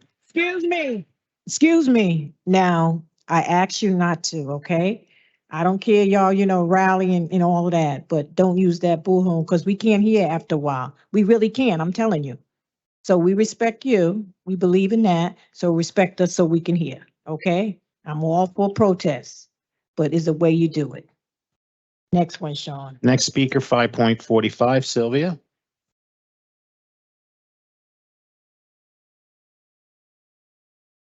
Good evening. I am here tonight to publicly express how disappointed I am in Mr. Fulop, a self-proclaimed defendant of tenants, but who is yet to get involved in our fight to enforce his own legislation for rent control in his own city. Indeed, in the mayor's new promotional video, we could hear a lady here say, I quote, Stephen pushed back against developers and built more affordable housing. Like, excuse me. I've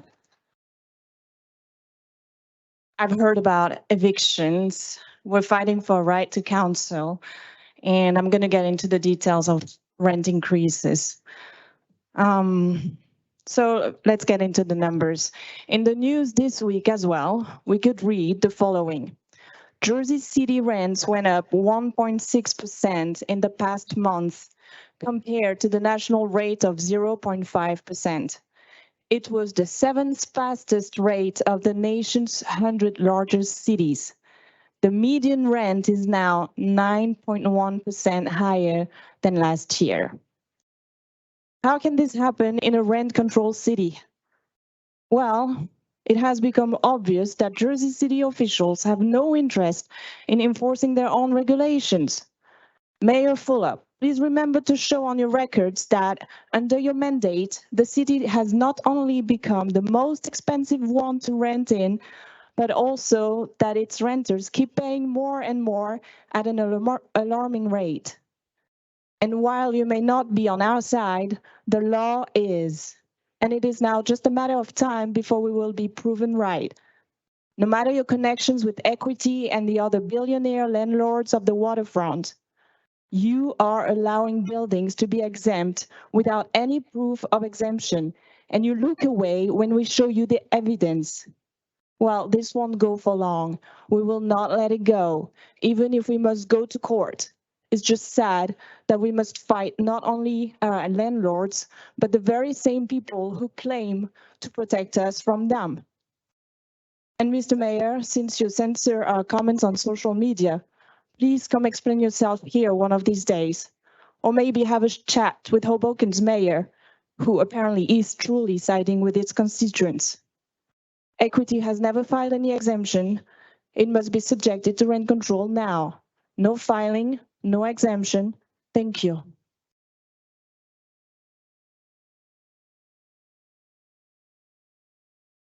Next, 5.46, Rupa.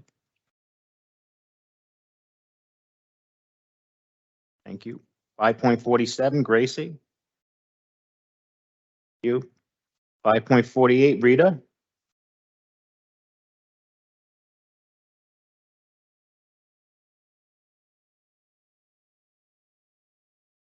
President, council members.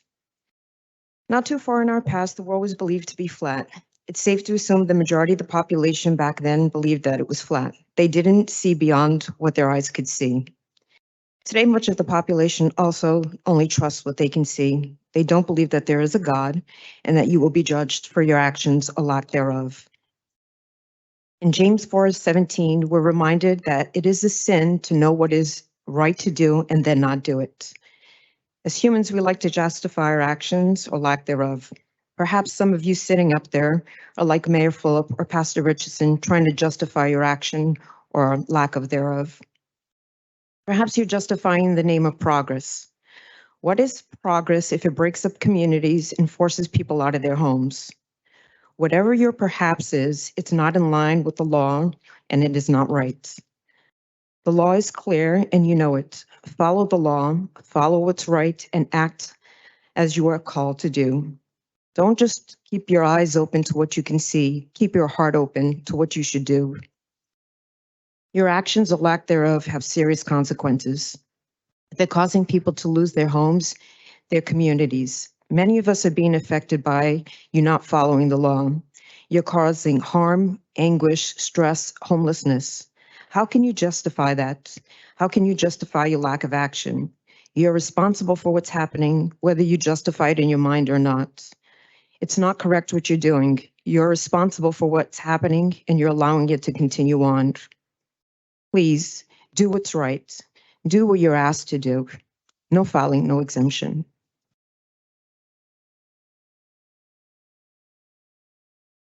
Next speaker, 5.49, Manya.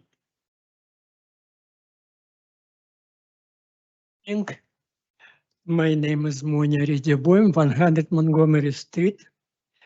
I will be very sharp and short, since our community, my community, has not here representation. I have not any other options, just talk to President of City Council. Ms. Waterman, in my hands, a so-called agreement. It's an agreement between two LLCs, which divided our block on 3 lots. And this agreement literally says what has to be done in each lot. 100 Montgomery Street. Here says, in 100 Montgomery Street, rent increase 4%. This is document of landlord, 4%. If income more than moderate income, people who has income below pay only 30% of reported income. So, and this law, this rule which landlord set up, this rule will continue 20 years, which is remind in this agreement in deed restriction, 20 years. So, Ms. Waterman, from my people in this building, I'm asking you, give somebody segment to read it and present the opinion in our community. We have April 20th, we have community meeting. Please, I beg you, do it. It's very simple. Here you have name of a landlord, address, phone number, fax number, and so on. Can I? Jade, take that from Monia. Take that from him. No, give it to my aide, because I'm always down at 100 Montgomery Street. Just in case some of you don't know it, I always help him. Thank you. Because you think very much. Because you think we do nothing. That's why. Thank you. You know, I always get back in touch with you. Thank you. You're welcome. Next speaker, 5.50, Dina.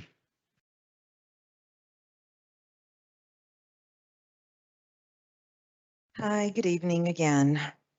I'm proud to have the opportunity to speak with you again on behalf of both our right to counsel and the rent control under 260 for the people of Jersey City. As I've watched this effort unfold and observed the political machine of the mayor and the administration and how they operate, I've witnessed a lesson that's important in educating ourselves in civics and democracy, because that's where the power of citizens in the community. It seems this lesson has been lost here somewhere along the way. In the past week, we've come to realize that the issue of affordable housing and supporting tenants by this mayor, which he used to get elected, wasn't just a facade, but his real position is actually the exact opposite. This is evidenced, as was mentioned earlier, by the recent convictions. And I'm going to bring this up because I just think the name is so cool, of the janitor, where his job was the expertise of a fixer, of facilitating Jersey City's administrative process for developers. This really shows you which side the administration is on. It's not there to support tenants, it's there to support developers. The journalism that was used to uncover a lot of Mayor Phillip and his associates' ways of operating is very relevant now again as he seeks to become governor. Enforcing 260 is not important to him, but it's very important to the 72% of Jersey City residents who are renters. Those who did already regret having voted for him and have now taken note for 2025. Sadly, the allure of power and money has led to corruption and disenfranchisement of the most vulnerable in our community. Not only has this mayor and his administration refused to enforce the law, but everyone appointed by him has also refused to do so. The corruption and support of the real estate industry is so entrenched, and the work that this council promised to strengthen the protections under 260 has actually been undermined by the attorneys.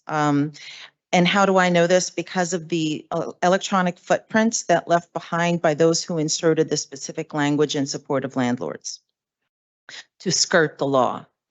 Obviously, the mayor understands that his only options are either to enforce the law or to change it, and unfortunately, he's choosing to change it.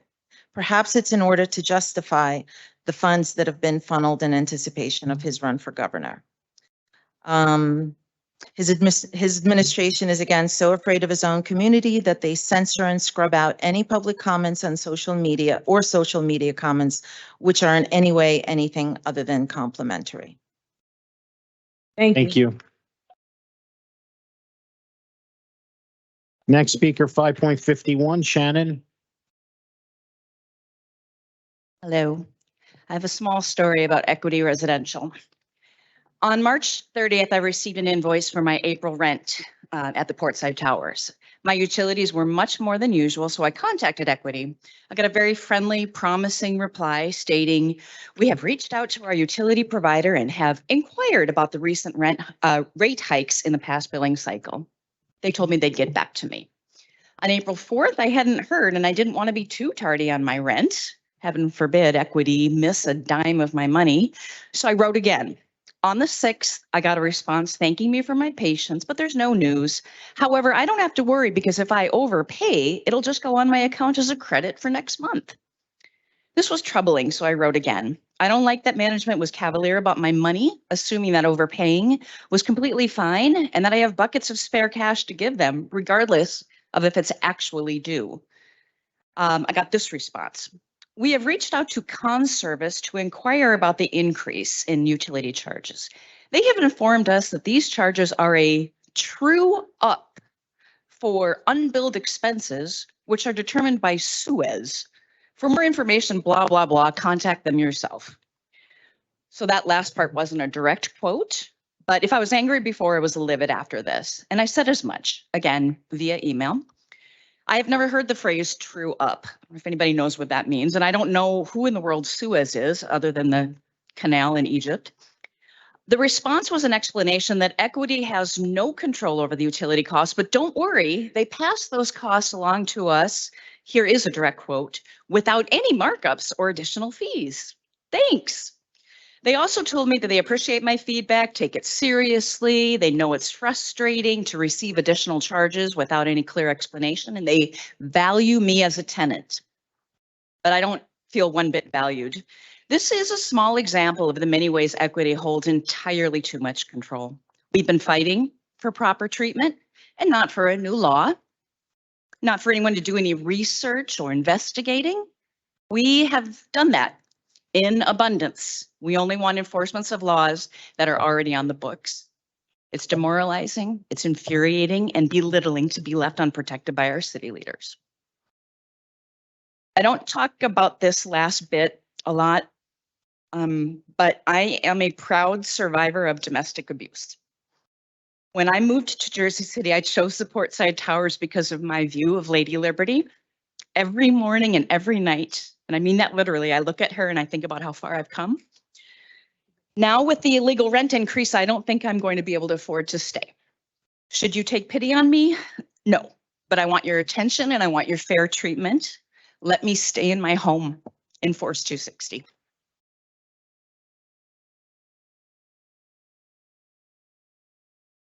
Next speaker, 5.52, Isaac.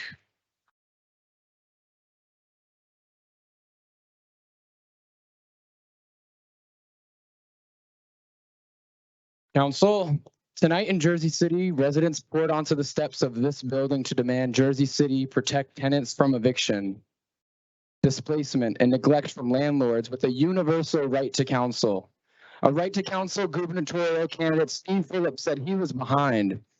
As cities across the U.S. see staggering housing prices and tenants are priced out of the metro regions, workers are fighting back. And at the same time, Rutgers workers from Camden to New Brunswick and Newark wrapped up their picket lines today for another day as 9,000 workers are now on strike to demand job security, equal pay for equal work, and a living wage to afford rent. My own union may soon join the fight, so not just faculty, but staff are struggling to keep up with increasing rents. Everyone is feeling the squeeze. And in Jersey City, a similar situation is panning out. Much of the city council is struggling to understand the gravity of the housing crisis, even after a DSA-led coalition spelled it out for them. Yesterday, a report on this week's council caucus suggested that the Fulop-aligned council in Jersey City does not understand how to protect tenants from eviction, hold all landlords accountable, all while bulking up the Affordable Housing Trust Fund with developer fees, a just measure New Jersey municipalities can choose to take to fund affordable housing. For housing justice to be faithfully administered for residents in any municipality in New Jersey, tenants' rights needs to be universal.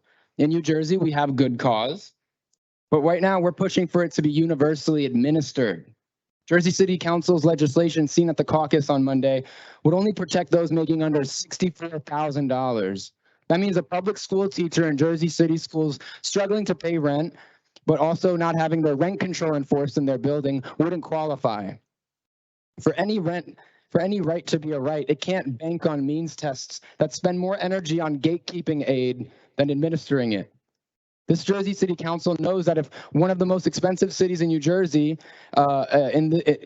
this City Council knows, in their own words, that this ordinance opens up Pandora's box.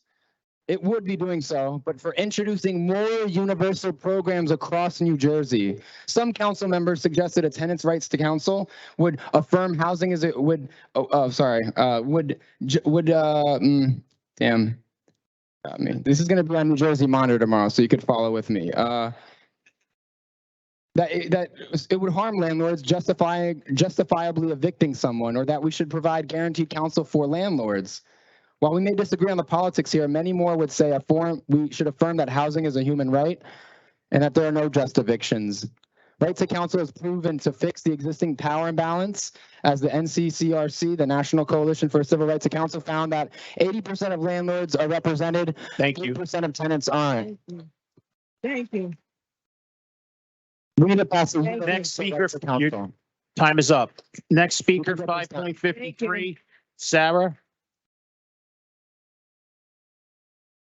Hello, my name is Sarah Levine. I'm a Jersey City native, born and raised in the Heights. I'm a civil rights and labor lawyer, and I'm a renter downtown, and I'm here to support Right to Counsel.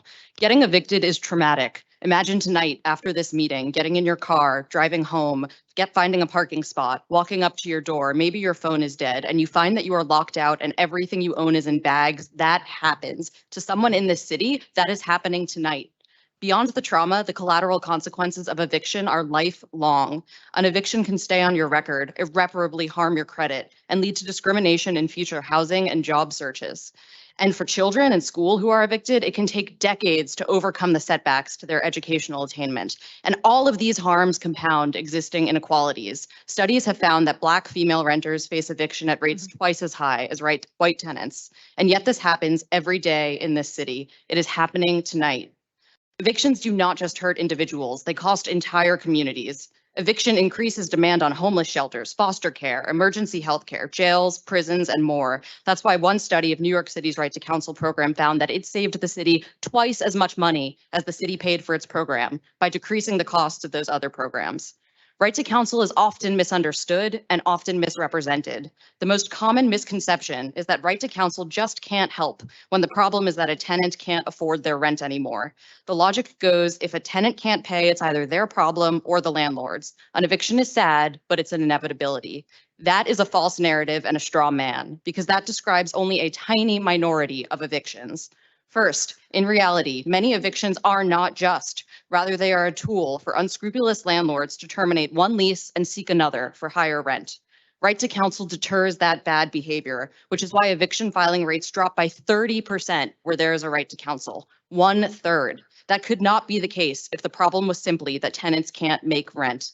Second, the empirical literature shows that most evictions occur when a tenant experiences a temporary inability to pay rent due to unexpected or emergency expenses. There exist programs to help these individuals stay in their homes, like temporary rental assistance programs, because it is more expensive, both for tenants and for the city, to kick people out of their homes permanently, mid-lease, when the cash flow issue is temporary. Right to counsel keeps tenants in their homes 86% of the time because lawyers can help tenants identify resources like rental assistance and available legal defenses. I implore you, follow the data, follow the literature, be smart. Do not be persuaded by reactive narratives from entities that benefit through increased rents from evictions in this city. Thank you, and thank you to the councilmen Saleh, Solomon, and Gilmore for their leadership on this ordinance. Thank you. Next speaker, 5.54, Pam. Not here.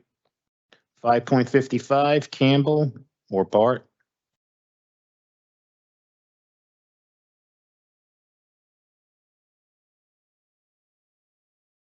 Next, 5.56, Lynette.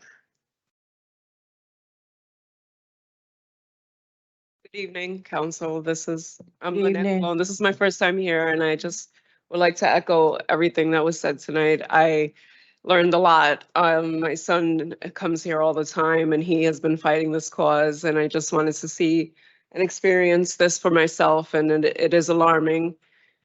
And I don't want to come with a negative connotation. I just want to really extend an olive branch and see what can we do? Where can we start to implement this?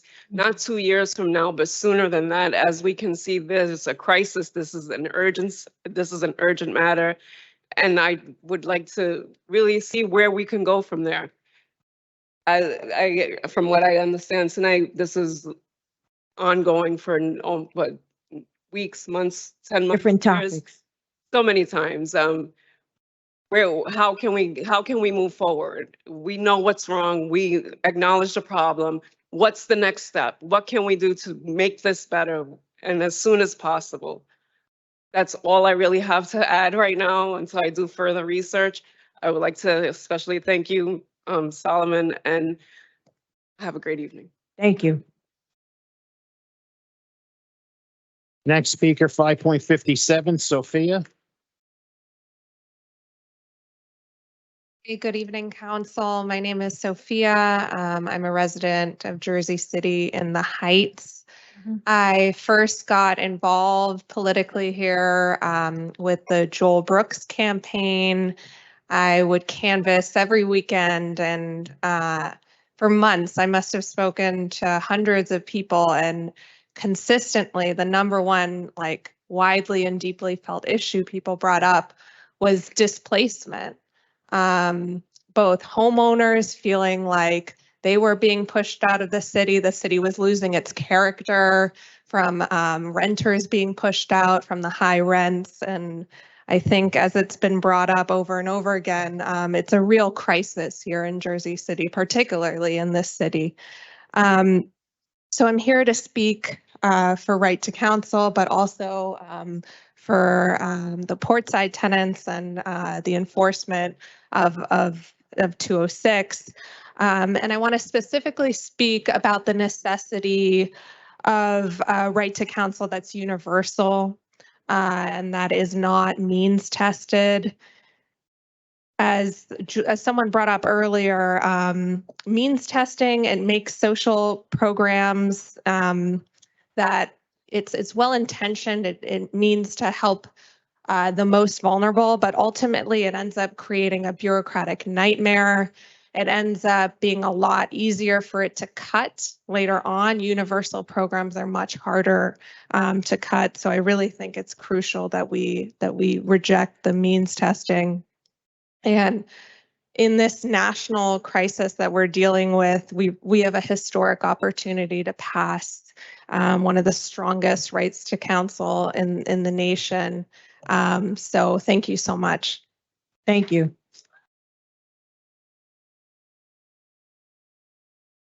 Next speaker, 5.58, Steve.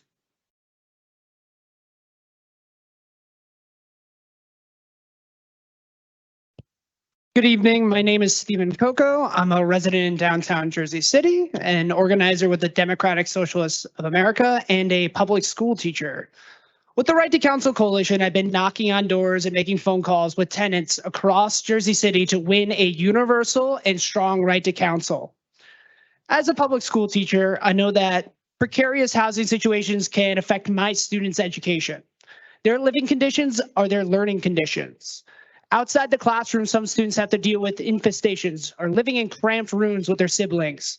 Many help their parents with childcare because their caretakers might work late or work multiple jobs to keep up with the rent. They might even be working to help pay rent to avoid eviction.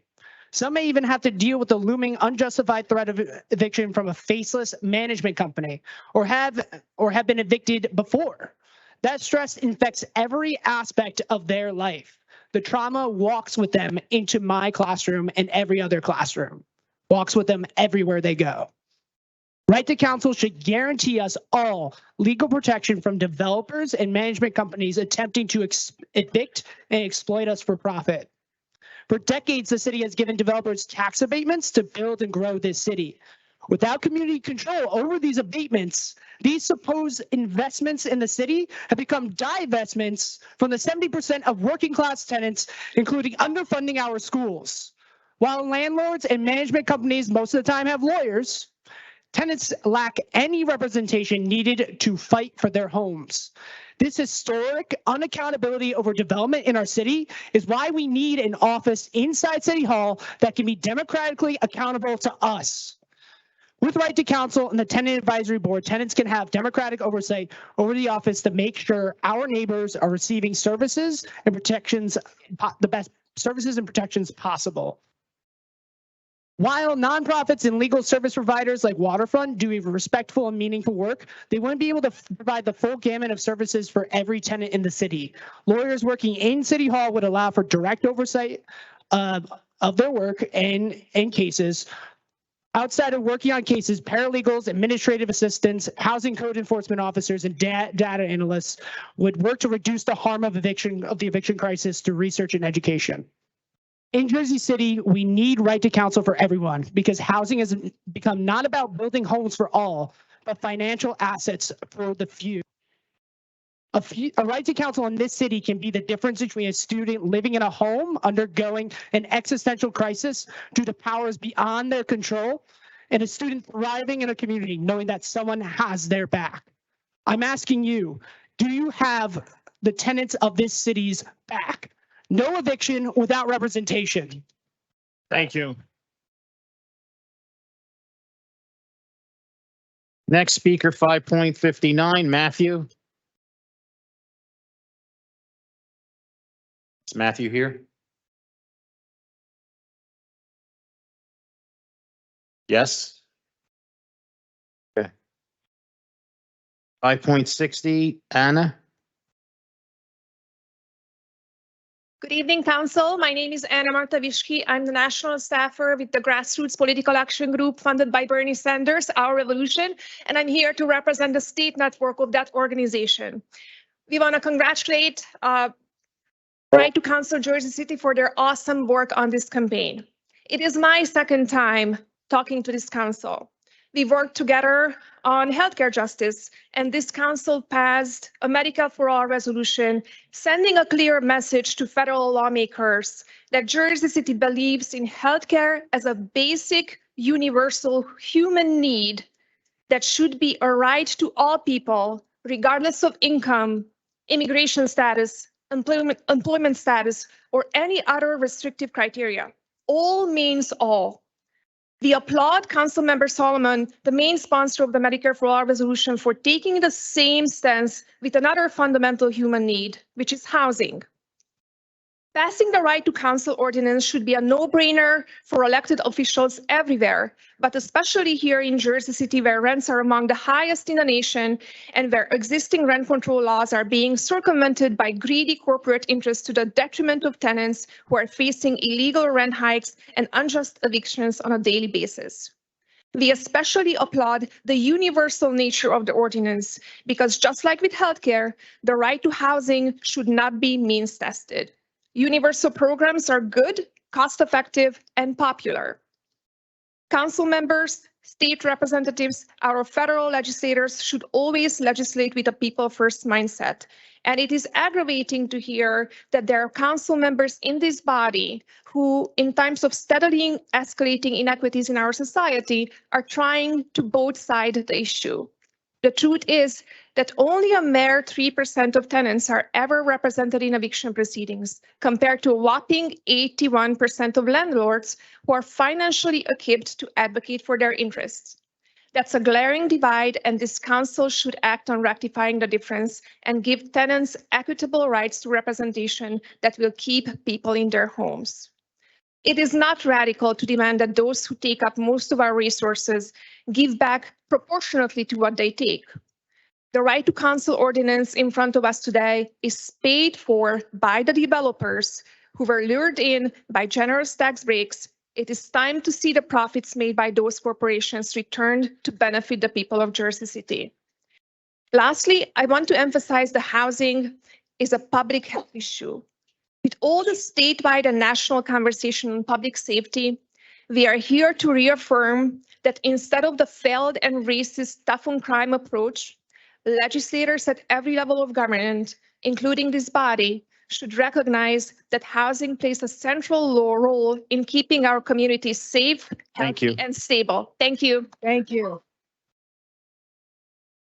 Next speaker, 5.61, Christopher. Not here. Next, 5.62, Lilia. She's not here. 5.63, Bennett.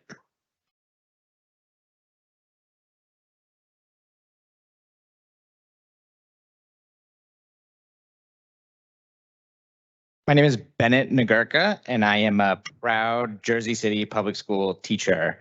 And I am here to speak in favor of right to counsel in Jersey City. I tell my students not to procrastinate, but I procrastinated on writing this. So forgive me. Look, like our students deserve better in Jersey City. They deserve better in our classrooms, and they deserve better in housing across this city. I teach at Lincoln High School on the south side of Jersey City, and many of my students have faced evictions just in the past couple of months of teaching at Lincoln. Our students deserve better.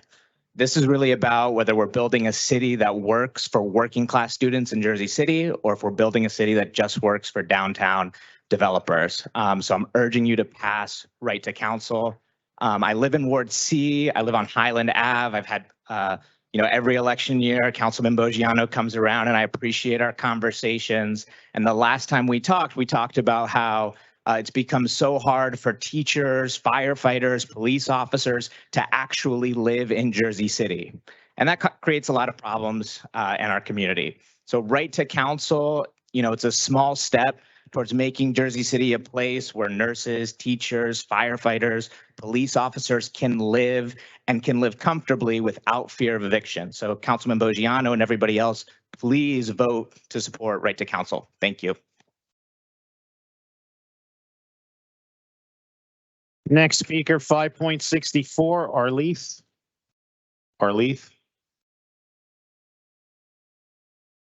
Not here.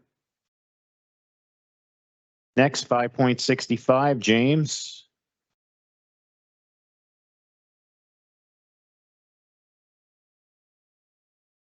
Evening, Council. President Waterman, it's getting late, so I want to say I really appreciate your time this evening. I'm an attorney. I represent tenants in Jersey City. I'm here tonight because I see what housing security does to people. When your home is under threat, when you're threatened with eviction, you live in constant fear and anxiety. And that's what I hear about the most from my clients, is anxiety. Anxiety over navigating courts while juggling work, childcare, all the things that working people deal with. Anxiety over retaliation from landlords for saying the wrong thing or for complaining too much about terrible conditions. Anxiety over being made homeless. Right to Council would change all that. Some comments about Right to Council in New York City. After New York City introduced a very similar Right to Council program, the New York Law Journal ran an article including testimony from housing court judges praising Right to Council and the changes it brought. That's amazing to me. These are housing court judges. They should not be happy about Right to Council because they're not happy about anything that encourages litigation. But there you go. According to New York Legal Aid, right after Right to Council in New York City, eviction filings dropped 34%, evictions dropped 41%. In my opinion, those figures are why Right to Council is so critical, so telling. Did New York City tenants break rules 34% less? Did they fail to pay rent 41% less? Of course not. Landlords file intimidatory and legally dubious eviction cases against vulnerable tenants, tenants that they think won't fight back. Right to Council will make tenants less vulnerable, more likely to fight back. When the playing field is level, and that's really what Right to Council is about, leveling the playing field. When the playing field is level, people are evicted less, suffer less, are made homeless less, don't have to be anxious all the time. This is a city, not a business. It's a place for people to live. I urge you to vote aye to establish an Office of Right to Council and authorize the city to collect development fees. Thank you. Thank you. Next speaker, 5.66, Adrian.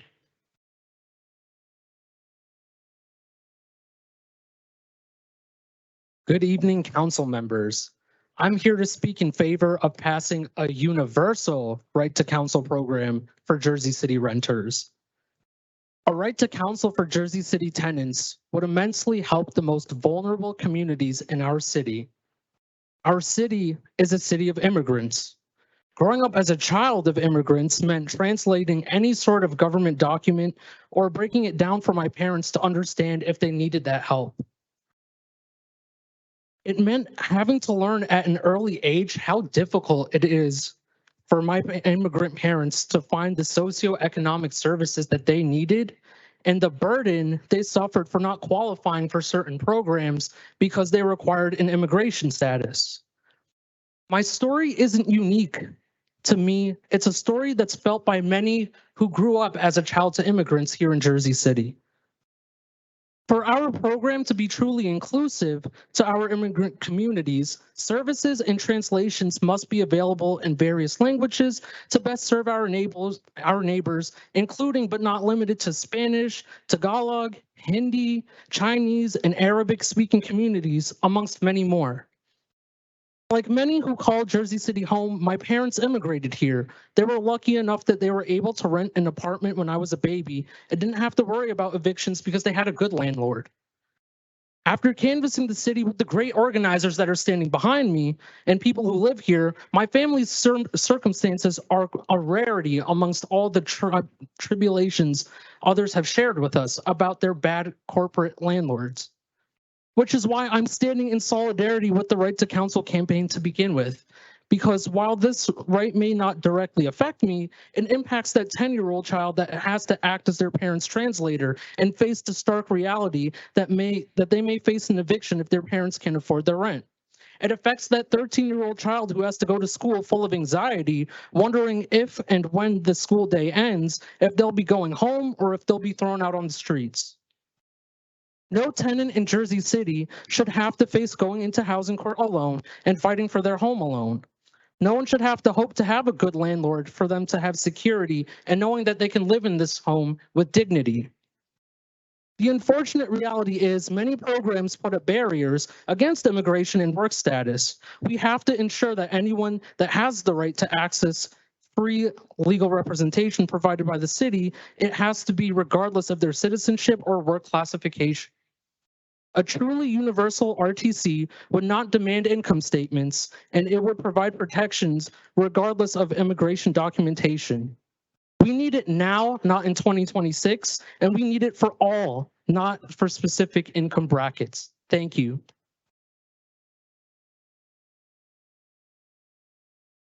Next speaker, 5.67, Marissa.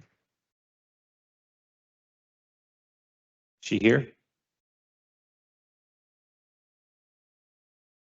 5.67, not here. Okay.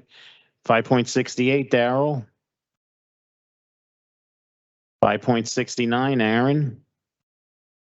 Arian. No. 5.70, Jaden.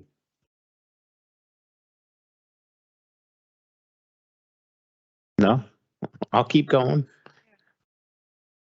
5.71, Deshaun. No. 5.72, Hilda. No. 5.73, Abdul.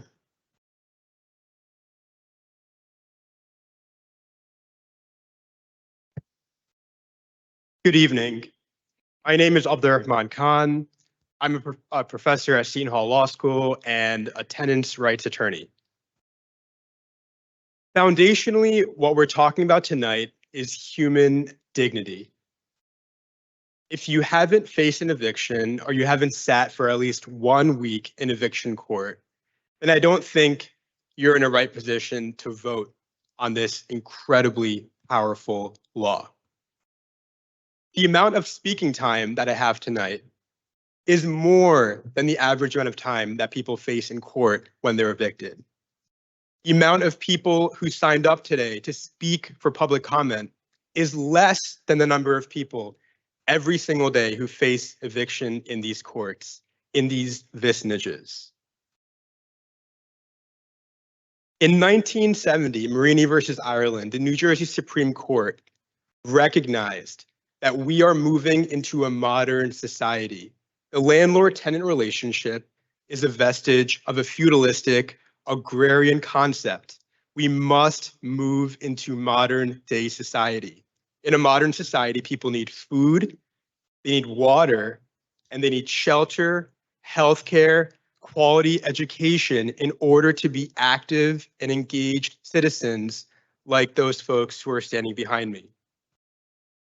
We know that right to counsel improves people's housing stability. I just received 2 texts from clients I represented 3 to 4 years ago who are still in their homes. We know that right to counsel is a sound economic investment, so sound that in Philadelphia, they found a $12 to $1 return based upon an economic advisory report from Stout Rizius Ross. This is an opportunity for Jersey City to step into the global light that is trying to step up in, to be innovative in a state that's principal value is innovation. This is a moment in time. This is our civil rights moment. And what does that mean? That means in 15, 20, 50 years, tonight matters. How we decide as a society to value the foundational dignity of being in your home, the anxiety that folks talk about, the desperation, the stress of having to move your belongings out, displacement globally and displacement locally is our fight. It's an honor to be surrounded by friends and neighbors who I came with, former students, and I believe that you will make the right decision. Thank you. Thank you. Next speaker, 5.74, Ricardo. What's that? Okay. 5.75 is a duplicate of 5.27, so we're going to skip that. 5.76, Jessica.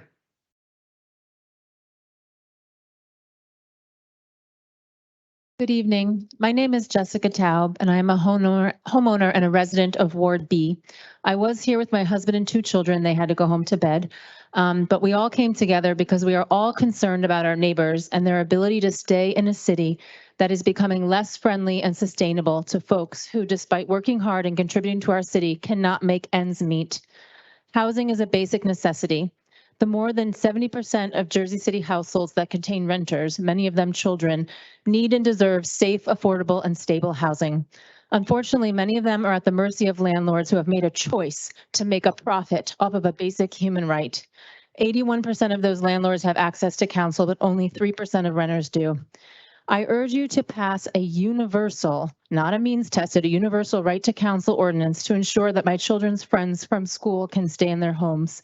We have already lost many of our beloved neighbors on Olean Avenue on the west side because their landlords have raised their rent astronomically or decided to sell their homes for a large profit. The most recent neighbor, living next door to us with 2 children, was not sure of his rights when his landlord decided to sell. He was worried a new owner might make him leave without warning, so his family packed up and moved away from a street, a community his children had grown up in. Had he had legal counsel, perhaps he would still be there. Perhaps we would still be chatting in the morning about the stray cats we've had neutered and feed, helping each other look out for packages, or taking out one another's recycling when one of us is out of town. When we don't support initiatives like this, we risk breaking up stable communities that make our streets safer. I urge you again to make this right to counsel universal for all tenants. Don't make it means tested. Make sure it has its own city office and ensure that developers pay to fund it. Having to prove income would be difficult and stressful to undocumented folks. It would also waste valuable resources testing income rather than using those resources to help more renters. If we really want to improve quality of life in Jersey City, we would be pouring resources into proactive programs such as this, as well as other proactive and universal programs such as the city's recreation summer camps and sports programs. Instead, I'm hearing now that families are being asked to pay for these programs as well after years of being universal and families having relied on them to keep their children safe, engaged, and learning new skills. And while the summer camp has a lower price for low-income families, again, this is also means tested, which makes a bureaucratic mess. The recreation programs, which are paid for by our tax dollars, money meant for the common good, should remain free and should be expanded to serve more children. I urge you to stand up for the residents of Jersey City. pass a universal right to counsel, make our recreation programs and summer camps solely funded by tax dollars, and finally, please do something to enforce the payroll tax and the rent control laws. Our schools need resources. We need people to stay in their homes. Thank you. Next, 5.77, Ryan. Good evening, Council. Again, my name is Ryan Spain, and I'm here tonight to encourage all of you to pass this right to counsel ordinance. So to begin, I want to address a concern that I've been hearing pretty often. And the concern is that this ordinance would somehow put landlords at a significant disadvantage, and that it would make it impossible for good landlords to get bad tenants out. And that concern is being cited as a basis to potentially weaken the bill and therefore limiting the amount of people who can benefit from a law like this. So to that end, in response, I want to encourage anyone here who has that position to please think about it and reconsider, and I'll explain. So the context here is that I'm an attorney, and I have spent some time solely practicing landlord-tenant law. And from my experience, I can tell you that landlord-tenant courts are very straightforward.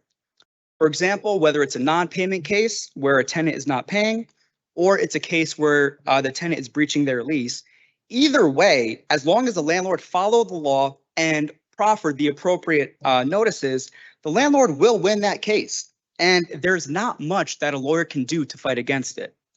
And I say all this to help demonstrate that good landlords who follow the law will have nothing to worry about when it comes to this ordinance, and it will not affect their operations in any way. What this law will do, however, is it will protect good tenants from landlords who are acting in bad faith. And I'm being very sincere here, because realistically, for the landlords out there, unless your business model is based entirely on cheating tenants, on neglecting your duties as a landlord, or using intimidation tactics, or based on illegally raising rents, then you should not be concerned whatsoever about this law. Ultimately, what this law does is it acknowledges the power dynamic that exists between landlords and tenants, and it recognizes the inherent advantage that landlords have. So what it's really trying to do is balance that power scale out so that one party cannot take advantage of the other. In the end, I think my larger point here is that this is not an anti-landlord policy. This is an anti-bad landlord policy. I still want landlords to come here to invest, to make their profits, to help build up Jersey City. To be clear, I want these landlords to take advantage of the free market, but only if it's done within reason, because at the end of the day, the free market has never been a free license to take whatever you can from whomever you can. And this body is in the best position to stop them from doing that. And you do that with the policies that you enact. So once again, please pass right to council and help put these bad actors in check because they need it. Thank you. Next speaker, 5.78, Latresha. Tresha.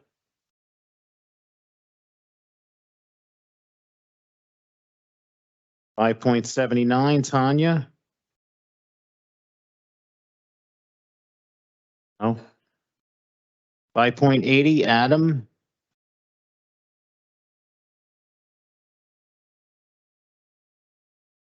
.81, Gabrielle.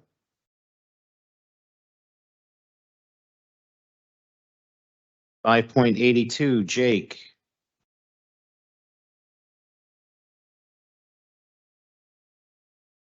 My name is Jake Efros. I'm a resident of the Heights, a union organizer, an organizer with Democratic Socialists of America, the DSA. I'm also a renter whose rent just went up yet again. So means testing, it refers to when social services are only available for people below a certain wage threshold, right? Means testing pretends like some working people are rich and some working people are poor, and we're on opposing sides of this wage threshold. So let's address this confusion. For example, Richard Lafrac, he's the billionaire owner of real estate giant Lafrac Organization, one of the corporations with the most massive footprints here in Jersey City. He himself is worth about $5.8 billion, or 86,000 times the average American's median income. Meanwhile, Veris Residential formerly Matt Calley, just sold 3 Harborside office buildings for a whopping $420 million. And the owner of the Beacon just got over $257 million in financing last month. So we got these giant developers, corporate landlords, and financial institutions deciding what gets built, what stays, what goes, and ultimately who gets to live in our city. So these billionaires and their companies are on one side. Who's on the other side?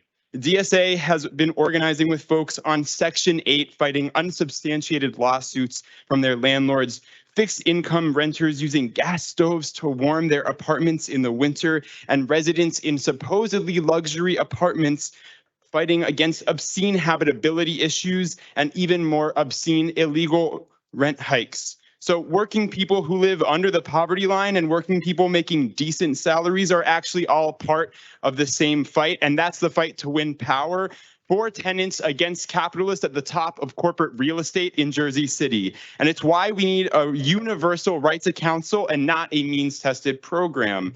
Capped at 80% of area median income, I'd be disqualified. With my $65,000 a year salary, about $1,000 too much. Many other tenant organizers here would be shut out too, but most importantly, it'd leave right to counsel vulnerable to being further scaled back, bureaucratically burdened, and ultimately divisive of working people based on an arbitrary line of income. So if we have to accept the very conservative legal interpretation that fees on development must be means tested, we can still pass a right to counsel that establishes a permanent office in city government, commits itself to universal coverage for every tenant, and making developers pay right here, right now. Because working people's struggle is not to fight against one another's incomes, but to fight alongside one another against corporate rule. Thank you. Thank you. Next, 5.83, Elena.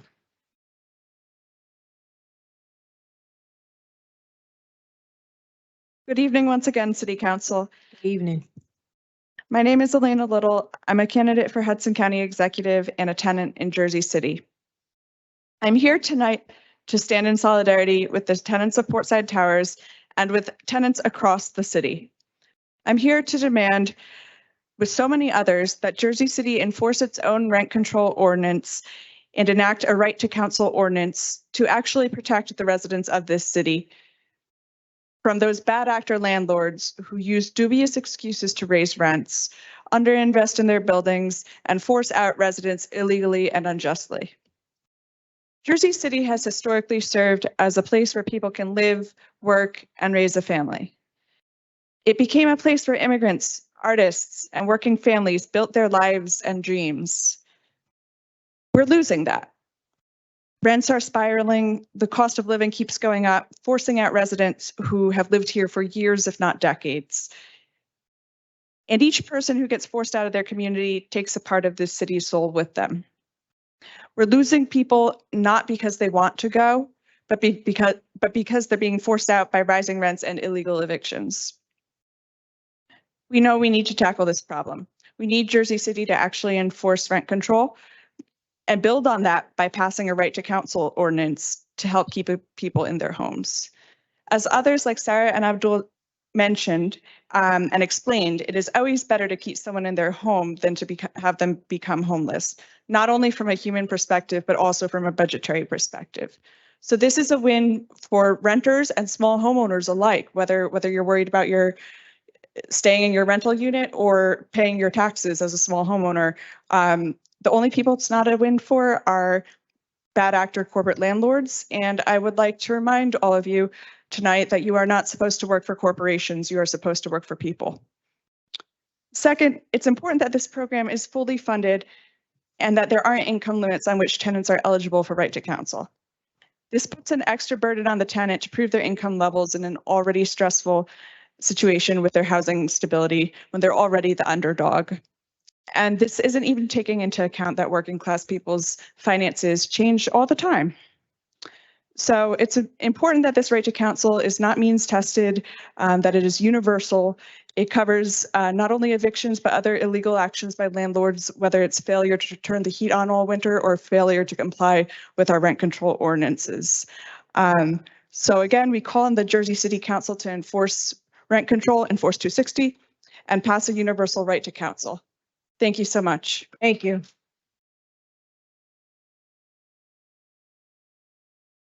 Next speaker, 5.84, Lisa.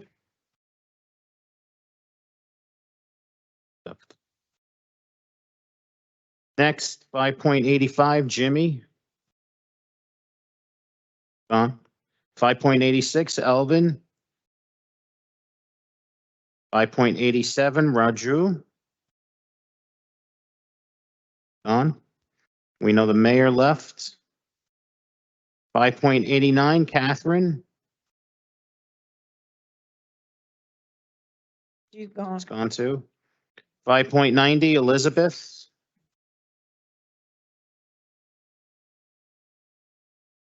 Council members, thank you so much for your time tonight. I know it's late and you guys have been here a long time, so thanks for all the work and support you guys give us. I just wanted to give a special thanks to Council members Ridley and Gilmore for meeting with me recently about my proposed cannabis dispensary in Ward F. To those of you who don't know me, my name is Elizabeth Seraphim. I'm the sole owner and CEO of my business, which is seeking to operate in Ward F at 784 Garfield.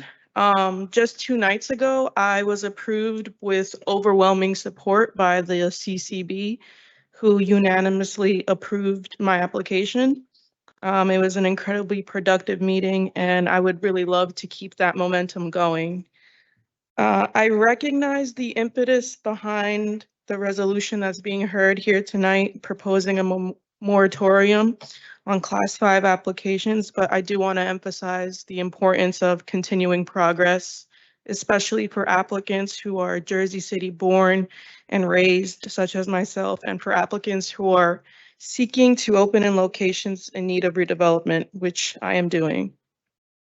I would respectfully request that the council members consider that a true local minority woman-owned business who has gone through every hoop to reach this point of approval could be negatively impacted.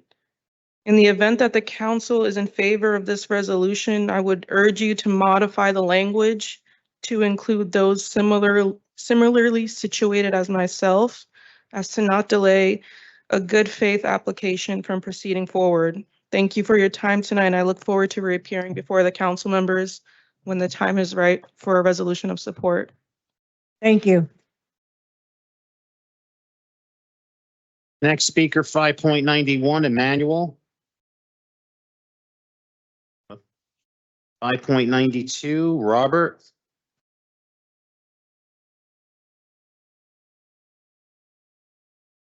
You left two. Okay. 5.93, Ezekiel.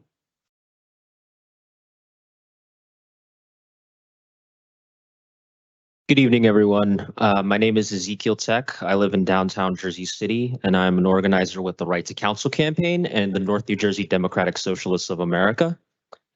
I was at the City Council caucus meeting on Monday where the Right to Counsel policy was first being discussed, and to be quite honest, I found it pretty baffling that there were more concerns being raised by some of the city councilors before me over how landlords would be impacted by the policy and whether tenants would bring lawsuits against the city, instead of talking about the horrendous impact developers have had on the eviction and affordability crisis that the many renters of Jersey City face. We should be talking about reining in abusive landlords who fail to maintain their properties, threaten tenants with evictions, and raise rents by unconscionable amounts, like what happened at Portside. Currently, landlords are represented by about 80% of cases in housing court, whereas tenants are only represented in about 3% of cases. Jersey City is the most expensive city in America, according to the New York Times from last year, with an average rent of $5,500 a month. There were also conversations about means testing at the caucus meeting as well, although of course those words weren't used. Let's be very clear. Means testing is about making working people jump through hoops to prove that they deserve to be treated decently, while wealthy developers in the city receive tax breaks and free rein to develop as they please and kick people out of their homes. Means testing also disproportionately impacts informal workers, many of whom are immigrants, as they will find it harder to prove their income and will be left out of this program. There is no reason why a city with a budget of $724 million cannot provide legal representation for all tenants regardless of their income, except for the purpose of watering down this proposal to the point that it is acceptable for developers. Scarcity is a political choice. This math is made all the more easier by the fact that the developer fees ordinance will provide the majority of the funding for the program. So I want to be very direct to the council members who stand before me tonight. You have a choice. You can side with the developers and landlords who are responsible for the eviction affordability crisis in Jersey City and Hudson County, or you can do your job as elected representatives and serve the majority of the people who make the city run and put you in power in the first place, the working class renters. Jersey City is watching, and make no mistake, we will remember which side you chose, developers or tenants. It's time to pass right to council with universal coverage, no means testing, and paid for by developers.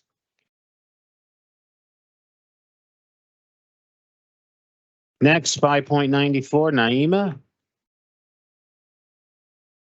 Good evening. Thank you, Council. I'm Naima Terry. I'm born and raised in Jersey City and current property owner at 539 Martin Luther King Drive in Ward F. I have been working on my Class 5 retail application, gathering and putting my team on retainer, my very local team, my local attorney, my local real estate developer consultant who's here tonight, my local architect, my local cannabis consultants, researching the industry and the legislation on my own, falling asleep watching the Jersey City CCB hearings and planning board meetings on YouTube. I have not accepted any partnerships as I am the sole owner applying as a minority woman social equity applicant in an impact zone. There are two other women here today who are the sole owners of their businesses. One waiting to get on the agenda. One just got approved on Monday night, who you just heard from. And I just submitted my application on Monday. I know Craig, who's born and raised in Jersey City, just got Jersey City CCB approval at the last meeting. And you also heard from John. I say all of this to say your people, your constituents, it's taken us a little longer to get to it, to get it together. And I know there are many more like us who are not at the front of big corporations or the 10% owner leading the way through your local process just to probably get brought out a year from now. We already didn't have the resources or backing by big companies as partners to shepherd this application process along quickly. And now that we have finally got it together or in the process to just about to submit our applications, while many are already paying hefty monthly leases and have full teams on retainers that are sending us monthly invoices, Jersey City, our city, is saying to us, sorry you couldn't get here fast enough to be one of the first applicants. But now we are going to stop your applications while these big companies and people who are not from Jersey City open first and are while we continue to pay rent, retainers, pay to reapply and file extensions for conditional licenses, while these non-Jersey City people open before us. I'm sorry it's taken us a little bit longer, but we are here. Please don't pass this resolution, and at the very least, publish a public notice with a future date to stop the process while you figure out the way to move forward with the application process. And I still have 26 minutes left. Can she speak, please? Nope. To be on Nope. 5.95, David. Is David here? No. 5.96, Michelle. No. 5.97, Jordy.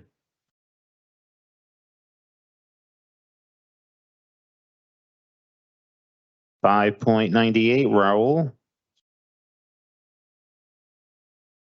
Oh. 5.99, Mary.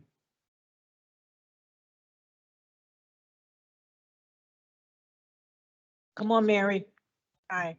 There's a little reverb on this, so tell me if you can't hear me. No, do you want me to Oh, if you- swear in? That's a good step. Stay right there. We can hear you. Okay.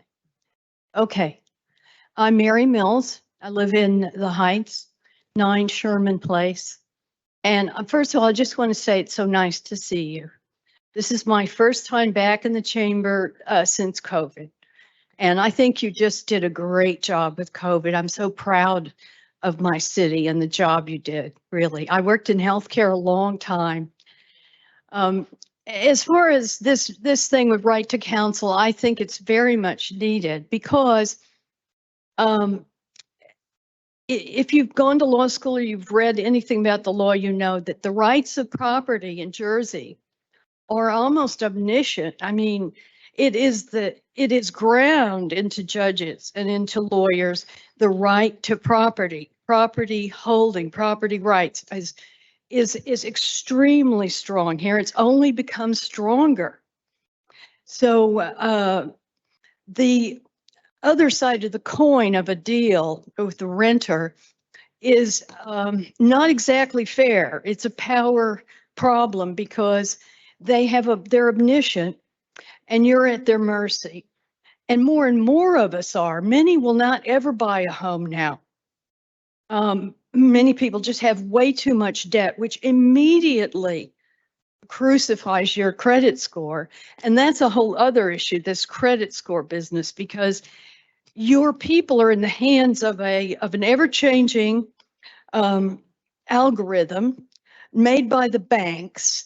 And it was their fault they got into so much trouble with the mortgages. I'm a realtor 21 years, so I saw those mortgages going through, and they've been doing it and continue to do it.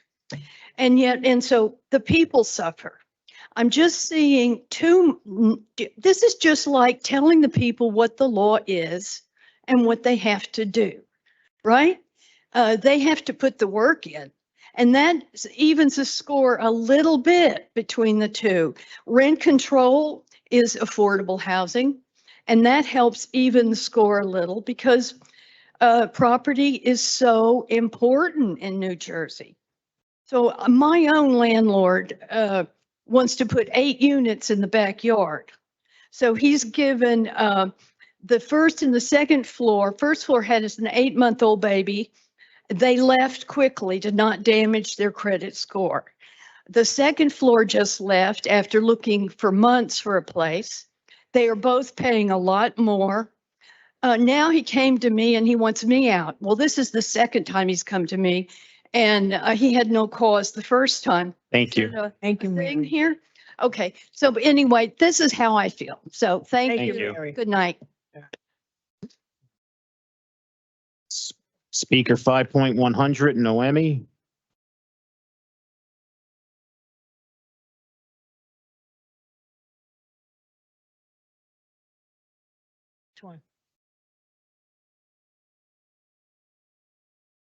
Excuse me? I'm here to provide interpretation. Okay. It's her testimony, though. Yep. Buenas tardes, concejal Jay Salomon y a todos los presentes. Mi nombre es Noemí Ruiz. Soy miembro de Se Hace Camino Nueva Jersey. Por los pasados 22 años, Jersey City ha sido mi hogar. Mi hija de 11 años nació y creció aquí, y aquí es donde elegimos florecer como familia. So, good afternoon, Councilman Solomon and all council members present. My name is Noemi Ruiz, and I'm a member of Make the Road, New Jersey. For the last 22 years, Jersey City has been my home. My 11-year-old daughter was born and raised here, and this city is where we decided to grow our family. Por más de 20 años he trabajado en la industria del servicio de alimentos. Soy madre soltera, soy una trabajadora esencial, soy una persona que paga sus impuestos año tras año y soy una arrendataria de la ciudad de Jersey City. For more than 20 years, I've worked in the food service industry. I'm a single mother and an essential worker and someone who pays taxes year after year, and I'm a renter in Jersey City. En el 2014, un automóvil me atropelló dañando uno de mis brazos y dejándome sin poder trabajar. Utilicé todos mis ahorros para no perder mi hogar. 3 años después, mi casero me desalojó por negarme a pagar $250 extra por manutención del drenaje de la ciudad y por quejarme de la insalubridad causada por cucarachas y ratones. So in 2014, a car hit me and hurt one of my arms, leaving me without the ability to work. I used my savings to pay for my home in order to not lose my home. 3 years later, my landlord evicted me for refusing to pay an extra $250 for maintenance fees associated with the city's drainage system, and because I complained about the unsanitary conditions in my apartment. Día tras día, personas como yo vivimos en la incertidumbre de ser desalojados y también de ser abusados por un sistema que favorece a los que tienen más dinero, dejando a las comunidades más vulnerables sin una representación legal justa, digna y de calidad. Por eso pido el apoyo para establecer un programa de derecho a un abogado que garantice que el gobierno local proporcione servicios legales, representación y asesoramiento legal a inquilinos en su jurisdicción que se enfrenta a un desalojo u otros problemas de vivienda. Day after day, people like myself live with the uncertainty of being evicted and also of being abused by a system that favors the rich, those who have money, leaving the most vulnerable communities without just, dignified, or quality legal representation. Because of that, I ask that you support to establish the Right to Counsel program to guarantee that the government provides legal services and representation and legal advice to renters and tenants in the city who are facing eviction or other housing issues. Vivir con dignidad no debe de ser un privilegio exclusivo para personas con dinero. Thank you. Thank you. Thank you. To live with dignity should not be an exclusive privilege for the rich. Living with dignity should be a right for everyone. All of us who reside in this beautiful city. Thank you. Thank you. Next speaker, 5.101, Rosemary. Rosemary. 5.102, Karina. 5.103, Joe.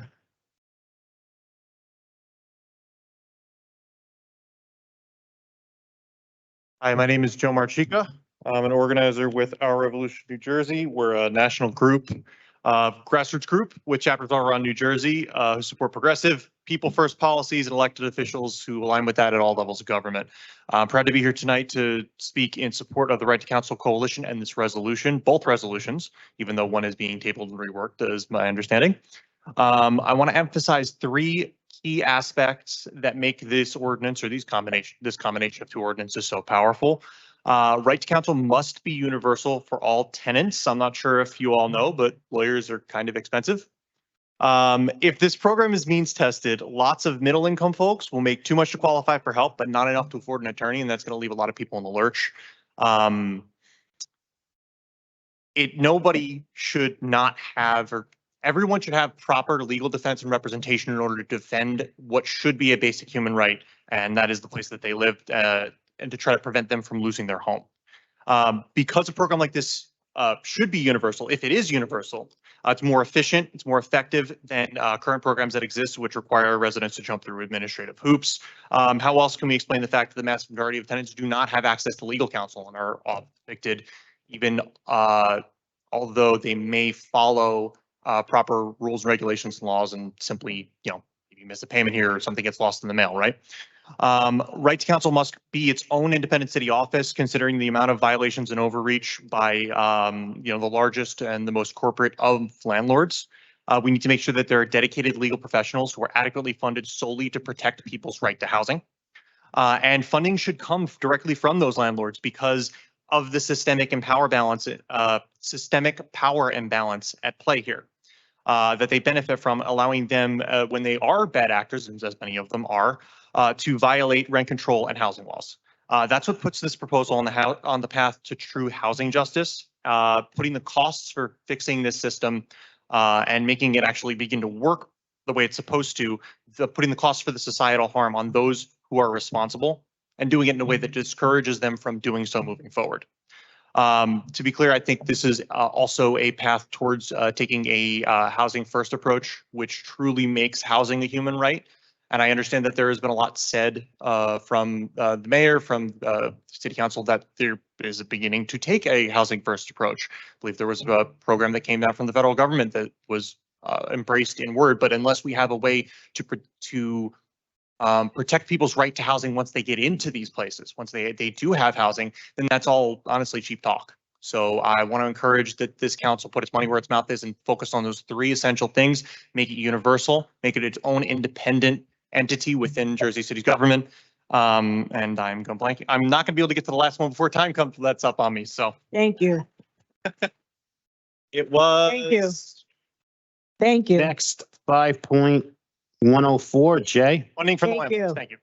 Big, just follow. 5.104, Jay. Not here. 5.105, Shireen. She left. 5.106, Sean. Left. 5.107, Colin. He left too.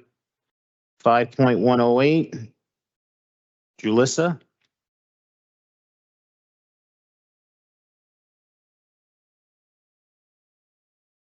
Good evening. I'm here to discuss resolution 23-282, agenda number 1040 here on the agenda today.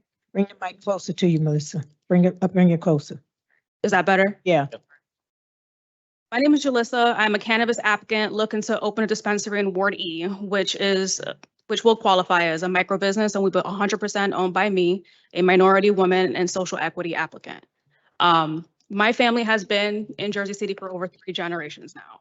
My grandfather came from Puerto Rico in the 50s. My mother's family came here in the 80s. We settled in the Lafayette area, and I grew up there. That's where we're from.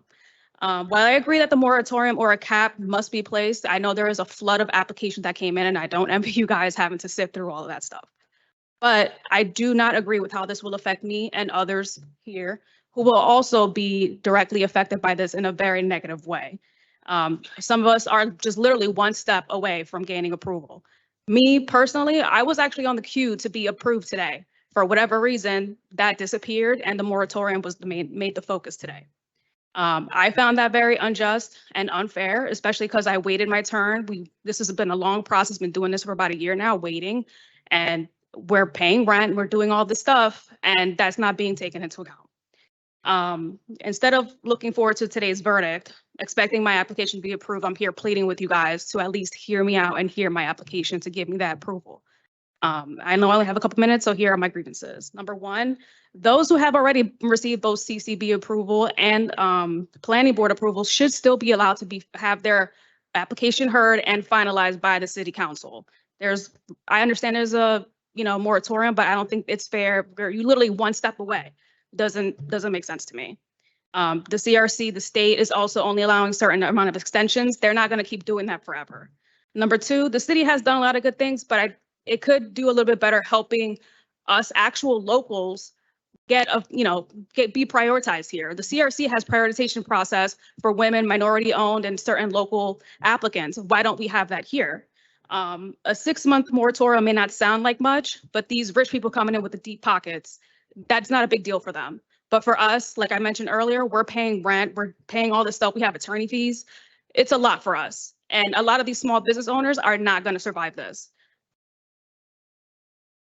Not only is there a 6-month delay, imagine you have to wait 6 months to see the city council. You get that approval. Then you go to the CRC, they take at least 90 days to even give you an answer. Let's say you get that approved. Now you can't take out a permit here in Jersey City without getting the CRC approval, right? So now you have to put in the process to do the permits, however long that takes. We know how that is here in Jersey City, right? I've been through it myself.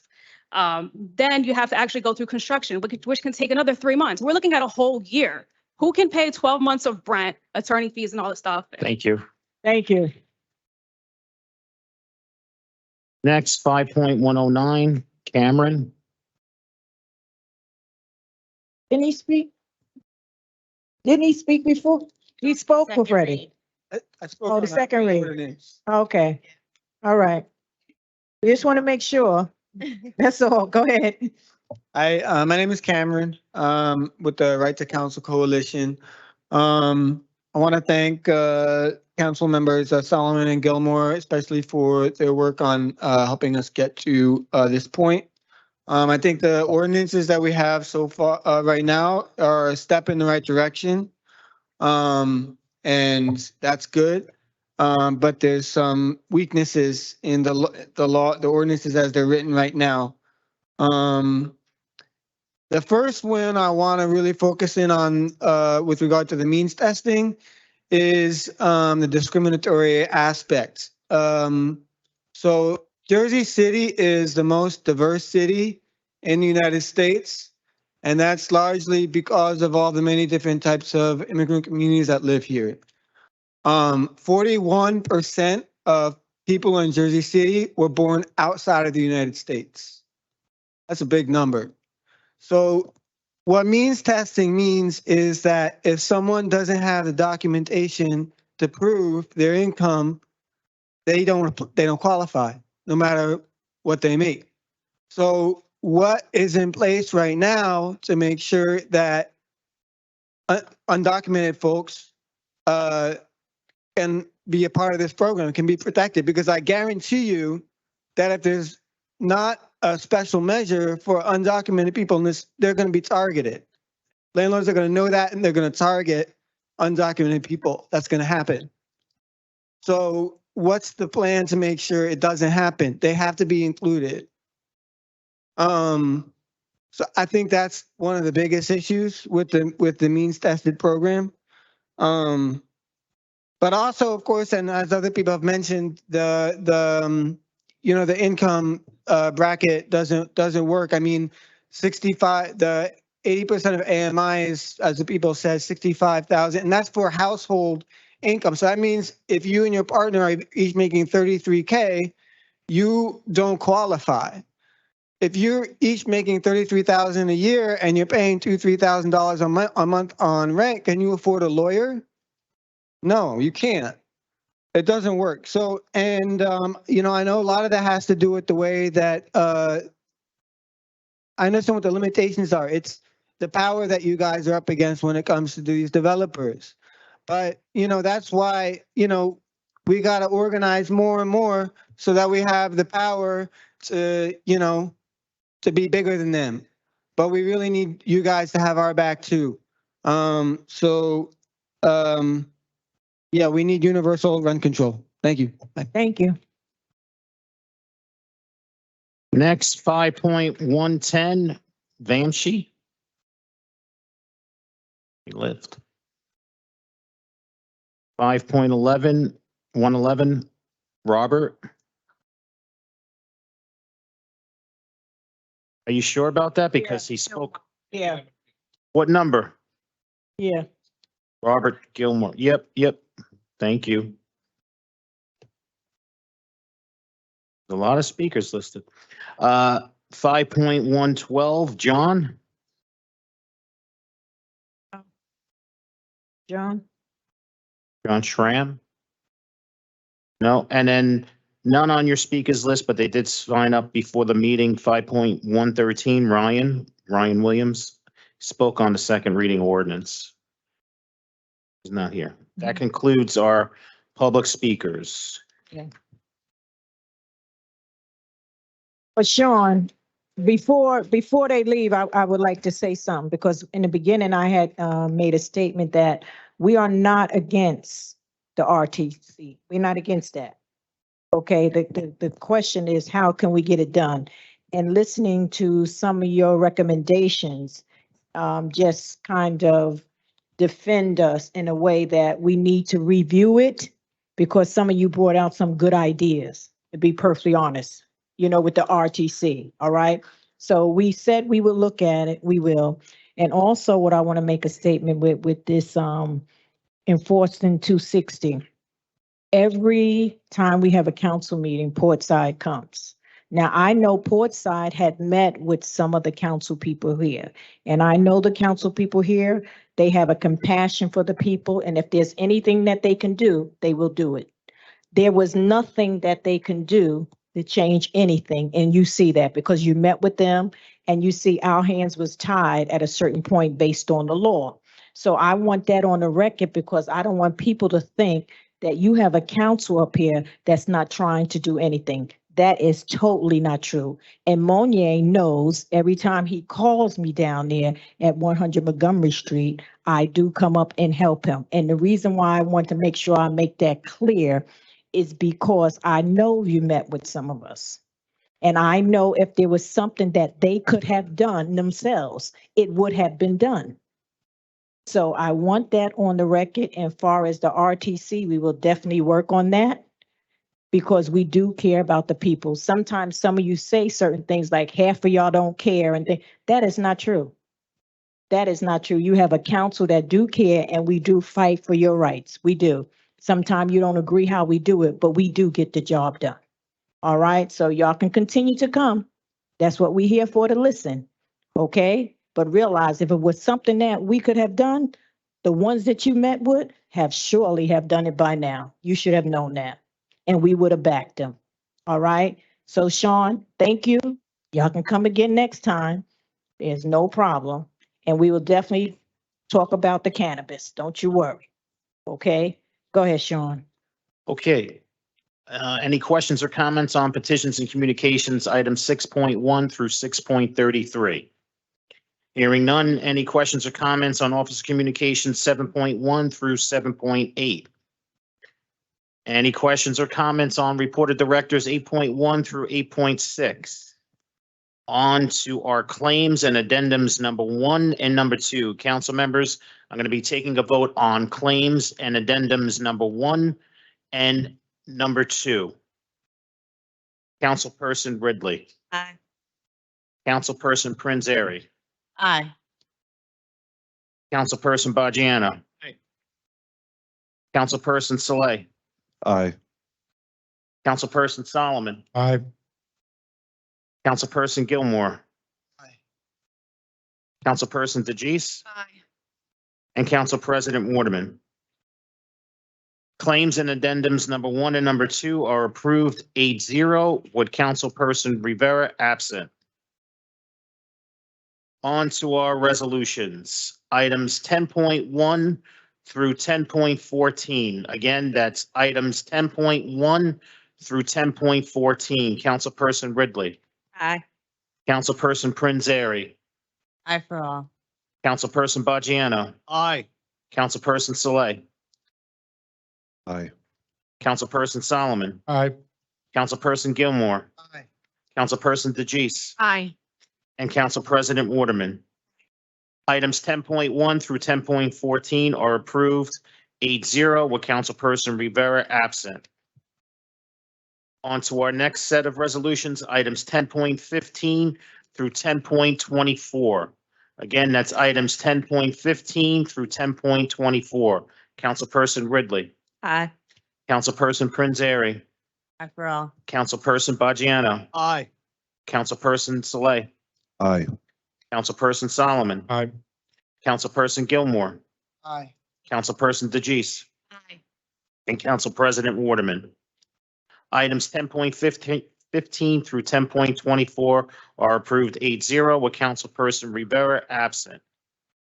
On to our next set of resolutions, items 10.25 through 10.33. And council members, item 10.30 was prematurely marked as withdrawn. It is not being withdrawn by the administration, just to confirm, right, Peter? That is correct, yes. Thank you. Can I pause? Yep.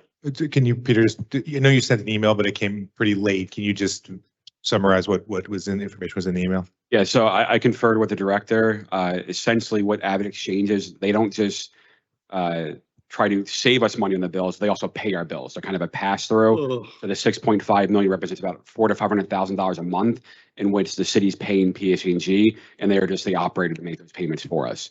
So that's basically our electric and gas bill for this. So it's the electric and gas bill that we're authorizing. Correct. And you may not know now, but do you know, the trends, has it gone up or down over the last couple of years? I don't know exactly. I think it's, well, the information they gave me is about 525,000 per month, and I don't think that's changed too much. So that's in line with what we've budgeted for this amount. How much are we saving? Are we saving any money from having, because you said that they come in and save money. I mean, what's the? So their goal is to try to find ways to make us more efficient to save money. I don't know the exact figures of what they have or hasn't saved us. What they cost us is about $14,400 annually. Their biggest job is to actually open up our bills and make sure we're paying them on time. We have thousands of bills. I think including that list was if the different locations we have. So their job is just to make sure those locations, the bills come in, they pay them and they're paid on time. How are we doing it right now? Like, they are doing it right. I mean, how they currently are. That's correct. Okay. Okay, just checking if this is something new or this is like, okay. All right, thank you. Okay, so council members, we taking the vote on items 10.25 through 10.33. Councilperson Ridley, Aye. Councilperson Prinzary, Aye for all. Councilperson Bajano, Aye. Councilperson Saleh, Aye. Councilperson Solomon, Councilperson Gilmore, Aye. Councilperson DeJeece, and Council President Waterman. Items 10.25 through 10.33 are approved 8-0 with Councilperson Rivera absent. Okay, council members, before I take a vote for items, which is the balance 10.34 through 10.45, I believe on item 10.40, Motion to amend. so there's a motion to amend item 10.40, resolution 23-282. I believe the amendment is to change the effective date to May 15th at 11:59 PM. Yes, yes. Confirm with Councilperson DeJeece, that was the intent, correct? That is correct. We're not trying to move the goalpost for anyone. It was something that was not thought of when we were writing this, so people in the pipeline can move forward until then. Yes, that's pretty much it. And another 30 days, it'll go into effect if voted on. And we'll have something more substantive when it comes to like the ordinance and putting a cap in place. There's a few things that we have to clean up with the ordinance. So it'll give everyone time. Peter, what I want to know is how many micro businesses did we pass so far? I can get that number for you. Okay, get it for me. Okay, so who is making the motion to amend item 10.40, resolution 23-282 to change the effective date to May 15th, 2023 at 11:59 PM? I'll make the motion, John. Second. Motion made by Councilperson DeJeece, seconded by Councilperson Prinzary. Did I get that right? Yes. Yes. All right. I don't know, I heard some talking over there. I didn't know. All right. Ignore that. On the item to amend, on the motion to amend item 10.40, resolution 23-282, Councilperson Ridley, Aye. Councilperson Prinzary, Aye. Councilperson Bajano, Aye. Councilperson Saleh, Aye. Councilperson Solomon, Aye. Councilperson Gilmore, Aye. Councilperson DeJeece, and Council President Waterman. Aye. Motion to amend item 10.40, resolution 23-282 is approved 8-0 with Councilperson Rivera absent. I can confirm that that is not a substantial change. Thank you. So council members, I'll be taking a vote on items 10.34 through 10.45 and 10.40 as amended. Councilperson Ridley. Aye. Dawn, can I just say something before the council votes?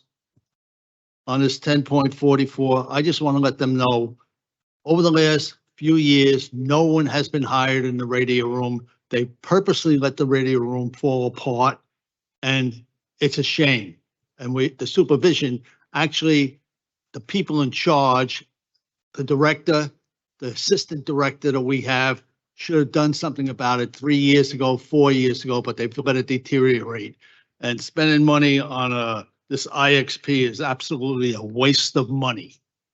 And, you know, if the people in charge should have done something over the last 3 or 4 years. All right, Sean. Okay. Got an aye from Councilperson Ridley. Next, Councilperson Prinzary. Thank you for making the floor amendment for 1040. There will also be at the next meeting, and resolution for an ad hoc committee to make some of these changes as we move forward. But also making sure that the CCB planning, members of the council and some members of the public will be a part of the process. That aye for all. Councilperson Bajano. No for 1044, and I think it's a shame what the management of the police department has done, the public safety division. Aye and all the rest. Councilperson Saleh. I'm gonna vote aye. You said 1034? 1034 through 1045 and 1040 as amended. Okay, from 1034 to 1042, I'm gonna vote aye. And, you know, I want to say that in the next iteration of the cannabis ordinance, we should make sure that social equity applicants and minorities and women are given priority. I do think we have a lot of women here that, Jersey City born and bred and raised, and they deserve a shot just like anybody else. If not, we should be giving them the hand to have a chance at success.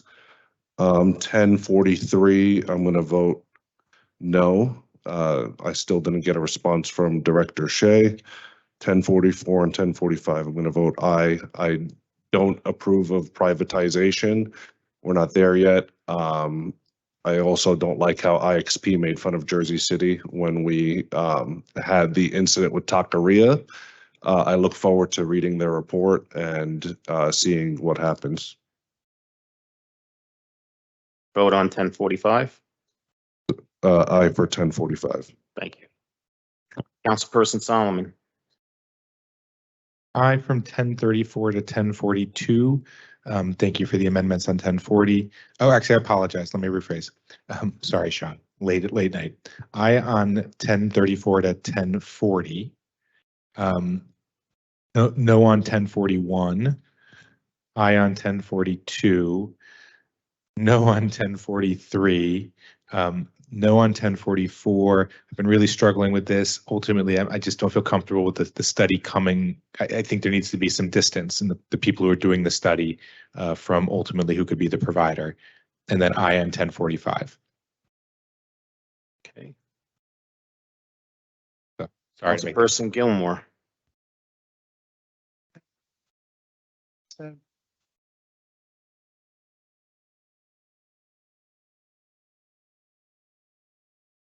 Gonna vote aye. Just in regards to the CCRB, this is a hot topic, but I understand that we, as a council, we have to have some control over what's going on. And I was pondering how this would affect people, because I know that minorities and individuals who didn't necessarily have the big financial capacity were going to run into some roadblocks, and I didn't want to get in the business of penalizing them. So I'm grateful that we've amended it. In fact, I hope that we don't even take the whole 6 months to try to make sense of this and get it right. 1043, I'm going to vote no. Again, we didn't receive anything. 6.5 is a lot of money. Then the rationale's given. We may not use it. So, why is it out there like that? 1044, I'm going to vote no as well. I stand with the 911 operators. They just received the award. I went down there. I watched the operations. These people work hard. So I'm not willing to just make it like it's their fault. I do agree that, some things need to be corrected, but I think that needs to be in upper management. So I'll vote no on those two. And 45. Where's 45? Oh, 45 is referral to the planning. Okay, yeah. So I'll vote yes on 45 for the 45 for the plan. So the only two you're voting no on is 10.43 and 44. Yes. Very good. Councilperson DeGise. I vote aye on all. I hope 10.40 is a brief break. And again, it was not to stop anyone who was in the process. And I'm glad that we were able to fix that. Hopefully see you on the agenda here soon. We're actually pausing to check our current state versus what our desired state is supposed to be. And that really is in all of our minds to prioritize Jersey City residents, social equity applicants, people who want to create businesses here, raise their families here. And that's what we're really trying to do. But we need to pause, look at why nobody is open just yet, put the pins in the map, make sure that we're doing this correctly and going forward really strong so you guys stay in business, not just get to create one business, but actually stay in business. Only 25% of these businesses are slated to stay in business by state, notes. We want to ensure that in Jersey City, we're doing all that we can to keep you in business and keep you here. Thank you for your patience. I vote aye on all. Council President Waterman. On 10.40, the reason why I am requesting how many small businesses have been approved, because part of the goal was to help women in minority business from the very beginning. And so if there's not a sufficient number that should have been approved, then we failed as a city. Because this cannabis business was supposed to help women in minority. I know we stressed that, we was concerned about that. What I have seen so far, based on the information I'm receiving, a lot of the big guys have come in and been approved. But when we were meeting with different cannabis applicants and those who wanted to be approved, I was surprised that some people from the community allowed them to be put on their application and have 5% ownership. I was surprised because I know that some of them did not live here, but based on what you can do that. That was allowed. And so what happened in that case, it probably squeezed out a little of the little guys, but the community, some of them agreed to that because they allowed their name to be put on that application. Now we're faced with decisions on how to go forward with this, because we see it's just really is out of control. That's just the truth. It's out of control. And so we're just trying to put it on pause just to see how we can make it come back into what we really wanted it to be. So that's why I want to know how many, micro businesses have been approved, how many were women and how many were minority, because that was the whole intention, because we do want to create generation wealth. And since the cannabis industry has been built on the backbones of minorities and they are the ones who suffer, they should definitely be the ones that prosper. So that is my concern. So that's why I asked for that, not to think, I don't want you to think that I don't want you to have the business. I'm just concerned about what happened in the process. Okay.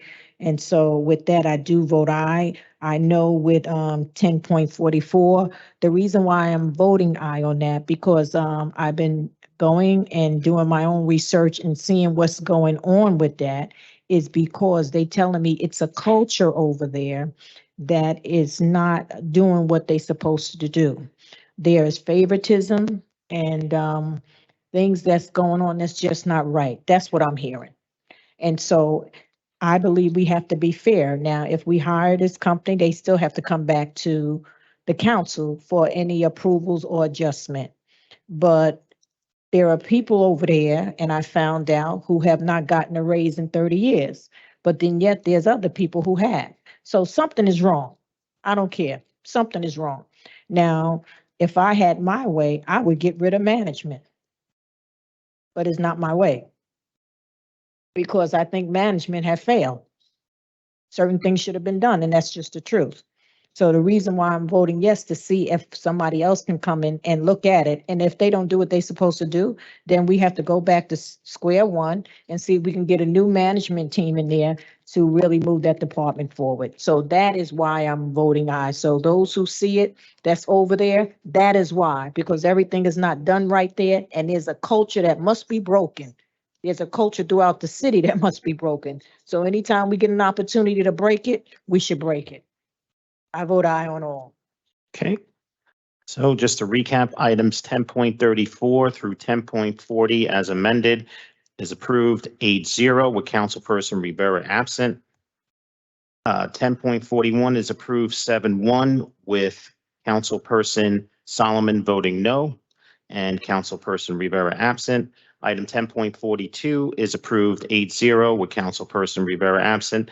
Item 10.43 is approved 5-3 with council members Saleh, Solomon, and Gilmore voting no, and Councilperson Rivera absent. Item 10.44 is also approved 5-3 with council members Baggiano, Solomon, and Gilmore voting no.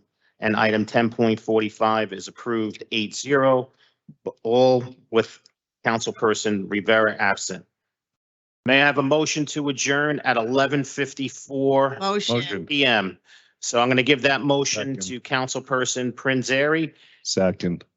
seconded by Councilperson Saleh.